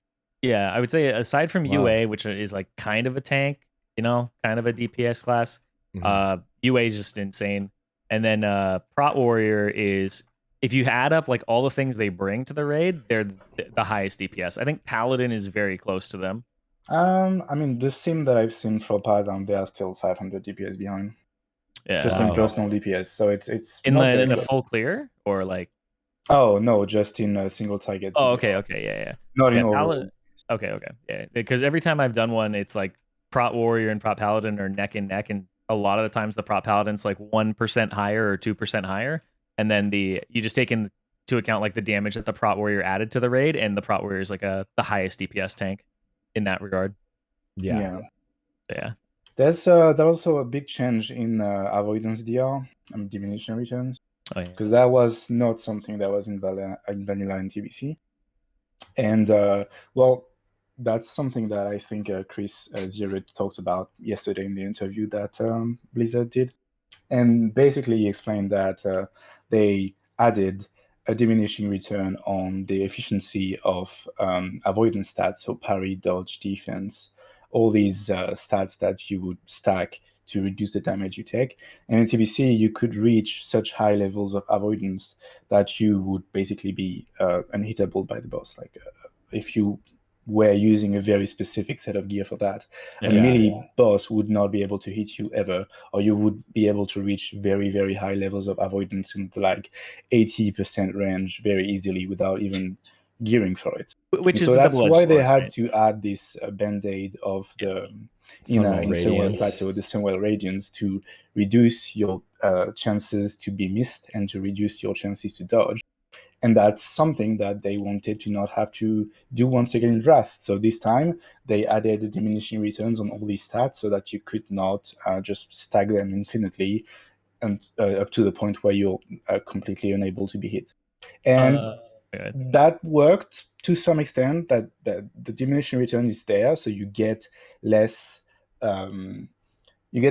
avoidance for each point of dodge, parry, and defense rating that you had to your gear. So, for example, like at the beginning, you would have 50 rating, you would get 1 dodge, and after a certain point, these 50 same rating are going to only give you half of that. It's just an example. The formula is very complicated, but well, that didn't work. In ICC, they still had to add a Band-Aid debuff exactly the same as the Sunwell Radiance, but at least they tried. Yeah, because avoidance was this thing where it's kind of like reverse armor pen, where the more of it you have, the better it is, right? Going from like 50% avoidance to 75% avoidance means you're avoiding 50% more attacks, right? Yeah. So that I know it sounds a little weird, and you're like, what fractions? It's like, yeah, it's actually how it works. So your first 25% avoidance makes 1/4 of the attacks miss you. But then if you go from 50% to 75%, obviously like another 25% avoidance, right? So your third instance of 25% avoidance actually halves the amount of attacks that you'll take, right? Yeah. So it's a strange thing with mitigation where they had to add DRs because it was just so good. And it actually just brings it more in line than it does really make it bad.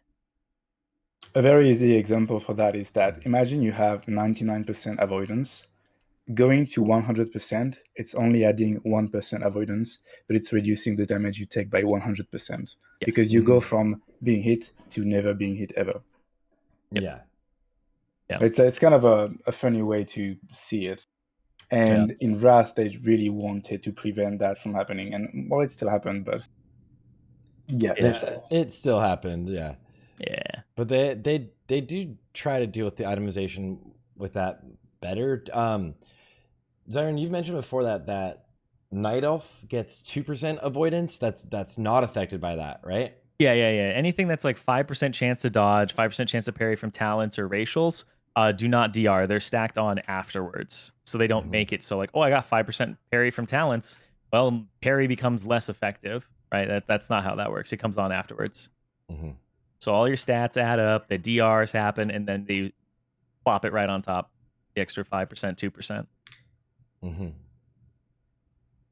Yeah. When it comes to like avoidance and stuff like that, though, stamina and armor are always going to be king, because like the boss doesn't always have to interact with your dodge or parry, but in order to kill you, they have to interact with your stamina, and then the physical ones have to interact with your armor. So you're going to see in Wrath of the Lich King a lot of times people are going to go for like armor enchants on gloves or instances of just stamina and gems, because ultimately they have to interact with those things to kill you, right? It's kind of a baseline, or like a basic way to explain it. Yeah. As there's also a lot of, I mean, not so much in Ashramas, but in later raids, there's a lot of mechanics that just directly hit you that cannot be avoided. And there's also a lot of mechanics that do either true damage or magic damage, so they completely ignore your armor. So there's a lot more reasons in Wrath to stack stamina instead of just damage mitigation in the form of armor or avoidance. Yeah. Mm-hmm. I believe you did the Prot Warrior breakdown here on WoWHead, right? So Yeah. if you want to run through that with them and talk about that, show your work. We can have a baggage for it. Don't worry. Yeah, I mean, we covered most of the changes already. I don't think it's very interesting to go over the changes. We could just talk about it when we just explore the talents later on. Gotcha. Mm-hmm. Instead of doing it twice, you know. Yeah, I was thinking we could maybe talk about the utility that Protection Warrior brings, because I think it's an interesting conversation to have when you have very little incentive to bring a DPS warrior in phase 1 when they do so poorly, and you can instead elect to bring a Protection Warrior to bring this Thunder Armor and Shattering Throw debuffs. Mm-hmm. Yeah, I think a lot of people are. I think Beanna and I have a very, very similar mindset when it comes to Warriors and Prot Warriors in P1. Is like they seem to be situationally like the best tank to bring to your raid for the composition to kind of make the picture or the puzzle kind of all come together. You don't want your DPS Warriors in the first place because low damage. Their Sunders are already lowering their damage even more, and there's a lot of accessibility for Prot Warriors with Sunder Glyphs, which I'm a big fan of. I'm a huge fan of. And it just really is just an overall damage increase to bring a Prot Warrior compared to other tanks. Now, everybody's complaining about the survivability on private servers, and that's not what I encountered at all in Nax. So P1 feels like the Prot Warrior phase. Yeah, for sure. Yeah. And are you're thinking obviously deep prot, right? Like is it Yeah, always yeah. now at Ugh. level 80 Yeah. gonna be deep prot? So my opinion on this is like it was really funny because like a lot of people use like my screenshots from like me doing a Nubricon or Patchwork, and it's like it's been on the video a few times of playing UA in Nax, and they're like, look at this guy, he's top damage, he's like 10k DPS, and it's based on the boss's swing timer so that you can revenge every GCD. But I don't really like the spec at all because like I'm a big Shockwave shill. I think that UA has a lot of weaknesses that become very frustrating when you're going faster or the raid is not playing around you. And I don't really like raids having to play around me as a tank. I think that's not very that's not very good. I want to play around the raid. I want to like do things for them. So when it comes to UA, a big frustration is things have to hit you for you to even get a revenge proc. So you usually have to be the first person in. There can't be a seed flying over your shoulder. If it is, you got to use a taunt very quickly. You got to get things off people. You don't have vigilance until I think you can. I think you could get in it. I don't remember. At 80, you can spec into vigilance. You can't get it right now, but you can get it later at 80. And that can help you a little bit, but it's so frustrating when you go in Thunderclap. Things going to overthreat you in the first place, and you don't have hits coming at you. And when you do, you're only really threading a few mobs. Yeah, it's like that 4 mob. 2 to 3. 2 to 3. It's 2, but you threat them really hard. Yeah. And you can obviously like use shield block when you're running in and stuff so that you guarantee revenge procs for the most part.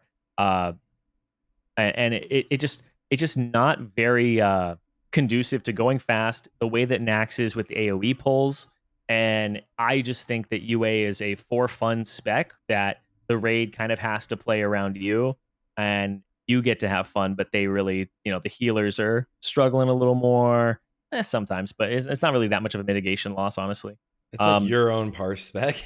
Yeah, it's definitely a greedy parse spec. This is the thing that the DPS warriors who aren't allowed to DPS this phase will go and be like, look at me. I'm a DPS warrior top meter. It's like, no, dude, UA is really selfish spec in my opinion. I think there's a variant of it where you give up armor and then you get the 4% damage increase debuff, and with the 10% haste from the arms all the way down near the bottom of it, where you go a little deeper. So you become a little less tanky to get even more just raid utility or damage for the raid if they don't bring in like an armed warrior or combat road. Yeah, exactly. It's basically taking on even more jobs from the arms that you're not bringing to raid. Exactly. And I honestly, this is almost like an arms spec at this point, to be honest. It's just the arms that tanks. And you bring trauma, you bring blood frenzy, you bring all the senders. Yep. Yep. The sunders are so hard to apply to. I'm glad you mentioned that. Yes. Sunders, I feel like when I open on a boss, I'm like, revenge, revenge, revenge, revenge. And then I'm like, I guess I got a sunder here. And like fill with Yeah, a that's sunder. the main weakness of the spec for sure. Yeah. You just don't have the spare GCDs to sunder at all. So Yeah. you want to have the Prot Warrior to bring the sunders and not have the DPS warriors do it. But if you play the Unrelenting Assault spec, then you're once again putting that burden on your DPS warriors to do it for you.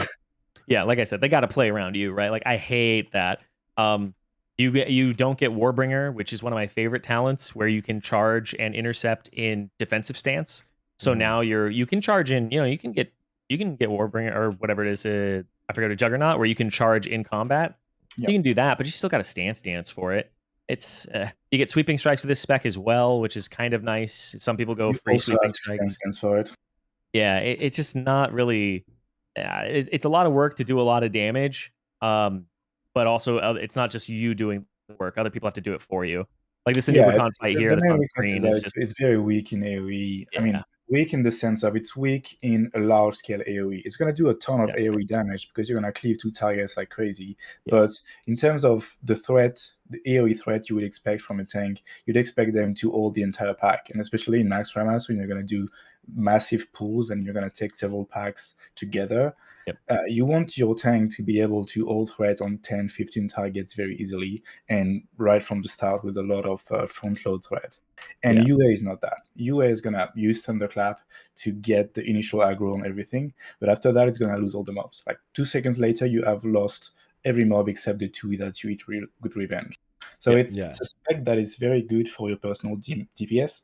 It's a spec that is very good if you have very few targets to tank or if you don't have a lot of AoE threat to deal with.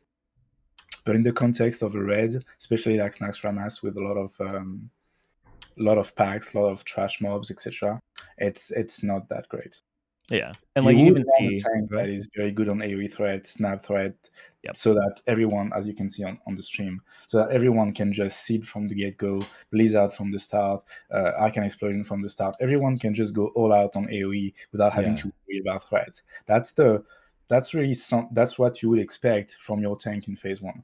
And Unrelenting Assault is really the opposite of that. Not that, like you even saw I respect there. I was like, okay, UA was fun for a Nubricon. Let's actually do stuff where I can stun mobs, keep them in place, like run in, so much more thunderclap utility everything. and AoE damage. It's just better. I really am a big shockwave shill. I know, like I said, a lot of my logs and shit of like screenshots of me doing UA are out there. I'm just testing that shit. I actually don't think it's good. I think it's very selfish. It's not my style, but experimenting with things is. I like to do my my own homework and then kind of compare notes to people later, after the fact. Just make sure that I've done my due diligence and not even spoiled myself and like gotten other people's opinions yet. So it was it's like even here. I think we do a Giga Pull and I'm doing charge into Shockwave. Which is can help save the raid here. Yeah, absolutely massive. Like, charge into Shockwave. Everything's stunned for that entire duration until we can get more pylon AoE or even just until CC. The computer decides it's done. Yeah, come in until the server and then computer it's dead. And that's like the strength there that I'm like, there's not any other tank that can do that right now. Like a Prot Paladin can't even do that because those aren't undead. They can do things with Holy Wrath and do like Gigapulls in like what is it, like Gothic's area and stuff like that. You can do that. You can do that. But this is in my opinion just a much faster spec. This is what I think personally is going to be like speedrun meta for P1. Just because of the amount of damage they bring, the mobility. I know like a lot of people push back on that from private servers, and like we've even talked about it on this podcast a lot, where everybody's been down on Warriors, and I even think, what is it, the the cooldown changes for resetting on boss, that just helped us even more.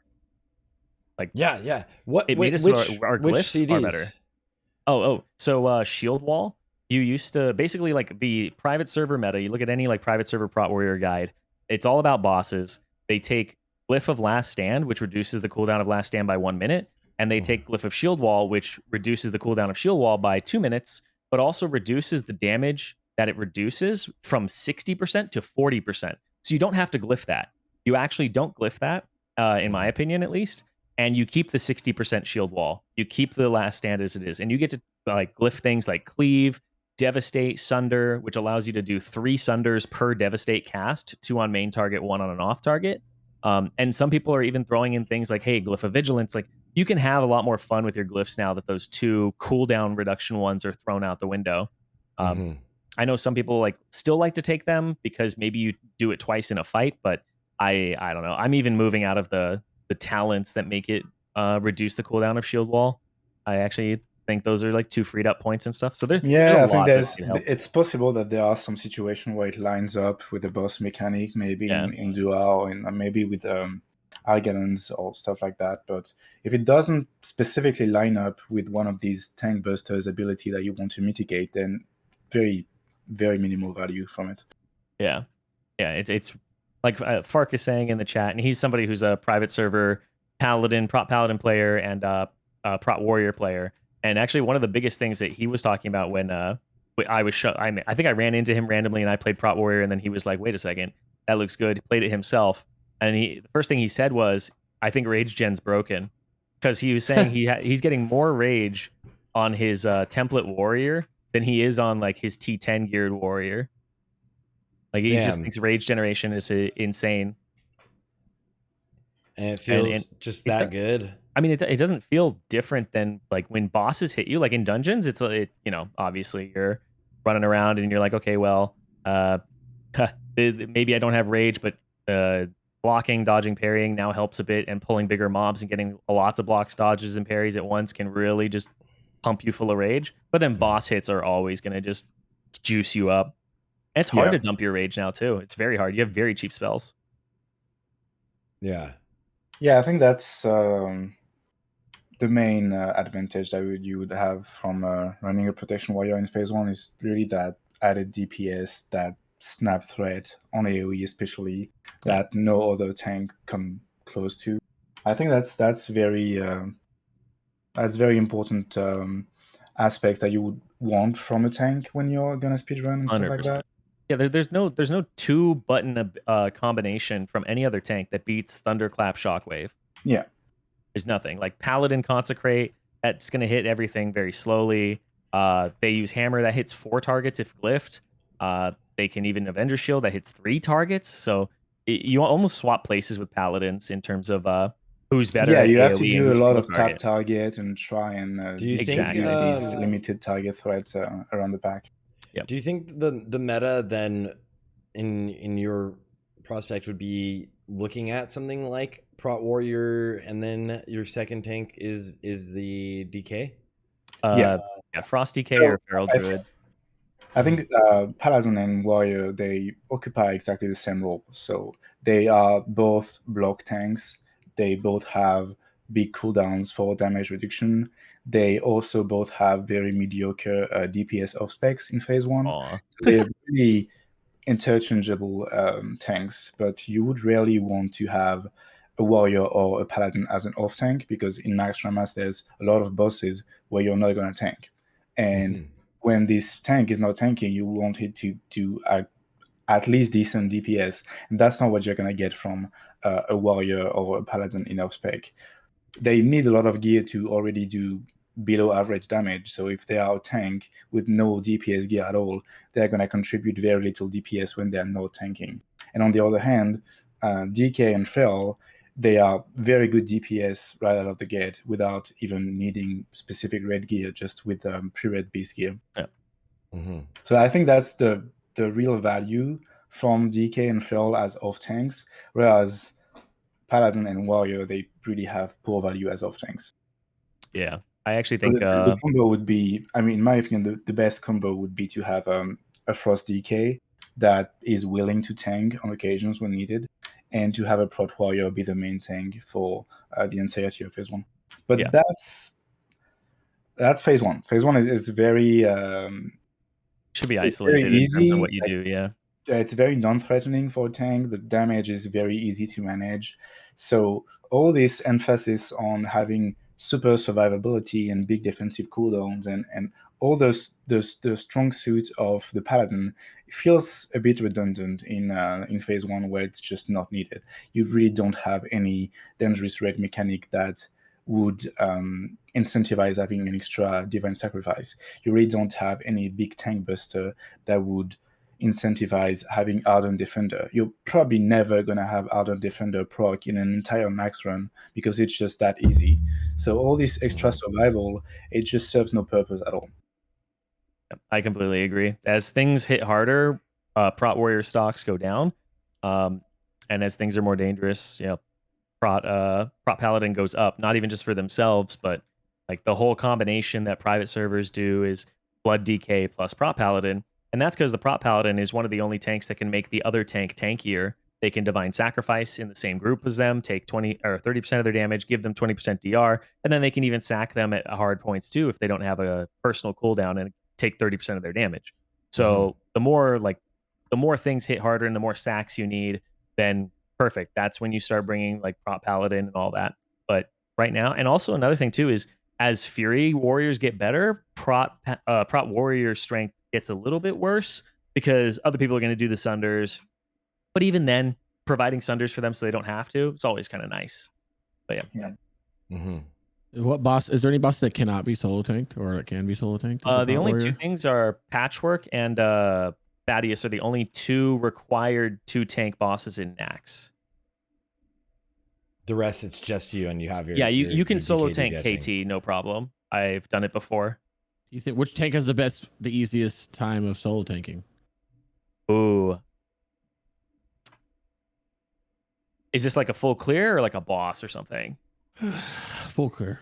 Full What clear. tank do you think is going to be the first one to tank everything if you can? Obviously, maybe you can't with Patchwork or whatever, but you get it.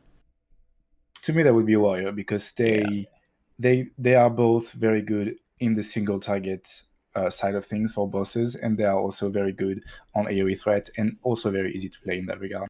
You don't really have to work very much for your AoE threat. You just charge in first, Thunderclap, Shockwave, and it's very unlikely that anything runs away from you before it's dead.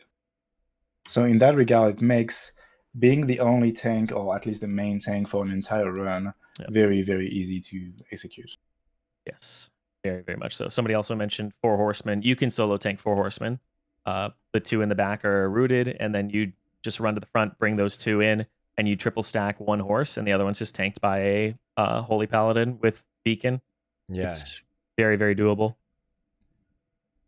So yeah, only 2 What if fights. they'll do anything to make that not doable?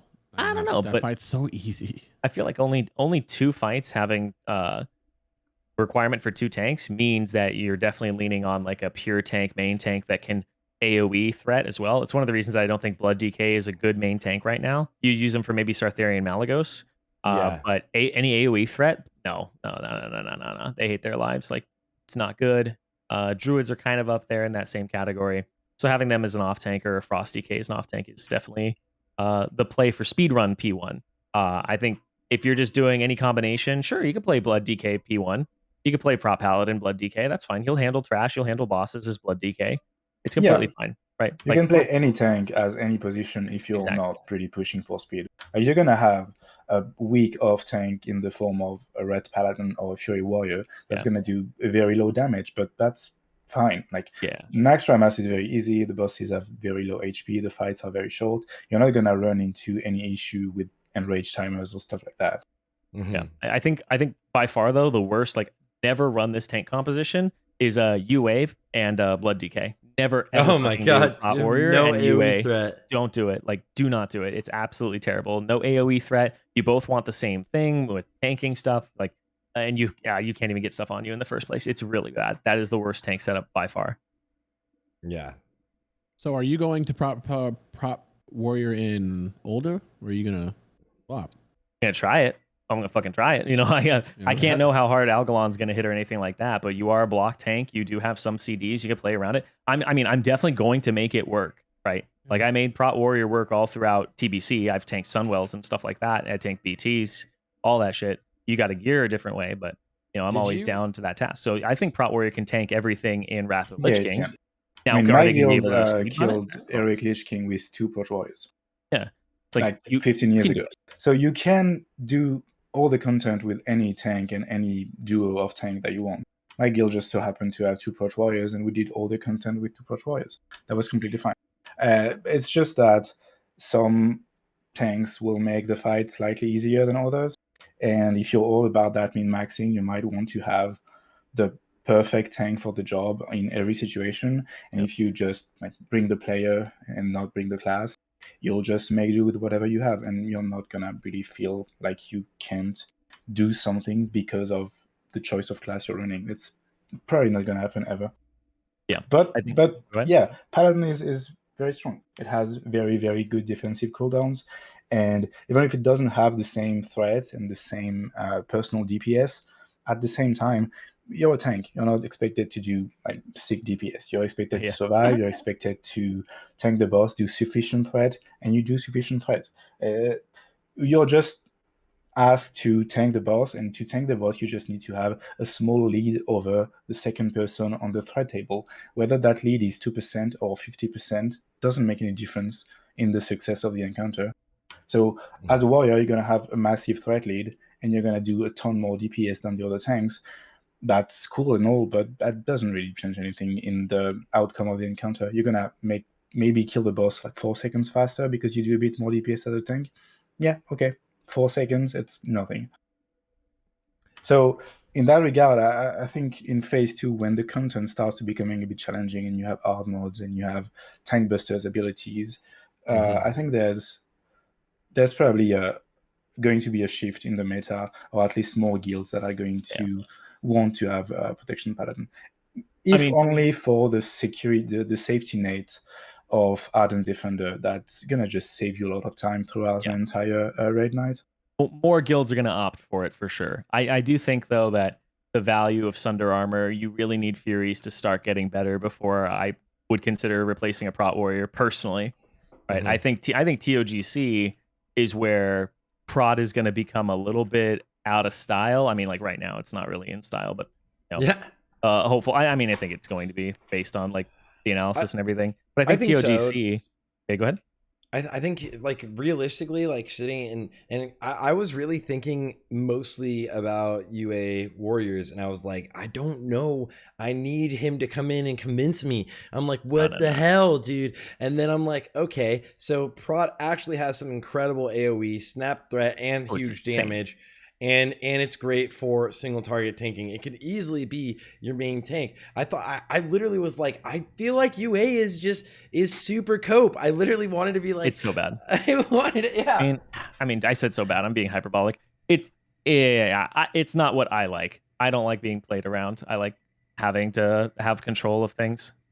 Okay. I think a lot of people also overvalue how good Unrelenting Assault actually is. It scales a lot worse than Deep Prot does, and it's also very dependent on the attack speed of the boss that you're fighting. So as you said, the 2 examples that are being used from your VOD are Patchwork and Anubrican, and the reason why it's so good is that, well, Patchwork dual wield, so he attacks very, very fast, which means that you're gonna basically press Revenge on cooldown, and Anubrican has 2 targets, so your Revenge hits both targets and you get a lot of increased damage out of that.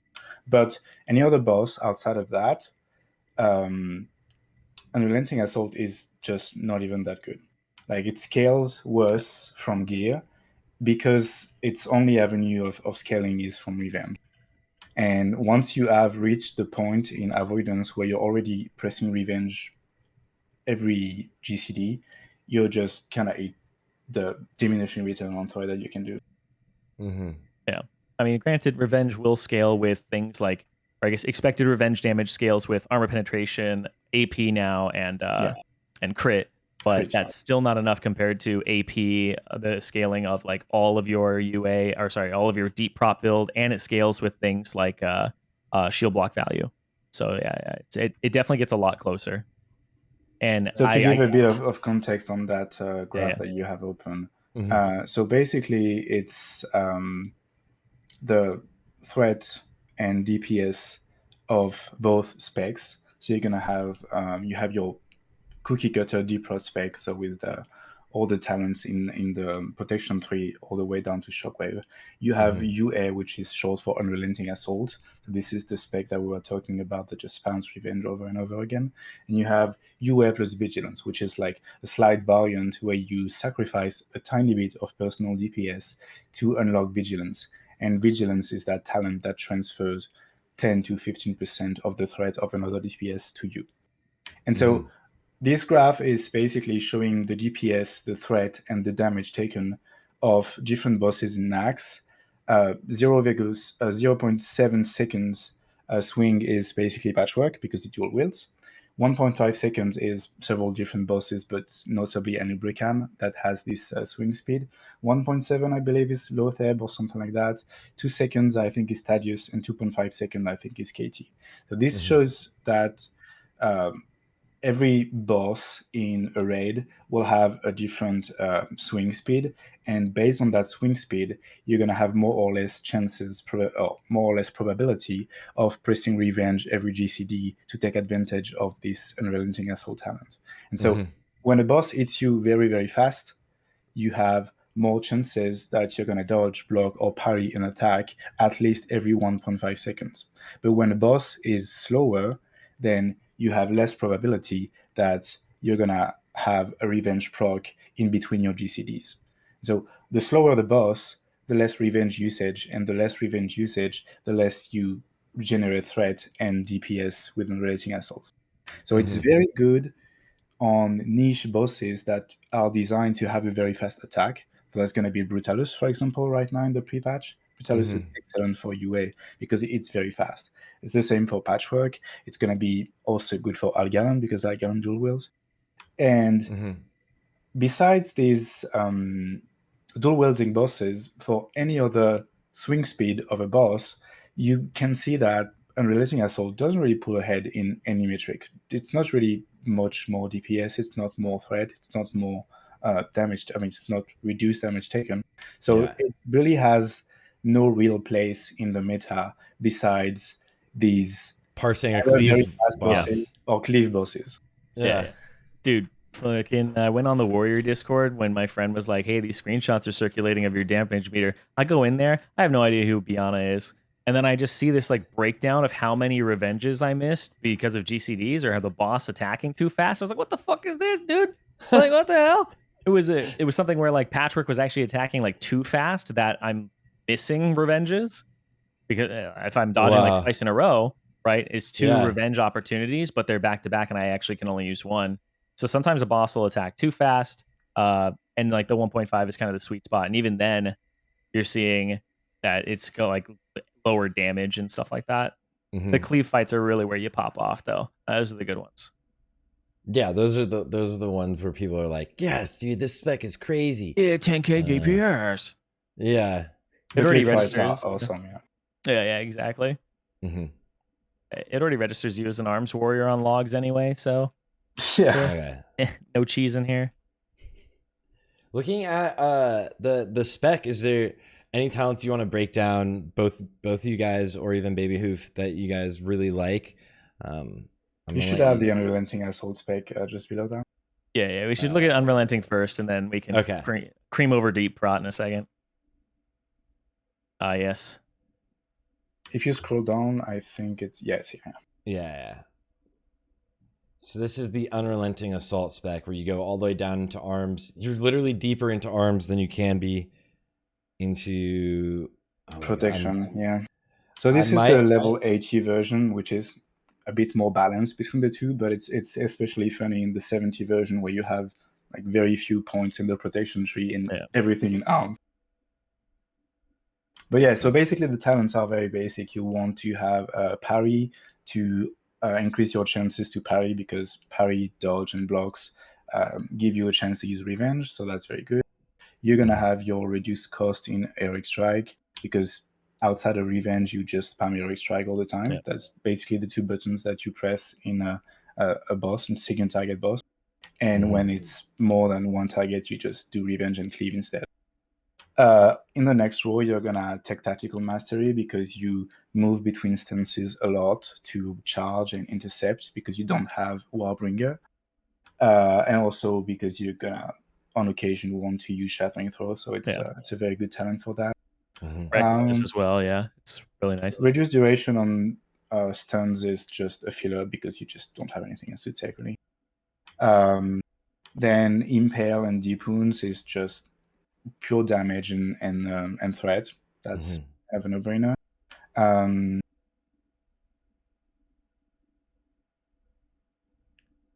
You got down sweeping strikes, just makes things really strong. Yeah, sweeping strikes, and you get the glyph that makes sweeping strikes free.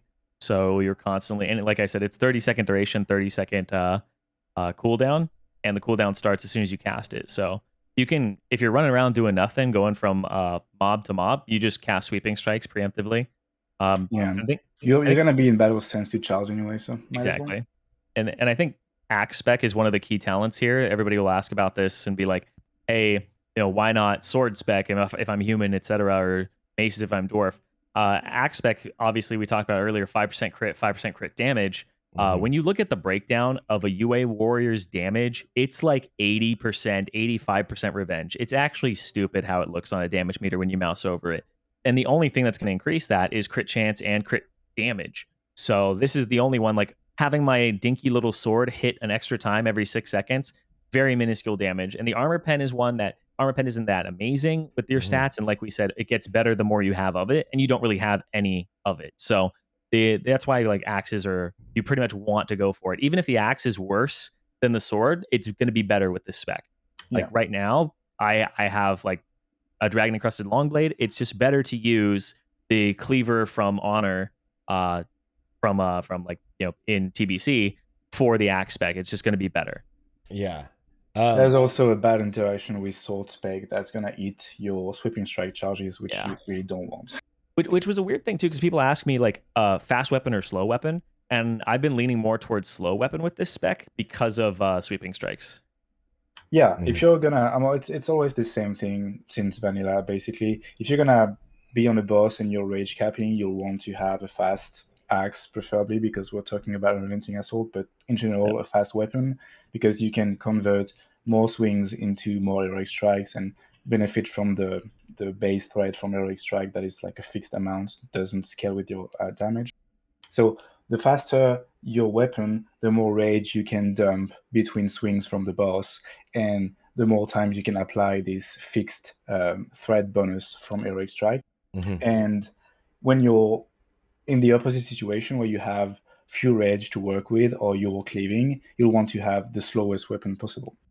So you really want to have both options if possible, and if you can, then usually having the slow one is the more versatile option. Yeah.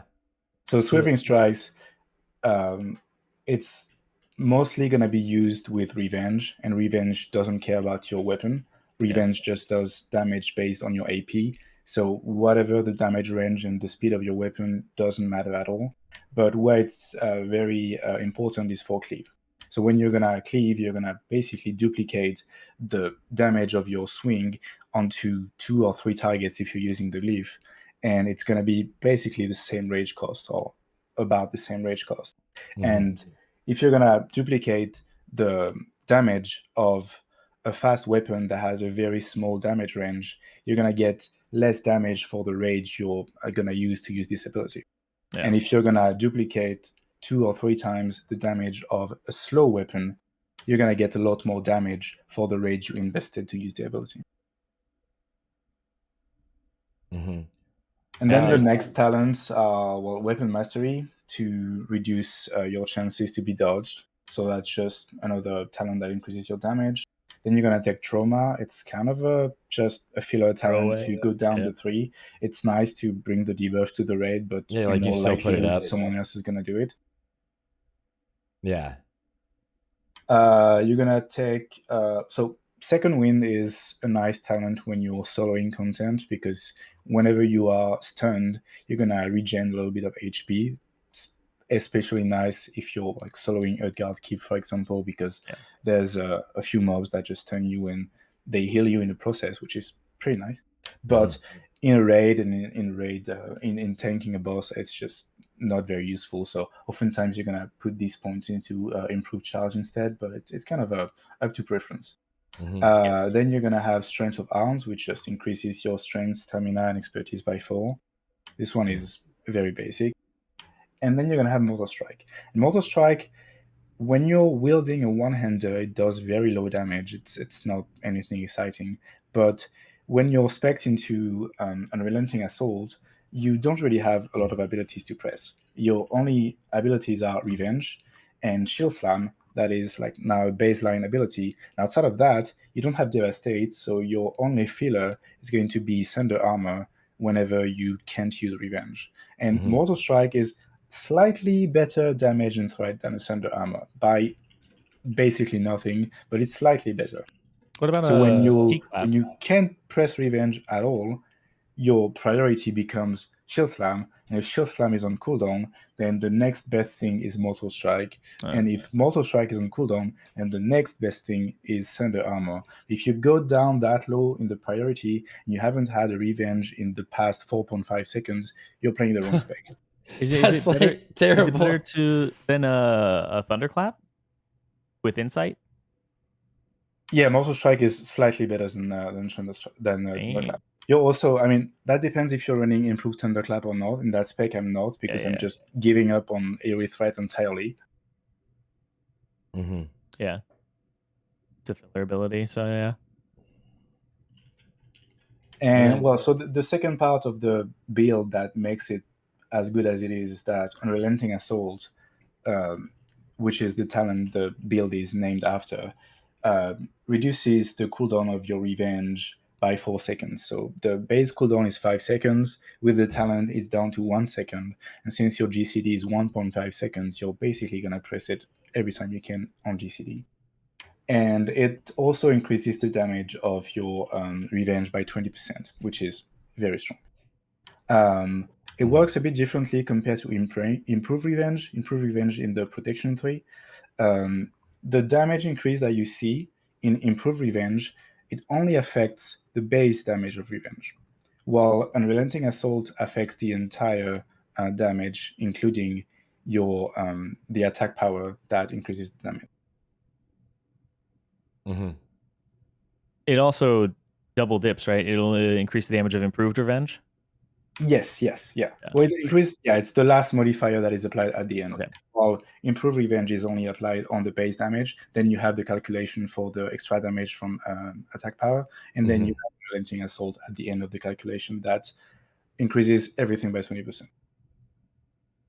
Wow, damn, that's crazy strong. And then I'm hearing that you can also get up to 1.2 to 1.6 million doing this build in Botanica now. Yeah, it's a lot of solo farms with this. Yeah, if you have the gear for it, you can do crazy farms with it. Yeah, that is insane XP per hour. That is awesome. Yeah, this is the build that like was exciting to see when people were like Maltese was soloing. My GM. yeah, I have it pulled up. Yeah. It's a very, very fun build for sure. It's very nice to solo dungeons, boost people, make gold, just clearing dungeons for yourself without having any boosty and without having anyone paying for the run. Just yourself, getting the raw gold from mobs, selling greens, selling grays. Even just that is pretty good gold per hour as a solo warrior if you have the gear that lets you solo. But to solo, you need some amount of gear. You need to be able to like survive. And to survive, you need to avoid a majority of the hits that you are going to receive. So a fresh character that's going to just go in AV, farm full season 4 Gladiator, is going to have a bad time trying to solo dungeons because you're not going to dodge anything, you're not going to parry anything, you're not going to block anything, you're not going to have much revenge procs, and you're going to just take 1 million damage, and you're going to have to eat after every pack. So it's not a very good time. But if you have proper tank gear, and you have up to 70 or 80% avoidance, then you're going to just take barely any damage at all. You could go 4 or 5 packs in a row without having to eat ever. And you just press revenge on cooldown because you have such high avoidance that out of the 4-6 mobs that are eating you, you're guaranteed that at least one is going to be dodged, parried, or blocked every 1.5 seconds. Yeah. You're just only pressing revenge. Yeah, one of the big things to kind of take note of as well is if you're soloing with this spec, and you have like bad gear, one of the things that some people will do is it's probably better to like demo shout than thunderclap because you want the incoming hits to be block, dodge, parried. If you have the kind of the what do I want to say, like the luxury of doing that, but also as packs thin out, you really want to be hitting and changing to high HP targets because it is miserable having one mob on you and trying to finish it with UA spec. You want a lot of mobs on you. You want to actually keep them about even and kill off ideally 2 at the same time to end the pack. Yeah, usually if your HP allows for it, you're gonna drag the last mob or the last Into the couple next mobs one, into yeah. the next pack, because trying to kill a single mob is miserable. Yeah. Mhm. It's going to take longer to do that than to drag it into another pack and get extra revenges going. So yeah, you really like the swings coming in. But this is again more of like the dungeon or parse build, right? So like, Yes. Yeah.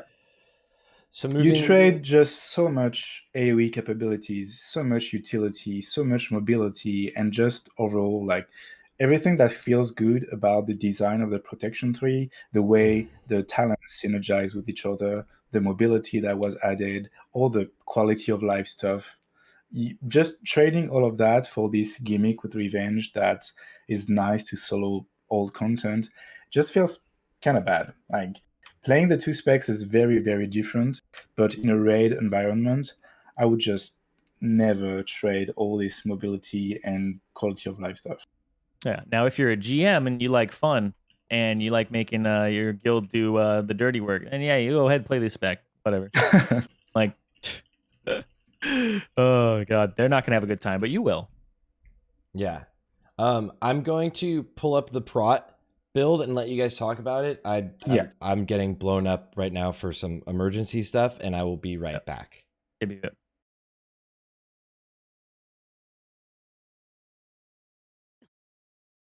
All right. Well, so we'll just go from left to right here, pretty much. Like the 2 points in Heroic Strike are pretty much just so you can reach the next tier there. Those pretty much go anywhere. The Heroic Strike go into Iron Will. Imp Charge is also a nice option as well. You can put it in there and just get charged because you can charge in defensive stance now, so you won't lose that rage when you charge if you're going to be charging around. I personally do that because I'm cleaving most of the time anyway, and Heroic Strike doesn't really take up a large portion of my my rage when I'm tanking. Parry's good. Tactical Mastery, I think, was an adjustment that was made recently. In like the last few months, because every private server thing I said, you can correct me if I'm wrong on this. Every private server thing I saw didn't have tac mastery. Yeah, they all go into improve the heroic strike and improve charge. Yeah, and the reason for tactical mastery is just basically to be able to stance, dance, shattering throw, and go back to death. Exactly, which I'm really happy you came to that same conclusion, because that's after playing on the beta a few times, that's the conclusion I came to, because I was like, I want to shattering throw bosses, and you know, I'm a paladin that hard casts Avenger's Shield on bosses and Exorcism on like TBC and shit like that to actually just get more threat. So I don't mind being unable to block, dodge, parry for a few seconds if I've actually like accounted for it. So here, like, being able to swap to battle stance and having 10 rage felt awful because shattering throw cost 25. Yeah. I needed to take a hit, not dodge a hit or block a hit or anything like that. I needed to take a hit and then be able to cast shattering throw. So sometimes I would battle stance and then it would take me an additional 2 seconds or so to actually start the cast of it, which was bad. So you want to be able to just start the cast, swap back. And that's what Tactical Mastery allows you to do. And with the cooldown reduction, or I guess cooldowns resetting every boss, you'll be able to do that on every boss. Impale Deep Wounds, very, very standard because you want more crit damage. It allows you to, and a lot of things crit now, like Thunderclap, Deep Wounds in general just can be applied off of that. Shockwave, I believe, does the same, and having that crit is also very, very good. Yeah. Just a lot of threat, and it's just a great threat modifier. There really wasn't anything that, I guess it kind of like leans more into the warrior's strength of this helps you AoE tank even harder. Yes, definitely. And it allows you to do They more were damage. also talking earlier about damage cap on Thunderclap, and Deep Wound is not affected by that. So if you were tanking like 1,000 enemies, you would press Thunderclap and you would hit the damage limit. So you would just do 1 damage to every target. Well, Deep Wounds just doesn't care about that. Every hit that is going to be a crit is going to apply Deep Wounds, and you're going to have the full damage, or the full value of Deep Wounds on all thousands of these targets. Yep. Which is great for threat. And then there's a talent later on we'll talk about with the damaging shield. That's just it's a little hidden down in Prot. I think it needs a little bit more recognition. But yeah, then you go to Armor to the Teeth. Those 3 points, very, very good for just getting you more AP based off your armor. Once again, more mitigation gets you more offense. I'm a big fan of that. And then the 2 in the crit, these I think are the floater points. Yeah. That crit is just very good for, like just throwing them in there. I've been messing around with a few things. I know Beanna and I have like messed around with a safeguard later on. We'll talk about that. But yeah, those 2 Yeah, points. these just are the kinda keep float those in points mind. for sure. Yeah, you're gonna Yeah. put them in improved discipline or safeguard or even focus rage if you're having rage issues at the beginning of the expansion. This is the points that you would redistribute the first before changing anything else. Exactly. And then the bottom of the prot tree is actually really good now. I guess the top, the beginning of it, where the shield specialization is the obviously 5% chance to block, but it now makes it so you get rage when you block, dodge, or parry. Before you were like, oh, I got a ton of avoidance. Well, I have no rage. I have no way to actually keep threat on a mob. You had to take hits or deal big hits to get rage, and this kind of solves that issue, especially when you're tanking multiple mobs. I believe there's no internal cooldown on this, right? There's no internal cooldown now. If you're Yeah. tanking a lot of mobs, you press shield block, you have a full rage bar instantly. It's just great. Yeah, it's insane. And then Imp Thunderclap, the 30% increased Thunderclap damage, just once again, an amazing ability now in Wrath of the Lich King. Before it was pretty mediocre, actually extremely mediocre. And so is it just really happy that that thing actually does something now. Yeah. A lot of the you move down to Insight and you see a lot of the tree is going to be a lot of 15% chance to crit. There's a talent that gives like 15% Devastate crit, Heroic Strike, Thunderclap, Cleave, Shield Slam. Like basically a lot of the talents are just 15% extra crit, which is just free offensive stats for you as a prot warrior. As another reason to kind of take Impale. Insight just helps you with a lot of your standard abilities for just Heroic Strike, Cleave, all that good stuff. Anticipation's 5% dodge. So warriors are getting 15% avoidance for free. Or 15%, I guess it is avoidance. 10% avoidance and then like 5% block mitigation. So you're getting 5 dodge, 5 parry, 5 block, which I believe doesn't is more get affected by the ICD, right? Yeah, no DR, No no DR, DR yeah. on that. Yeah. Yeah, and I believe we're the only class that gets that many from talents. I think so, yeah. Yeah. All the other tanks have a little bit less when it comes to that, but they get more DR. We have a defensive stance is a little sad sometimes compared to others. But yeah, then Last Stand, obviously very good talent, 3-minute cooldown, 30% HP for 20 seconds. This, I think, this got changed. I think the duration was different before. It was 10 minutes, yeah. Yeah. The cooldown was 10 minutes. Yeah. But yeah, Last Stand, 3 minutes. You could make it go down to 2, which was the private server meta, which makes it kind of Vampiric Blood is the DK equivalent, which is 15% maximum HP for on a 1-minute cooldown. So glyphing this made it kind of equivalent to how much you got or how frequently a DK would get their Last Stand. But I think leaving it at 3 minutes is personally fine.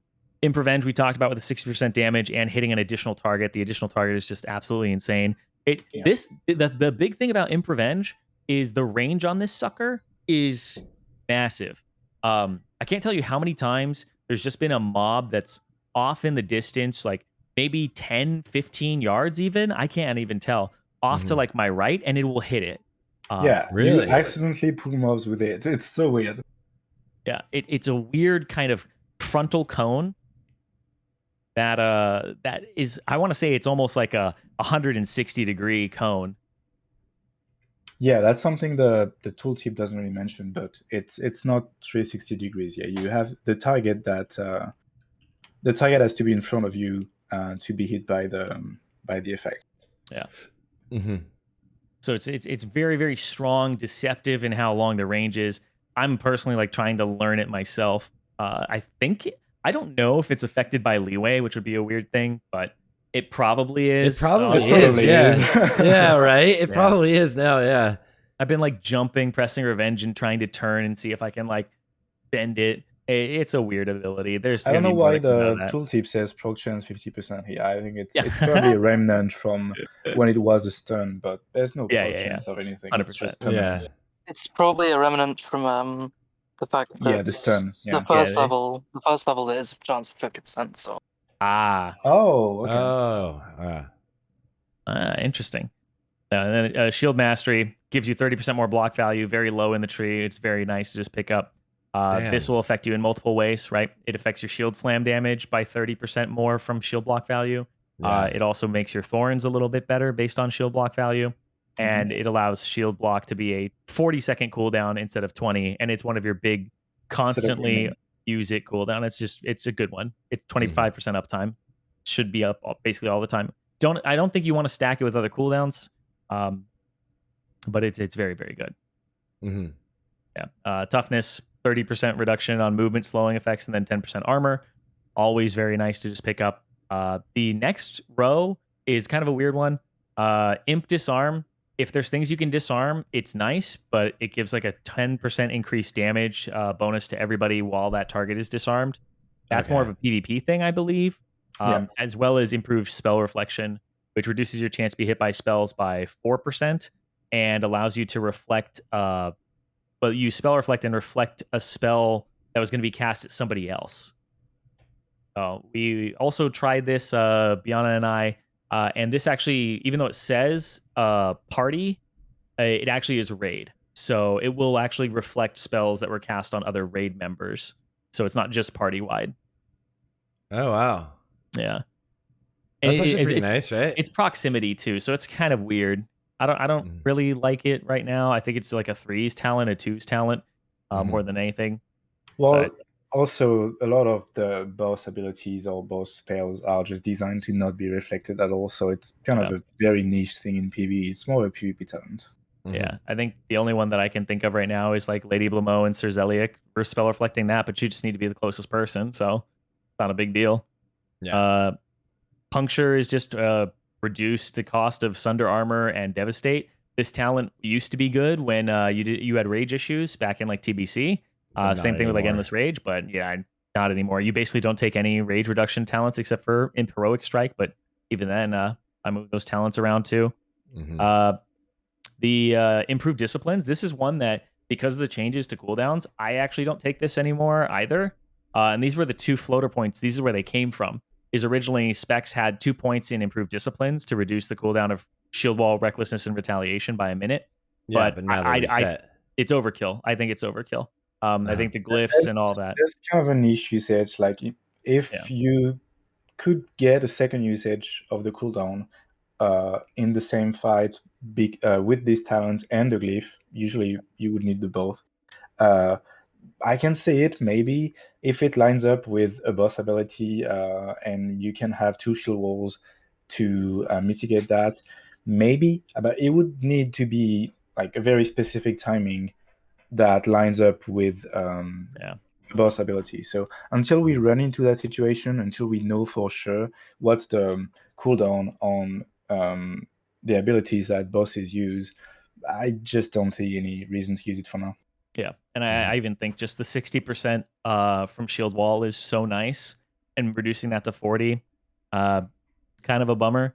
And having improved disciplines and all those things together, I'm just like, I would just call for a sack or something. So I feel like freeing up the talent points and like using them elsewhere is good. But those are the ones that went into Cruelty.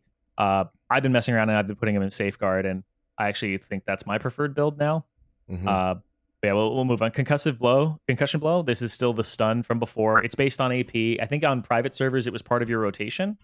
So it was part of your rotation at the beginning of Wrath. I think in 3.3 it was changed because it was too strong in PvP, so they cut the damage in half and they increased the threat instead. And once they cut the damage in half, it was no longer used in the PvE rotation. Okay, yeah. So you basically never use this in PvE. Because things like out for the stun, if you like want to peel for someone in a dungeon or in PvP, or if you want to stop a cast and your shield bash on cooldown and stuff like that. There's some usage, but very rarely in raid. Yeah, you'll basically open this up to get vigilance is usually the primary use of it, but yeah, the stun is still very nice. Next to it is Gag Order, which gives your heroic throw and shield bash 100% chance of silence for 3 seconds, which can be kind of nice when you're trying to reposition a mob. Name. I know. It also gives 10% shield slam damage just thrown on there. Oh, that's nice. Yeah. So you would just take it for the shield slam damage anyway, but having this silence effect on top of that is very nice quality of life when you're pulling stuff. Yeah, it's really nice. Also, because Heroic Throw is another thing too, where you throw that at something, and if it was going to cast on you, now it just runs in, right? If it's silenceable. So none of that like, oh, I pulled this mob and it's just I got to LOS it to bring it in. If it is silenceable, obviously a lot of things aren't. One-handed really weapon nice. specialization, 10% more damage when you have a melee weapon equipped, a one-handed melee weapon, and this just affects all your abilities, not just the swing. Sometimes there are talents like I believe the DK two-handed weapon specialization doesn't affect everything they do, just their swings. Yeah. And this thing I believe affects everything you do, kind of like the paladin one. Yeah, it's a weird way of saying 10% more damage on everything. Yeah, Yeah. literally just here's 10% damage.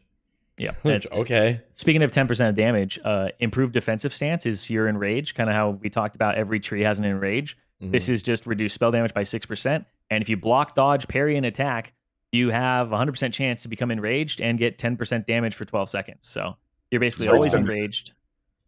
What's that? It's a permanent effect, basically. Yeah, it's You essentially always a have permanent effect. It's basically the same uptime as the Breaking arms through one. The arms tree, yeah. Exactly. So they're very, very similar in how much uptime they have. The 6% spell damage is nice, but you would have taken this for just the 10% damage anyway. Vigilance, this is a weird one.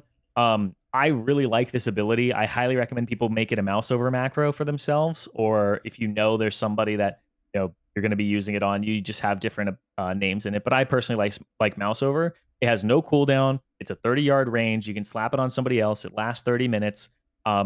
You reduce the amount of damage that person takes by 3%. This does not stack with Blessing of Sanctuary. This does not stack with the Discipline talent either that reduces damage. So don't put this on like another tank and be like, hey, he's taking 3% less damage if he already has those, right? It transfers 10% of whoever you put it on's threat to you. So it makes this larger delta where if a Warlock was going to be on my ass, I get 10% of his threat. It's not even just he's 10% behind me now.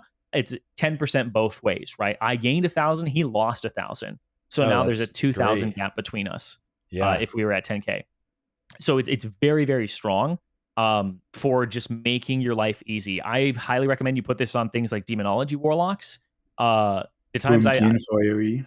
What's that? Yeah. I put it on Demonology Warlocks for AoE. And on some cases, I'll put it on my off tank because the secondary effect is every time that person gets hit, your taunt is refreshed, and taunt is off GCD and has a 30-yard range.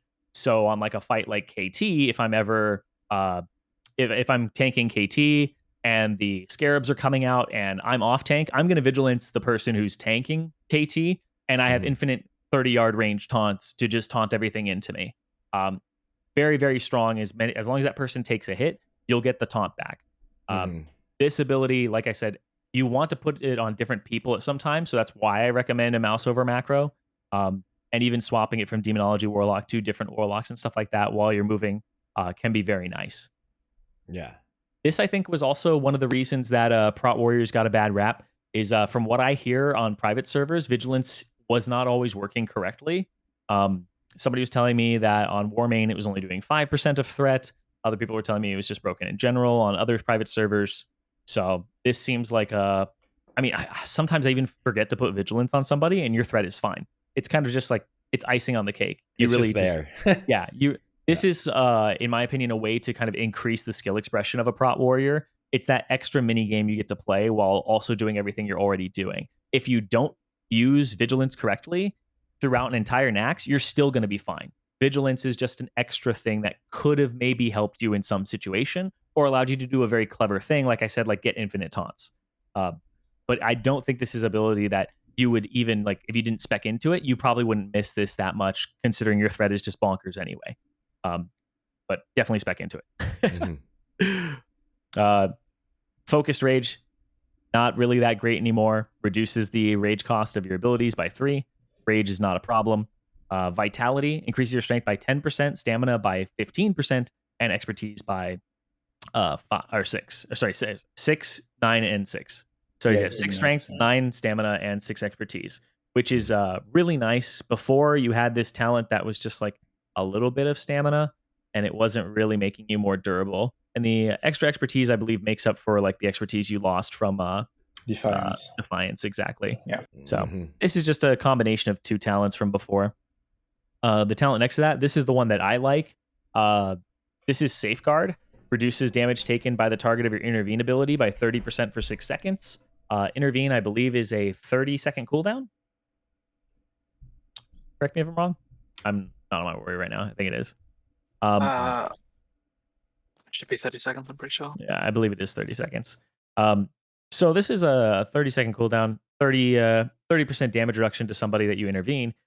Keep in mind, like, I like to be really clever with these things. Like Cruelty, 2% crit is going to be very nice to just have. I move those 2 points to here because this affects everything that happens to them. So if I intervene you and an AoE goes off, you take 30% less damage. Also, this makes it that the problem or the gripe I have with intervene is kind of covered, because I can't tell you how many times I've intervened to somebody and they die while I'm intervening to them, because intervene has a really small AoE range of where you actually get to take the hit for the person. So this makes it more likely that they actually survive while I'm traveling to them if they do eat a hit. So I actually really like this talent for many different things. And even if you're not tanking or something, you can just intervene that other person, take a hit for them, and make them take 30% less damage. So I think there's going to be clever ways to use this. It's basically these 2 floater points between this improved disciplines and Cruelty. And I'm not sure where else you would really put this. Maybe like a rage talent, you were saying, Imp Blood Rage, something like that. Yeah, focused rage. If you have rage issues at the beginning of the phase, yeah. Yeah. And then this row is one of my favorite rows. It's Warbringer, which is your charge, intercept, and intervene abilities are usable in any stance, and your intervene will remove all movement pairing effects. So another nice little thing for mobility. Yeah. And the second part of it, it's really funny because the second part of it is like rarely ever used anyway. So it's just a nice little bonus if you got something like that going on. In PvP, yeah, especially. Yeah. That's the one where this was like a PvP talent originally, but it's just so good in PvE as well. Really, really good in dungeons, and then just Nax. One of the main reasons why playing Deep Prot feels just so much better than Unrelenting Assholes. It really does. It really does. It means you got to bind, intercept, and charge in your defensive stance, but I wouldn't worry too much about that. It's still it's definitely worth it. Your fun levels will go up drastically. So much more movement. That it's so nice. Yeah, 100%. And also like not having to stance to charge, and the rage goes into your defensive stance. So if I'm at 50 rage in defensive stance, I don't have to swap to dump rage. I just charge and I gain rage. It's really, really, really nice. Devastate, obviously, like very good. 120% of your weapon damage plus, damage for the application. This was buffed a lot compared to TBC. In TBC, it was 50%. It's like half, yeah. And now it's 120. So it's kind of interesting because that's kind of what we're talking about regarding devs not really liking the idea of tanks gearing offensively or playing offensively. And the reason why they buffed Devastate initially is because people started discovering the Unrelenting Assault build, and they were playing that in original vanilla and up to 3.1. And the devs didn't really like this direction, so they tried to incentivize using Devastate over the Revenge build. So that's when they started buffing Devastate. So I think in 3.2, they changed the damage from 50% to 100% of the weapon damage, and then in 3.3.2 they buffed that again by another 20%. So they really wanted to pull the protection warriors back to the end of the 3 instead of playing Unrelenting Assault, because more and more people were just playing Unrelenting Assault instead of the nice tree that they designed for the tanks. I mean, they really nice try now. to incentivize using the end of the tree. It's really nice. It's really nice. Like, because Devastate as well. I think the interaction with with Expose doesn't exist anymore either. So you weren't. It does. It does. It doesn't give extra damage. Okay. If you have Sunder armor, if you have Expose armor, you do lose all the Sunder armor so don't do damage portion. So it's very bad, actually. Don't do it. Don't do it. Then that's good. Yeah, just no rogue wants to expose, so exactly. Pretty chill. It's a mutually parasitic relationship now. Yeah, exactly. Perfect. When would you? Sorry, go ahead. I was gonna say the next one's critical block. Like your successful blocks have a 100% chance to block. Or sorry, was it 20? 60. It's 60% chance. Yeah, it's 20 per point. 60% chance to block double the normal amount, and increases your critical hit by your shield slam by an additional 15%. This is just another one of those. Yeah, exactly. Another one of those. Just throwing a little extra crit there. 15%. Another 15%er. doubling the amount of that you block. I don't know about this one, Beanna. I have a question about this because like I've seen this actually like affect. I think it's affected my character sheet for like a quick second or something like that.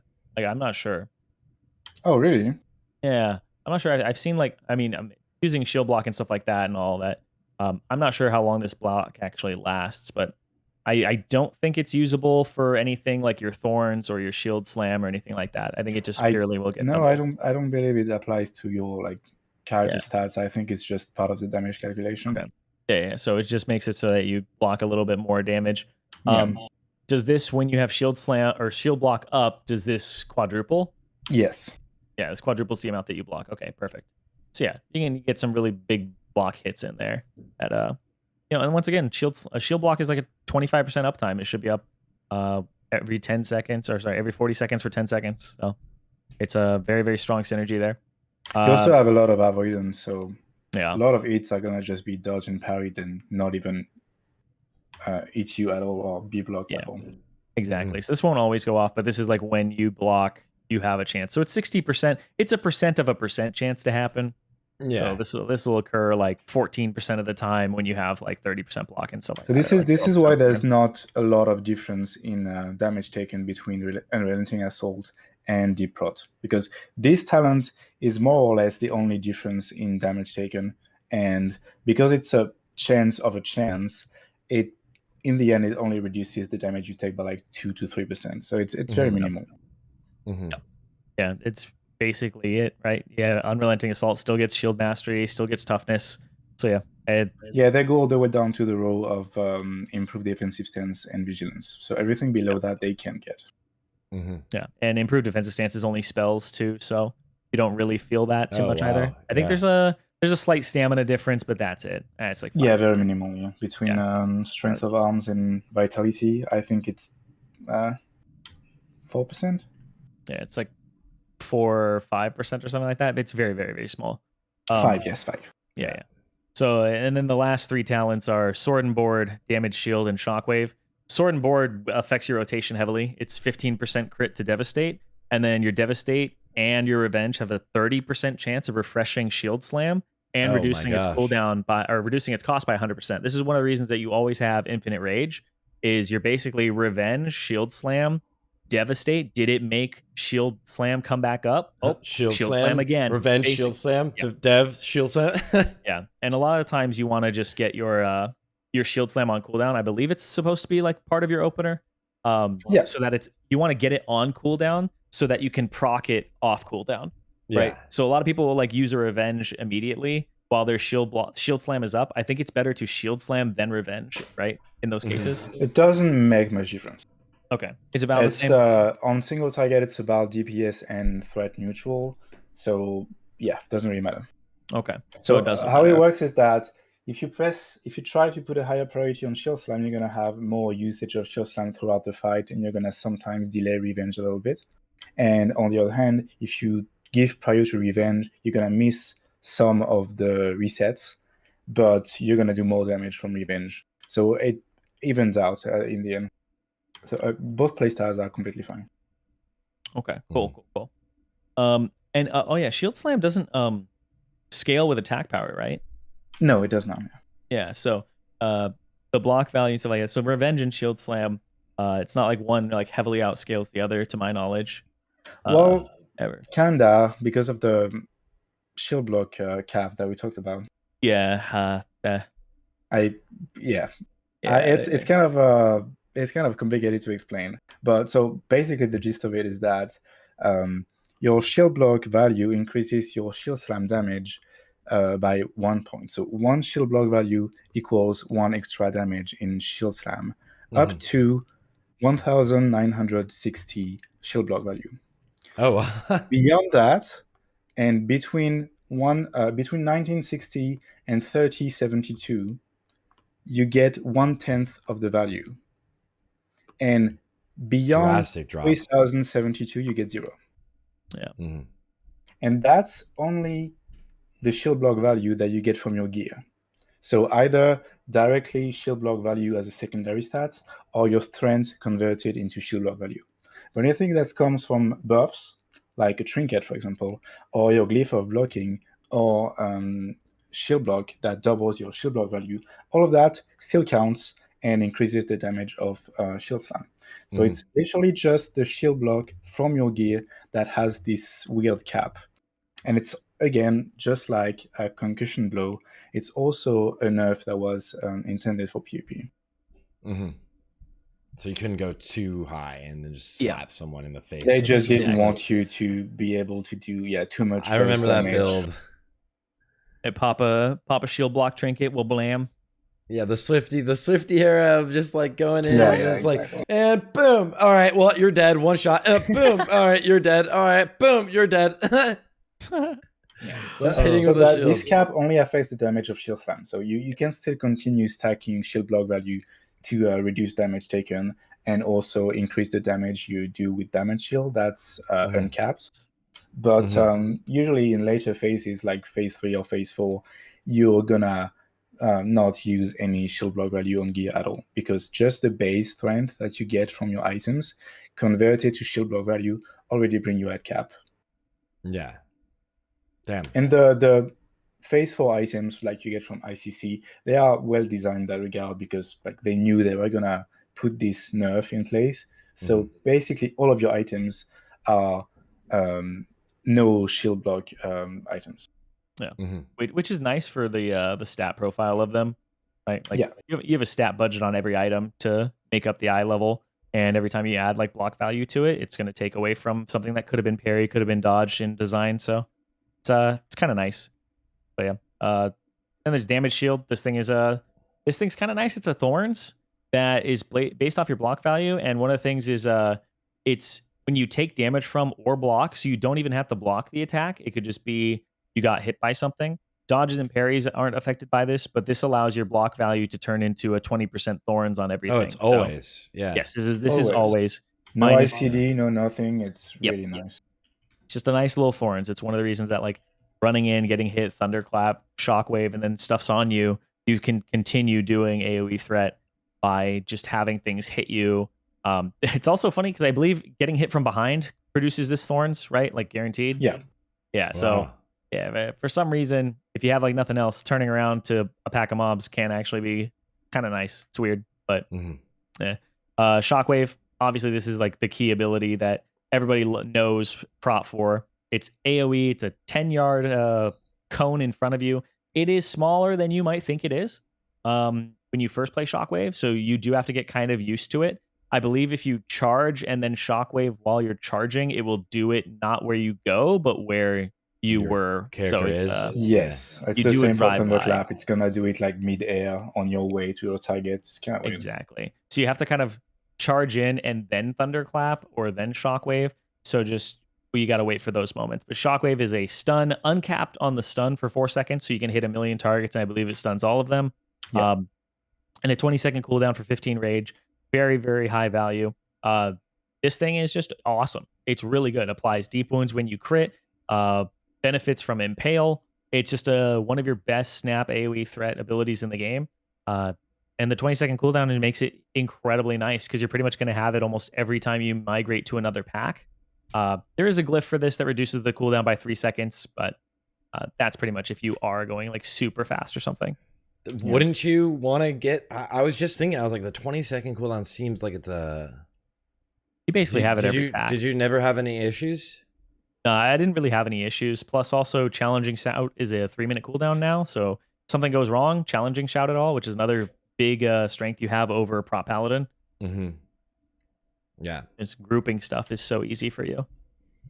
And then into glyphs, are these pretty standard using the blocking? Because that's 10% just raw static damage, right? You said that? I don't know if there's any standard Prot Warrior glyphs now. I think all Prot Warriors kind of disagree with each other for the most part. I'd say blocking is kind of like the staple of every build, but everything else is very up to debate. Well, you could say, I mean, I like Vigilance and Devastate. Well, Devastate mostly because it lets you stack Sunders faster, which is a very, very... it's a good way to leverage your value as a protection warrior over other tanks, I suppose. And Glyph of Vigilance, this one I think is one that is very easy to swap because so it transfers 5% extra threat making vigilance transfer a total of 15% instead of 10%. You could argue that this threat increase is very much overkill. And I think that's completely fair to change this one for anything else. The only thing is that a lot of that is very situational. You could run Cleave, you could run Shockwave from Warrior E, you could run Last Stand if you want to reduce your cooldowns. There's really a lot of choices that are down to personal preference or very niche situations. I don't know which ones Zirene likes. My setup is typically Cleave or Shockwave, and then the other two are Devastate, Sunder. I basically never take Devastate, Sunder off.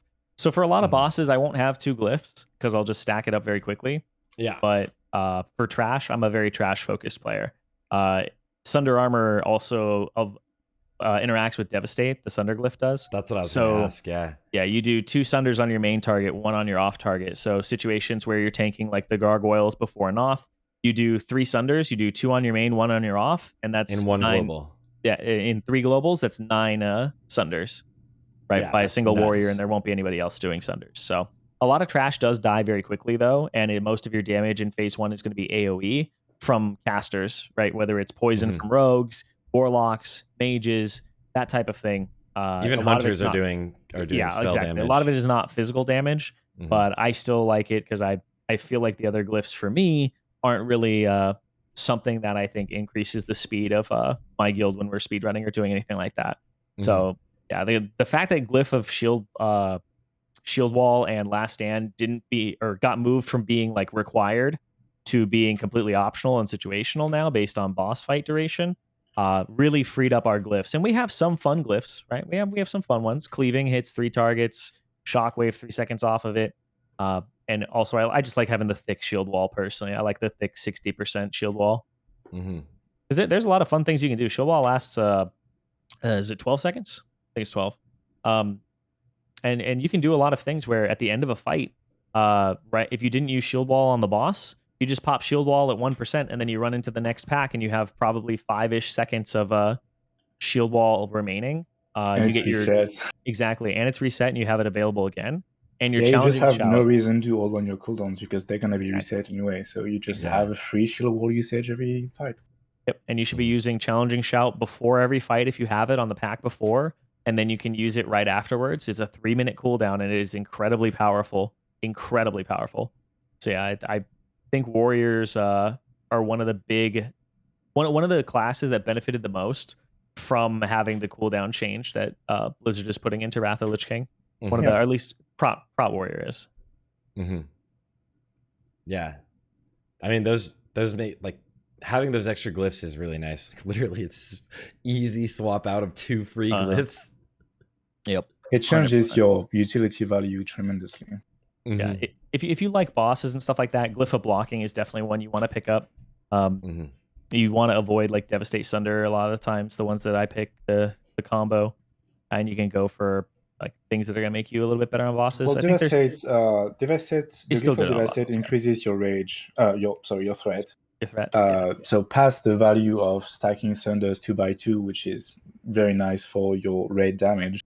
It also increases the threat that Devastate generates. Throughout the entire fight, not just the first stacks, right? Yes, throughout the entire fight. So there's basically a flat number that is so Devastate. It does a flat amount of threat that is less than the equivalent of a Sunder armor. That's what it did in TBC. So now in Wrath of the Lich King, it's doing a flat amount of damage of threat. I don't remember the exact number from the top of my head, but it's in the guide somewhere. And that flat number is doubled just when you have the glyph equipped, and it also does 5% of your total AP as flat threat, and that 5% is also doubled to 10% when you have the glyph. So both of these components of the threat of Devastate are being doubled on top of doubling the Sunder stacks. That's so interesting. Does Sunder armor? This is something that is not mentioned at all in the glyph, which is kind of interesting. If you scroll all the way down to this rotation part, you're going to have a table with the threat value of every single ability. You'll see the values of the glyph here. Okay. Threat from every ability. Battle Shout 78 threat. Devastate. Here we go. Yeah. Oh, that's crazy. 3 damage plus 315, now damage plus 360. Plus 10% of your attack power. That is pretty solid. It's very interesting, and all of that is not mentioned at all in the tooltip of the glyph, so you would just have no idea that it increases your threat just from reading the glyph. Yeah, that is actually really solid. And then where's Shield Slam? Does that Shield Slam? Oh, it doesn't get affected from the glyph. Correct? No. Yeah. No. There's no glyph for Shield Slam. Okay, damn. Nice. So the glyph of blocking increases your block value. That's what's increasing the scaling of Shield Slam. Yeah, but does that not affect the threat modifier? That's what I meant. It's counted in the damage part. Okay. Oh, duh. All right, swag.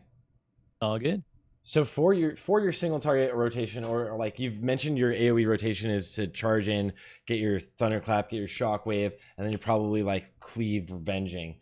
For your single target rotation, how does it look? So you want to put your 2 main abilities, Shield Slam and Revenge, on cooldown, and the order is not very important. Like technically speaking, you would want to prioritize Shield Slam, so that the next GCD is usually Revenge, and it has a chance to reset your Shield Slam. So that's why you want to put Shield Slam on cooldown first. That's how you usually do it. That's the rotation that everyone knows. But in practice, Revenge or Shield Slam in whatever order yields to the same result. So it's not that rigid of a rotation. And once Shield Slam and Revenge are on cooldown, then your main filler ability is going to be Devastate, which has a chance to reset Shield Slam, so you get more usage of Shield Slam. If you're in single target rotation, and if you're not going to use it for any other stun, you can also use Shockwave as a filler ability. So your priority then becomes Shield Slam, and then Revenge, and then Shockwave, and then Devastate. But the difference between trying to weave shockwaves as part of your rotation or just using Devastate instead is very minimal. So you just don't even have to if you don't want to. And then you rarely get down to really using, or do you get, no, because heroic strikes are pretty easy, right? Or do you get to use so heroic strike is not really part of your rotation. It's more like a way to dump your rage. So it's going to always be something that is like parallel to your rotation. So you're going to maintain your rotation. You're going to basically use every single of your GCD. So if you cannot use any of your abilities that are on cooldown, you're going to use Devastate as like the only other option. But you want to use every single GCD. You want to always be pressing a button. And Cleave or Heroic Strike are something that is on the side. It's like almost its own rotation that you have to perform, and that's more of a way to manage your rage. So if you see that you're getting a lot of rage very fast, you're going to want to press Heroic Strike as much as possible to dump that rage before the next boss swing fills your rage bar once again. And on the other hand, if you are taking very low damage because the boss is weak, or because you're dodging everything, or because you're just in a dungeon and the mobs are not threatening, you're going to want to use less of Heroic Strike, because you don't want to find yourself in a situation where you don't have rage to use any of your primary abilities. That makes sense. So Heroic Strike is just really a way to spend your excess rage and convert that excess rage into more threat. So your rotation's pretty like simple, and you get the procs, which is like makes it even more fun for single target. Is like that Shield Slam, Revenge, Devastate, and the Shockwave. But like you're getting those procs, and you're like, all right, slam. Yep, exactly. So, yeah. The very fun part is that you just never know what button you're going to press next, because 2 out of 3 of your abilities have a chance to reset Shield Slam. So you're going to sometimes press Shield Slam, Devastate, or Shield Slam again, Revenge, or Shield Slam again, and you might sometimes have like 3 or 4 Shield Slam resets in a row, which feels amazing. Yeah. But it's something that you cannot predict. So it always like keeps you on your toes and just looking at your bar and just trying to never miss one of these resets. Shield Slam. Yeah. It feels really bad to have like the Devastate and have it reset your Shield Slam, and then you hear the, because Sword and Board makes like a proc sound. You hear the proc sound go off, and then you press revenge, then you hear the proc sound go off again. You know you like, missed oh, the free shield no. slam. You're just like, oh, whatever. I got the revenge in. Actually, something I wanted to ask was the way it's worded is the way Sword and Board is worded is it says when your Devastator or Revenge ability deals damage, it has a 30% chance of refreshing the cooldown. Does this apply to both hits of Imp Revenge? Does each one have a 30% chance? I don't know. That's a very good question. I actually have no idea. Okay. Yeah, because I was like, it says when it deals damage, not when you cast the ability. So I was like, yeah, okay. but sometimes the way the tooltips Yeah. are worded is not really how it's coded in the game. So it's kind of difficult to guess based on that. It could be based on like the ability eating, or it could be based on you pressing the skill. So it might have double the chance if you're hitting 2 targets or not, and I have actually no idea. I'm sure you could also test that too with like a rogue using evasion and casting Devastate on him to see if all dodges would still proc it. I think it still has to make contact and deal damage, but I just don't know if it would work on revenge and stuff like that. Yes, that part I'm sure it has to actually deal damage. So if it's dodge or parried, you just cannot get a reset out of it. Yeah, so it's not on cast, it's on like damage dealt, but instances of damage. Okay, that's interesting. So yeah, that's something we should test. Yeah. Oh yeah. Yeah. Sweet. All right, single target rotation moving.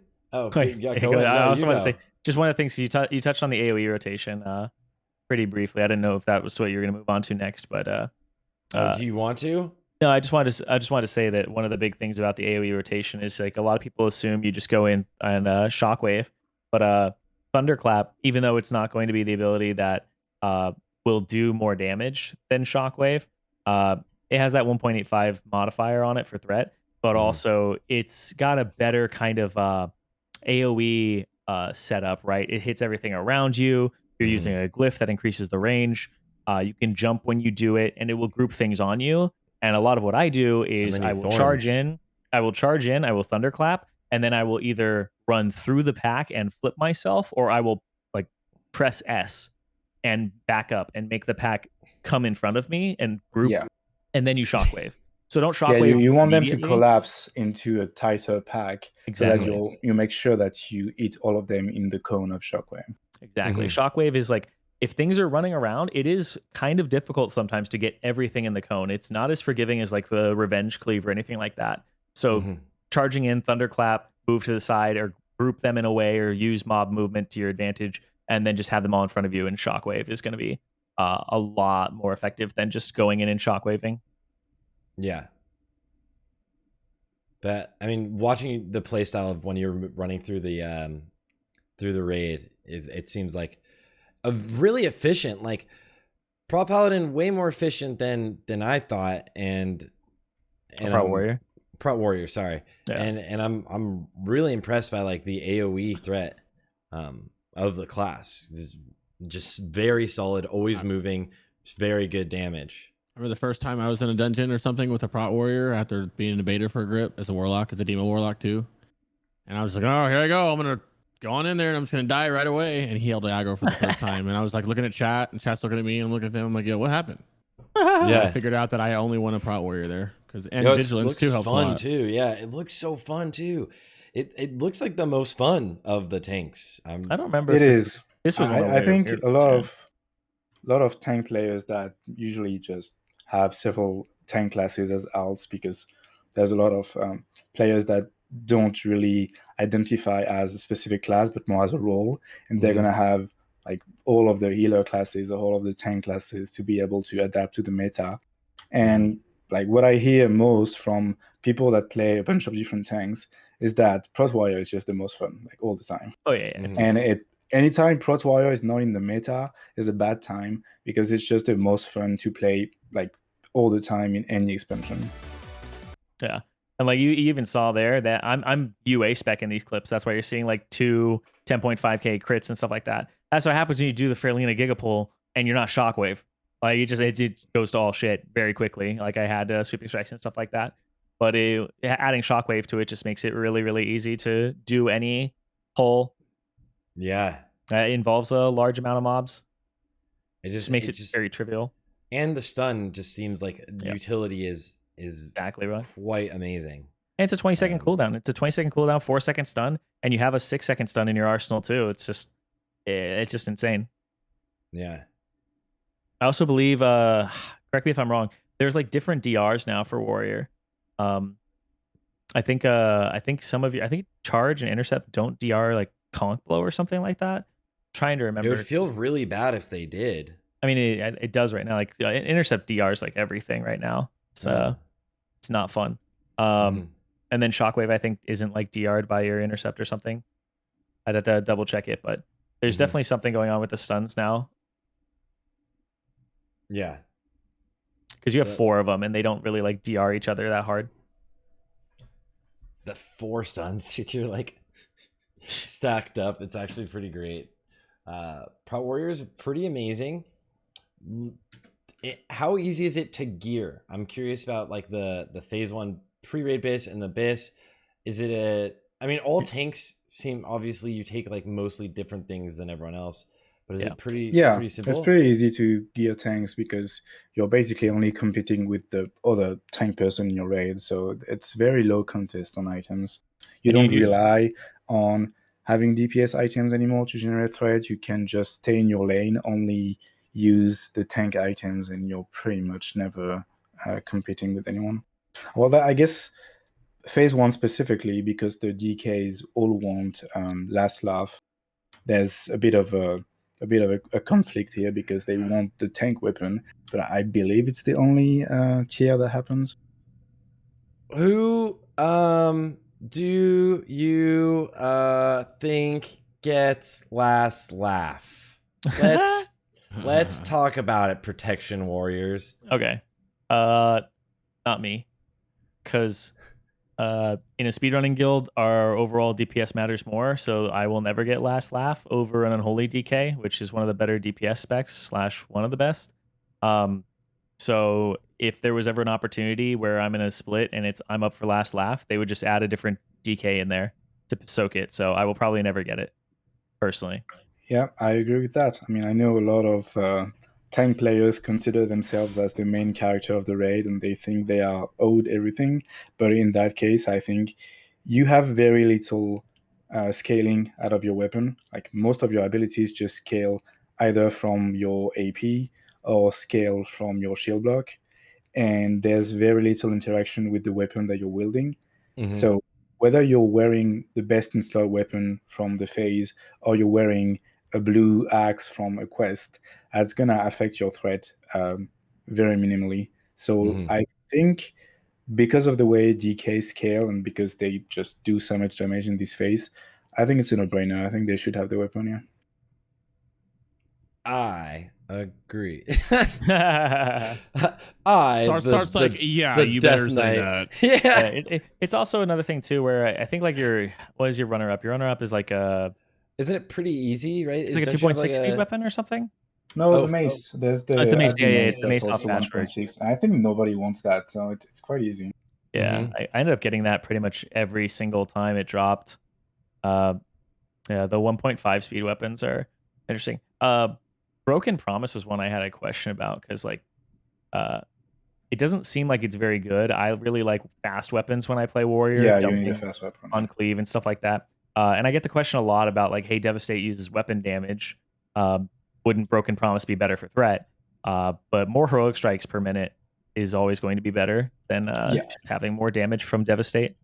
Well, the only scenario where you would want to have a slow weapon is, like we said earlier, if you are in a situation where you're just not getting a lot of rage. That's mostly happening in dungeons. But against the boss specifically, the only time where Devastate would take such a huge part of your rotation that your weapon speed or having a slow weapon would be more beneficial than having a fast one is if you're off tanking and you're mainly pressing Devastate to fish for sword and bow procs to have free shield slams. And that basically never happens in Ulduar, in Naxxramas. Because you'd never be either off you're tanking tanking or you're a DPS. Should You're be, not yeah. just standing next to the boss as a tank spec, just in the back doing devastate. That just doesn't happen. Either mean, you're tanking or you're a DPS. I So mean- if you're like maybe on Muru or I don't know, Brute, if you're not tanking for X amount of time, then the only button you can press is devastate, and you don't have any rage to burn into heroic strike. So at this moment, the speed, having a fast weapon is no better for your threat, and instead having a slow weapon is better because it makes your devastate damage higher. Yeah, and I think one of the things too is in a perfect world, Beanna and I both agree that like one person's tanking, another person's literally DPS that tanks sometimes. But Yeah. I can't tell you how many times I was If you in lose aggro on something, you just like Yeah. the other person would grab it and bring it right to the main tank. Oh, I mean, I Right. mean more like in a perfect world, it's like that where there's a DPSer who's like the Feral Druid or a Frost DK or something like that. But there's going to be a lot of raids that have like a Blood DK, Prot Warrior, Prot Paladin because they think they should bring 3 tanks. And you're going to have a lot of players who are just smacking bosses and doing no damage and not optimized, right? Like not everybody plays the game in an optimized way. Yeah. So it's like sometimes like talking about those things I know is a little bit harder for me as a player because I experienced it a few times and it just feels awful. So I want to play around it. But a lot of people will like opt into it's okay. I don't need a tank. It's all right. I'll just devastate this thing for a bit. Yeah, do a nice little 900 DPS poggers. You know, that reminds me of that video of the first Illidan kill from Nvidia. Oh, it was not Nvidia back then. I don't remember the name, but whatever. They have like 3 or 4 big Tauren warrior tanks in full tank gear, just like smacking Illidan from behind, doing 50 DPS and just standing there, just being there. Yeah. It's just such a like poor usage of a raid slot, and it's kind of comical when you just look at that and you see these big tanks just basically being useless. And there's probably a lot of guilds that still play like that, or just don't really care enough about min-maxing that they will ask a tank that is not being used as a tank to respec just for one fight specifically. Yeah. So yeah, I guess if you're that protection warrior that is just behind the boss, stacking Sunders the entire fight because you're not tanking, but you also don't want to respec for some reason, then yeah, having Broken Promise that's a slow sword is going to make you better at doing nothing. At doing nothing, Yeah, being useless. Exactly. It's so bad. Oh my god, dude, that it, I'm getting like, I'm not gonna lie, like I'm pretty hyped on Protection Warrior. I think this is like, Are you gonna play one? no, yeah, Oh, okay. maybe we have. What happened to that You'll- warrior you'll that you see. made in TBC and then you just never played? You'll see. You did like 1 TK with him, right? That guy? I did a lot of raids in Wasn't it fun? Classic on Warrior. I love Warrior. I think Protection Warrior, I mean, leveling as the UA Warrior is insanely fun, and then I think it looks so much better than it was described to be, and I honestly didn't give it the shot of playing Deep Prot Warrior, and now like looking at the numbers, looking at how you're doing in those raids, looking at your AoE threat, and looking at the utility it brings, it is crazy. I was a doubter, dude. You know, when I was in that streamer raid, I asked, like Rugs was like, "Oh, great, Zirene's here," and he put me as like Prot Paladin. And I was like, "Oh, I want to play Warrior," and he's like, "No." Like he's like, I would heavily prefer if you did not. Like I was basically pushed off Warrior, man. He didn't let me play Prot. I mean, I can't. Yeah, we should have had Rugs on, man. I'm like, all right, now God. just for like to hop in and be like, all right, now fight, dude. Oh man. It's all right. It's So all right. good, but I don't know. You guys are. I'm excited.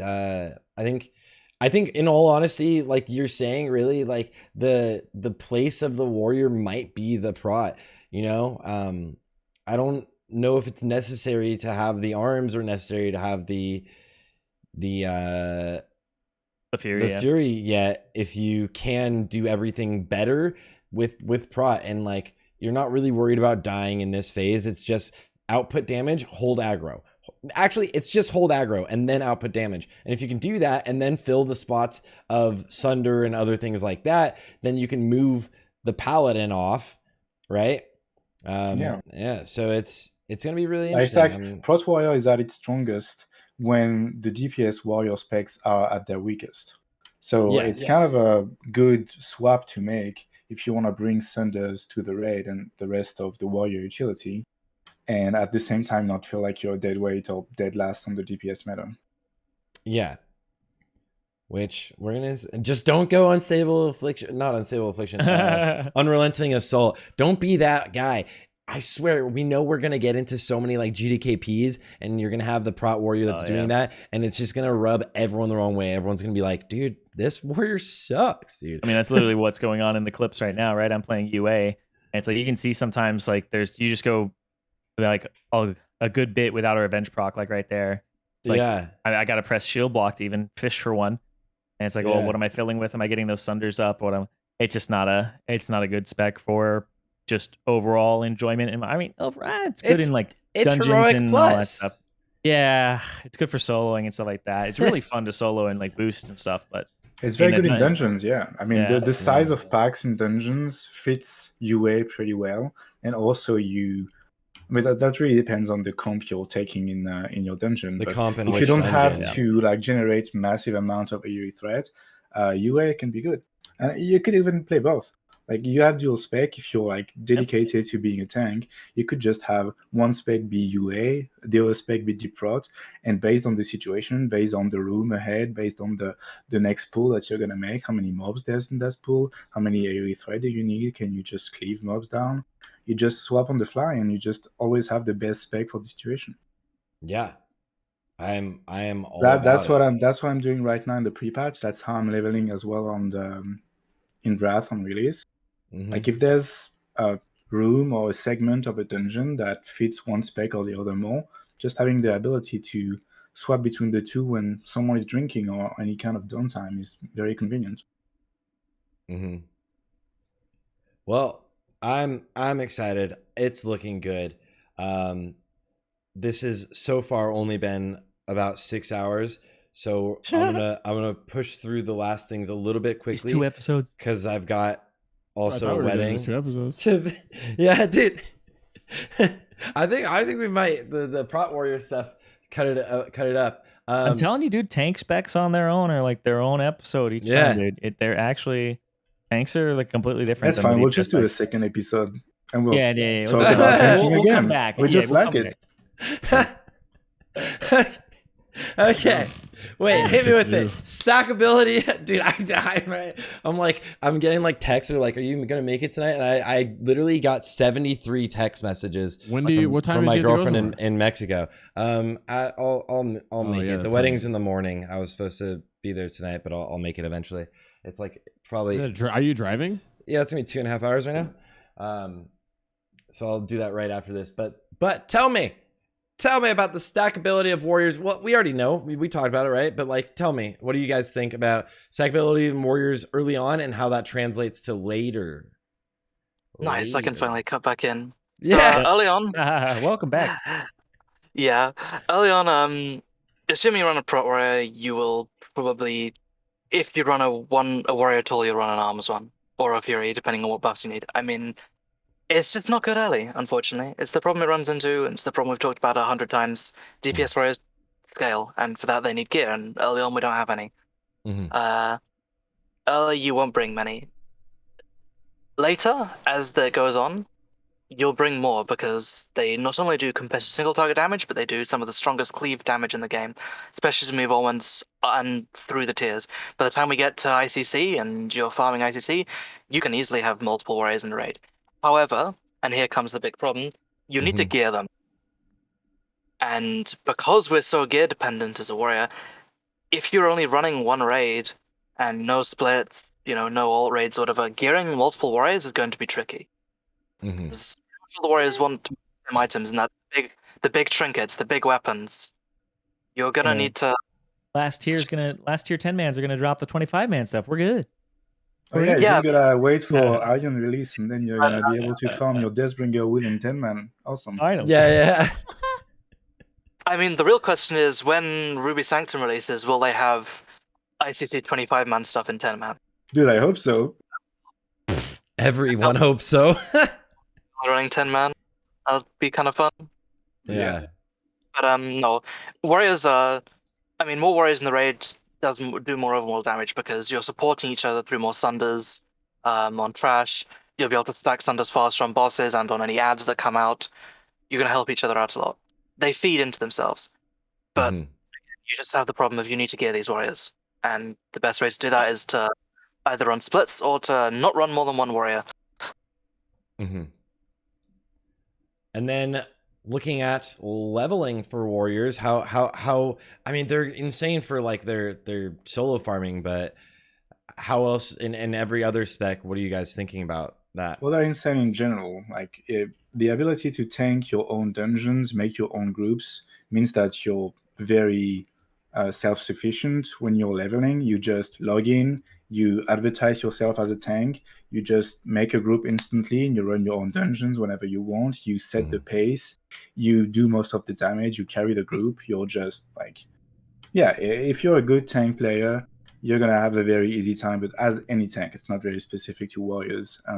Whether that's leveling or farming your pre-red gear, if you're tanking your own stuff, you're just really in control of your schedule and in control of your items, and you can just, you want this specific item, you're just not inviting any class that's going to roll on it. Easy. So it's kind of a nice luxury to be able to tank your stuff. But if you just don't want to tank, if you're just if you only like playing DPS, then both DPS specs are also very good. Like at this point in the game, we're just so completely overgeared compared to the difficulty of Wrath dungeons, Yeah. early dungeons, and early quests and zones. Like whatever you play, you're just gonna kill stuff in 5 seconds. So it doesn't really matter. You can just play what specs you like most. If you like the playstyle of Arms more, then just play Arms. If you like the playstyles of Fury more, just play Fury. It's exactly the same thing. You're gonna kill stuff in 3 button presses and in 5 seconds. Just gonna be different buttons, but it's gonna be about the same kill times, about the same speed of leveling. And yeah, so you're just really free to play whatever spec you enjoy the most. Mm-hmm. Do you like, interestingly enough, like, are you guys excited? This is something I didn't even talk about today, but like the whole idea of like, you're just a tank, here's some free flasks. They just decided it's like, That's awesome. Yeah, here's free flasks and a mount maybe. Ooh, you know? Yeah, that's awesome. I was very, I was considering running 2 DPS specs for some time, just like when we talked about earlier about some fights giving you enraged procs and some others not. So you would kind of want to min-max that by having 2 DPS specs, one taking enraged and the other not. But now that I can't get free flask and a chance at a pet and a chance at a mount just by doing dungeons, wow, I might just keep my tank off spec for the entirety of the expansion.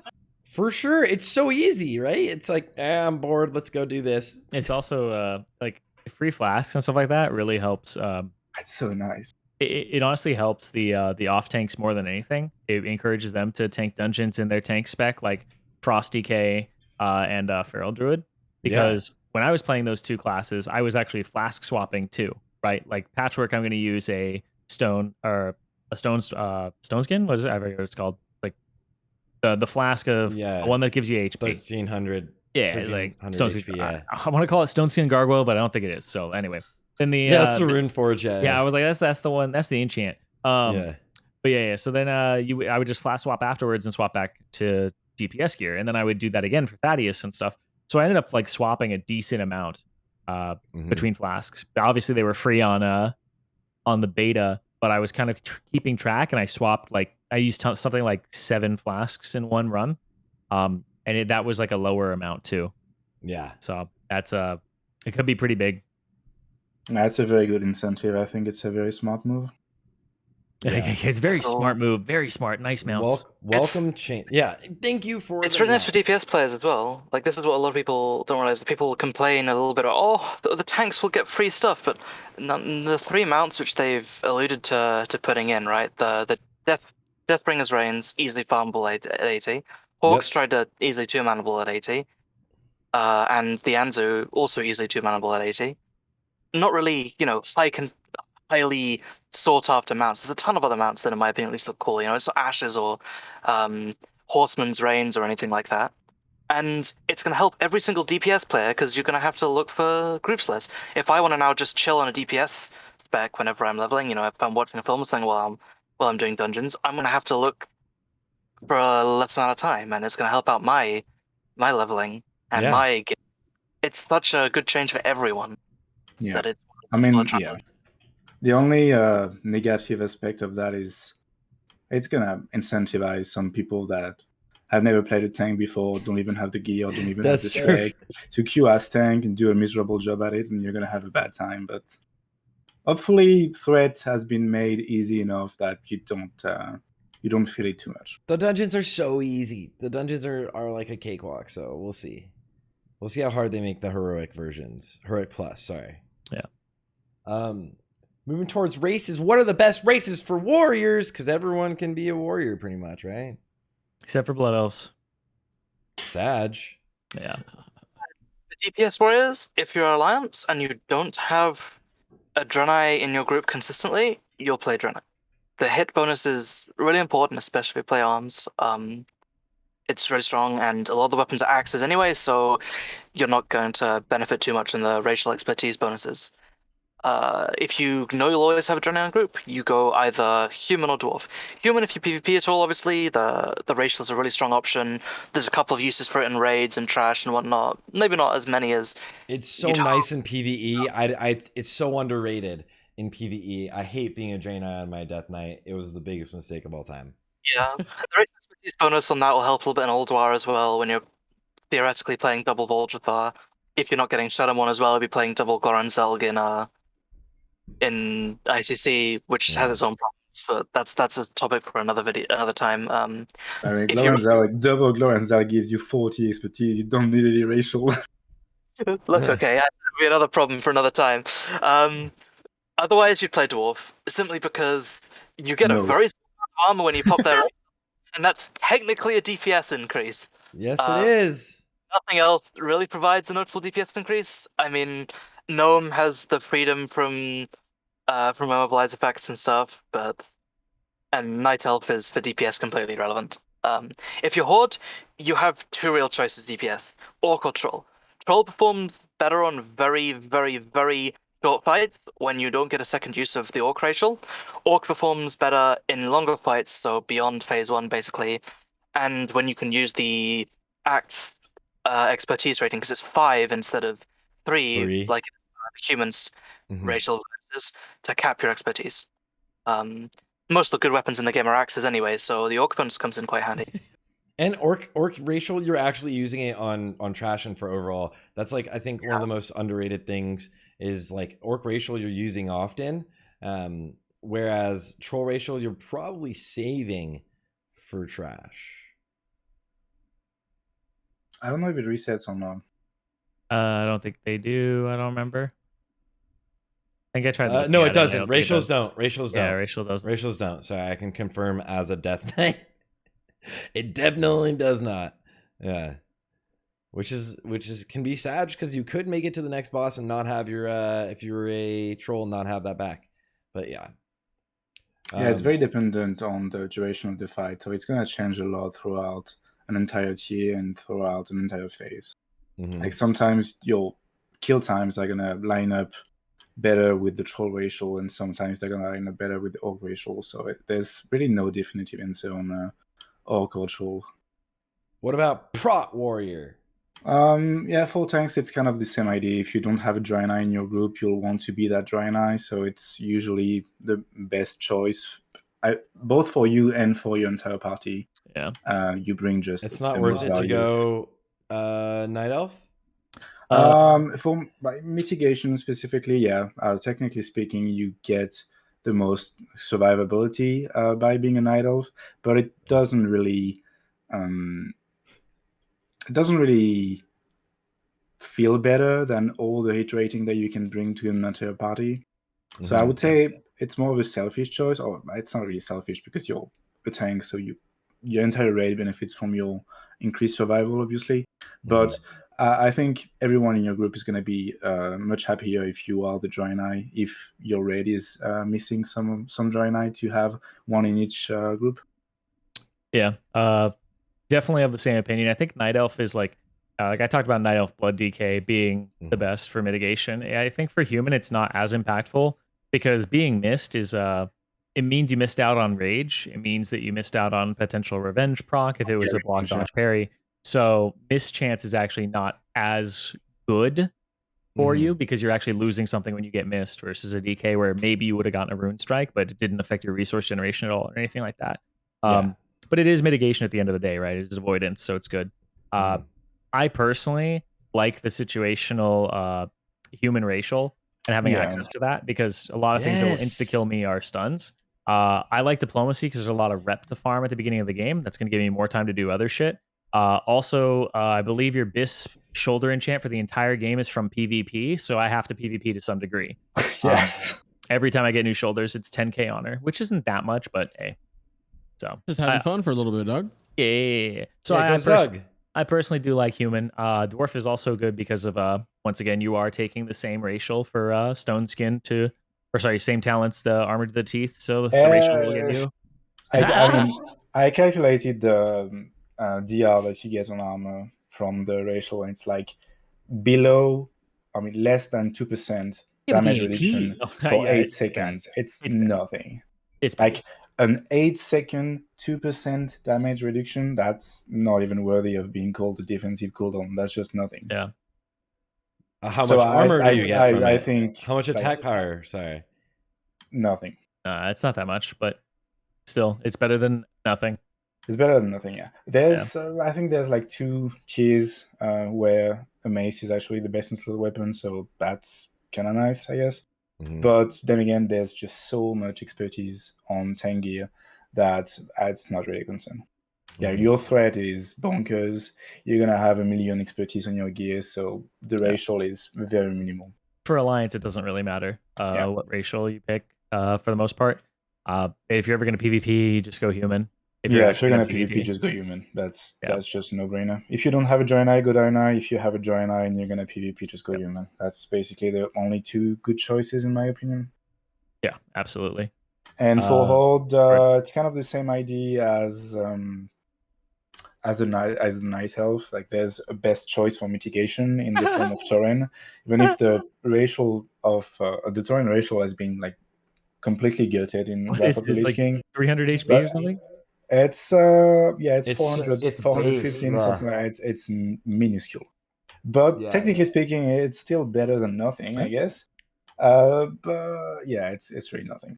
I would rather have attack power. In any kind of PvP, it's the same. You're gonna go either Orc or Troll. I think both are pretty nice for PvP now that Trolls are getting some kind of equivalent racial. I think it reduces slow effects. Yeah, Voodoo while Shuffle. Orcs reduces stun effects, so it's kind of the same. Trolls is gonna do a bit more snap threat because you get more value from the ace than you would get from the AP in terms of threat generation, but it's really like you also have we're talking very minuscule differences in threat when you're already doing 12k TPS, so it's just completely inconsequential. You also have a 1% higher chance to crit your heroic throw. Because of third weapon. Wow, yeah. Amazing. Oh my god. That's a game changer right there. Well, that settles it then. Just play Troll. Yeah, it's BiS. If you're not Troll, you're a troll. Oh my god. That's phenomenal. Thinking about professions then, I would assume it's the same as every single basically DPS class in the game, but is there anything that switches up for professions for warriors? No, it's the same. If you're gonna be like a main tank your entire life and you're gonna never DPS, you can possibly run Ancient and Mining and Leatherworking. All of these give the same amount of stamina than Jewel Crafting would. And for DPS, you just have to be Jewel Crafter because you get so much flexibility from being able to like use armor pen runes from the beginning And also sometimes you want to fine tune your expertise or your crit or your hit rating with like this 34 rune or gem that is like kind of a different number than 16 or 8 or 20 that would sometimes put you over cap. So if you can make odd numbers, you can sometimes get your caps just on the dot and be more efficient with your stats this way. Feels like everyone, if you're min-maxing, if on your main character, not everyone, but like as DPS, you're for the most part looking at engineering, dual crafting. Yeah. With like niche situations for tailoring, and then tanking, you could switch it up a little bit with the stamina, because you do like that stamina, as you were saying earlier. There's a lot. There's a lot of professions that just give the same amount of stamina, so it's quite flexible in that regard. But you'll still want to be engineering anyway, because there's like no amount of stats comes close to Nitro the DPS and threat increase that you get from using explosives and sappers and stuff like that. It's just completely in its own league. And also all the quality of life stuff, the mobility from nitro boost, from the cloak, just the quality of life stuff, just popping a mailbox to get your consumables, just little things like that are just so hard to put a price on, but they just improve your like day-to-day gameplay just massively. Yeah, it's just so nice. I just so can't imagine playing without that. Without being able to rest someone, being able to pop a mailbox, being able to access the auction house in Dalaran, that's just game changing. Like actually, it changes so much. It's so convenient. Engineering is just so busted. So that's I'm glad everyone is rolling that. The teleporter as well. The teleporter is so good. We don't have any more teleportation debuffs. No, but you know now, the Northrend teleporter, it like opens a portal and then you click on the portal and you can like select which map you want to be teleported on. It's awesome. It's like a taxi service. That's actually super convenient. Yeah, I forgot about that. Are there any? Do you guys know of any really good gold farms for warriors outside of everything? Everything? Yeah, everything. Okay. GDKPs, tanking for people and charging them, farming UA spec on pretty much every instance. Yeah, soloing dungeons, during dungeons as UA. Like if you have either you multi-box with a healer or you have a healer friend, you can probably run like any Wrath dungeon, just the two of you, make a ton of liquid gold out of it. If either of you is ancient, you can like DE everything, all the blues, the epics, etc. I think it's a very good way of making gold. That's also one of the reasons why a lot of tanks like running ancient in Wrath of the Lich King, because you get the same stamina anyway, but you also have the ability to DE all the loot that you get from farming dungeons all the time. I'll tank for you, but I'm taking all unwanteds. Yeah. That's just normal at this point, right? No, it is, dude. It's like, I mean, I'll tank for you, but I'm out. Like, I'm gonna DK tank Heroic Utgard Pinnacle, and I'm gonna be like, yo, but Meteorite Whetstone is reserved. I ain't the mount as well. Yeah, and all the greens and all the blues. Yeah, everything. Yeah, also the mount. Like, that's so funny. Like you can already solo like Jackthorn Keep at like 74 or 5. Yeah. Yeah. So there's going to be a lot of things you can do at 80. Yeah, absolutely. I'm curious if there's anything else we missed. We're only 6 hours into the episode. Oh, I guess the only other thing would be commanding shout is actually really nice. I think the only overlap with it is imp, right? Yeah, the imp is very weak. The imp is like half the value. Yeah. So having at least one warrior in your raid is actually like a massive HP boost to the entire raid. So. Probably not something that's very relevant for phase 1, because like, in the same way as at the very start, really it will, yeah, need to have divine sacrifice because there's no like super threat on your raid. So the increased HP in phase 1 is kind of whatever. But as content becomes harder and harder, it's gonna be a nice little bonus over the Impora. Yeah. It's also something that like the warrior will always have with them. which is something that might like as well. yeah, it's just something that like I've always compared this to like elemental shamans, where Ellie shamans in like TBC, they don't scale very well. But when you do 5-mans with them, they just pop the fuck off, and you're like, wait, why? It's because the Ellie shamans have their buffs with them at all times. They have their lust every time they're in a 5-man. They have their totems with them, right? And the warlock in a 5-man might do less damage than them. But when you get the buffs from the shaman, that's part of his baseline. You go up even further. So like the warrior will always have this available to them. And it's something that's always going to make warriors a little more durable at the start than people thought they would be. Mm-hmm. Every little bit counts, especially because it's like almost like 2 free HP trinket slots. It's very, very nice. Yeah. Those goddamn content creators, shit talking them, man. Yeah. I mean, every time I did 25-man on my DK, and there wasn't a warrior in the raid, patchwork was a little bit harder. A lot harder, actually. It felt like the HP was very missed. You did the raid as a paladin too, right? Yeah. Was it like way better as a warrior? Did you like it way better? I like it way better as a warrior. I mean, I like to go fast. I have How ADHD, fast were you so. able to go, Zai? If you're able to say, did you guys do runs not like it was like 50 and... something. Okay, it's not like incredibly fast, but we had like a 50 something. A lot of our casual runs are like 110. Mm-hmm. I think there's a few of them that are on my VODs that are 110. Okay. Which is like pretty normal for like the speedrun guilds that were like going through the content. I think so too. Yeah. So I'm curious to see how fast. First run, I mean, is obviously going to be like invis skip everything, but yeah, it'll be definitely intriguing to see the end of this phase. I'm excited. I'm really excited. I can definitely say I'm excited. Thank you. I'm semi wrapping it up just because of time. Yeah. Thank you guys. Holy shit for being here. That was absolutely insane. That was by far the deepest.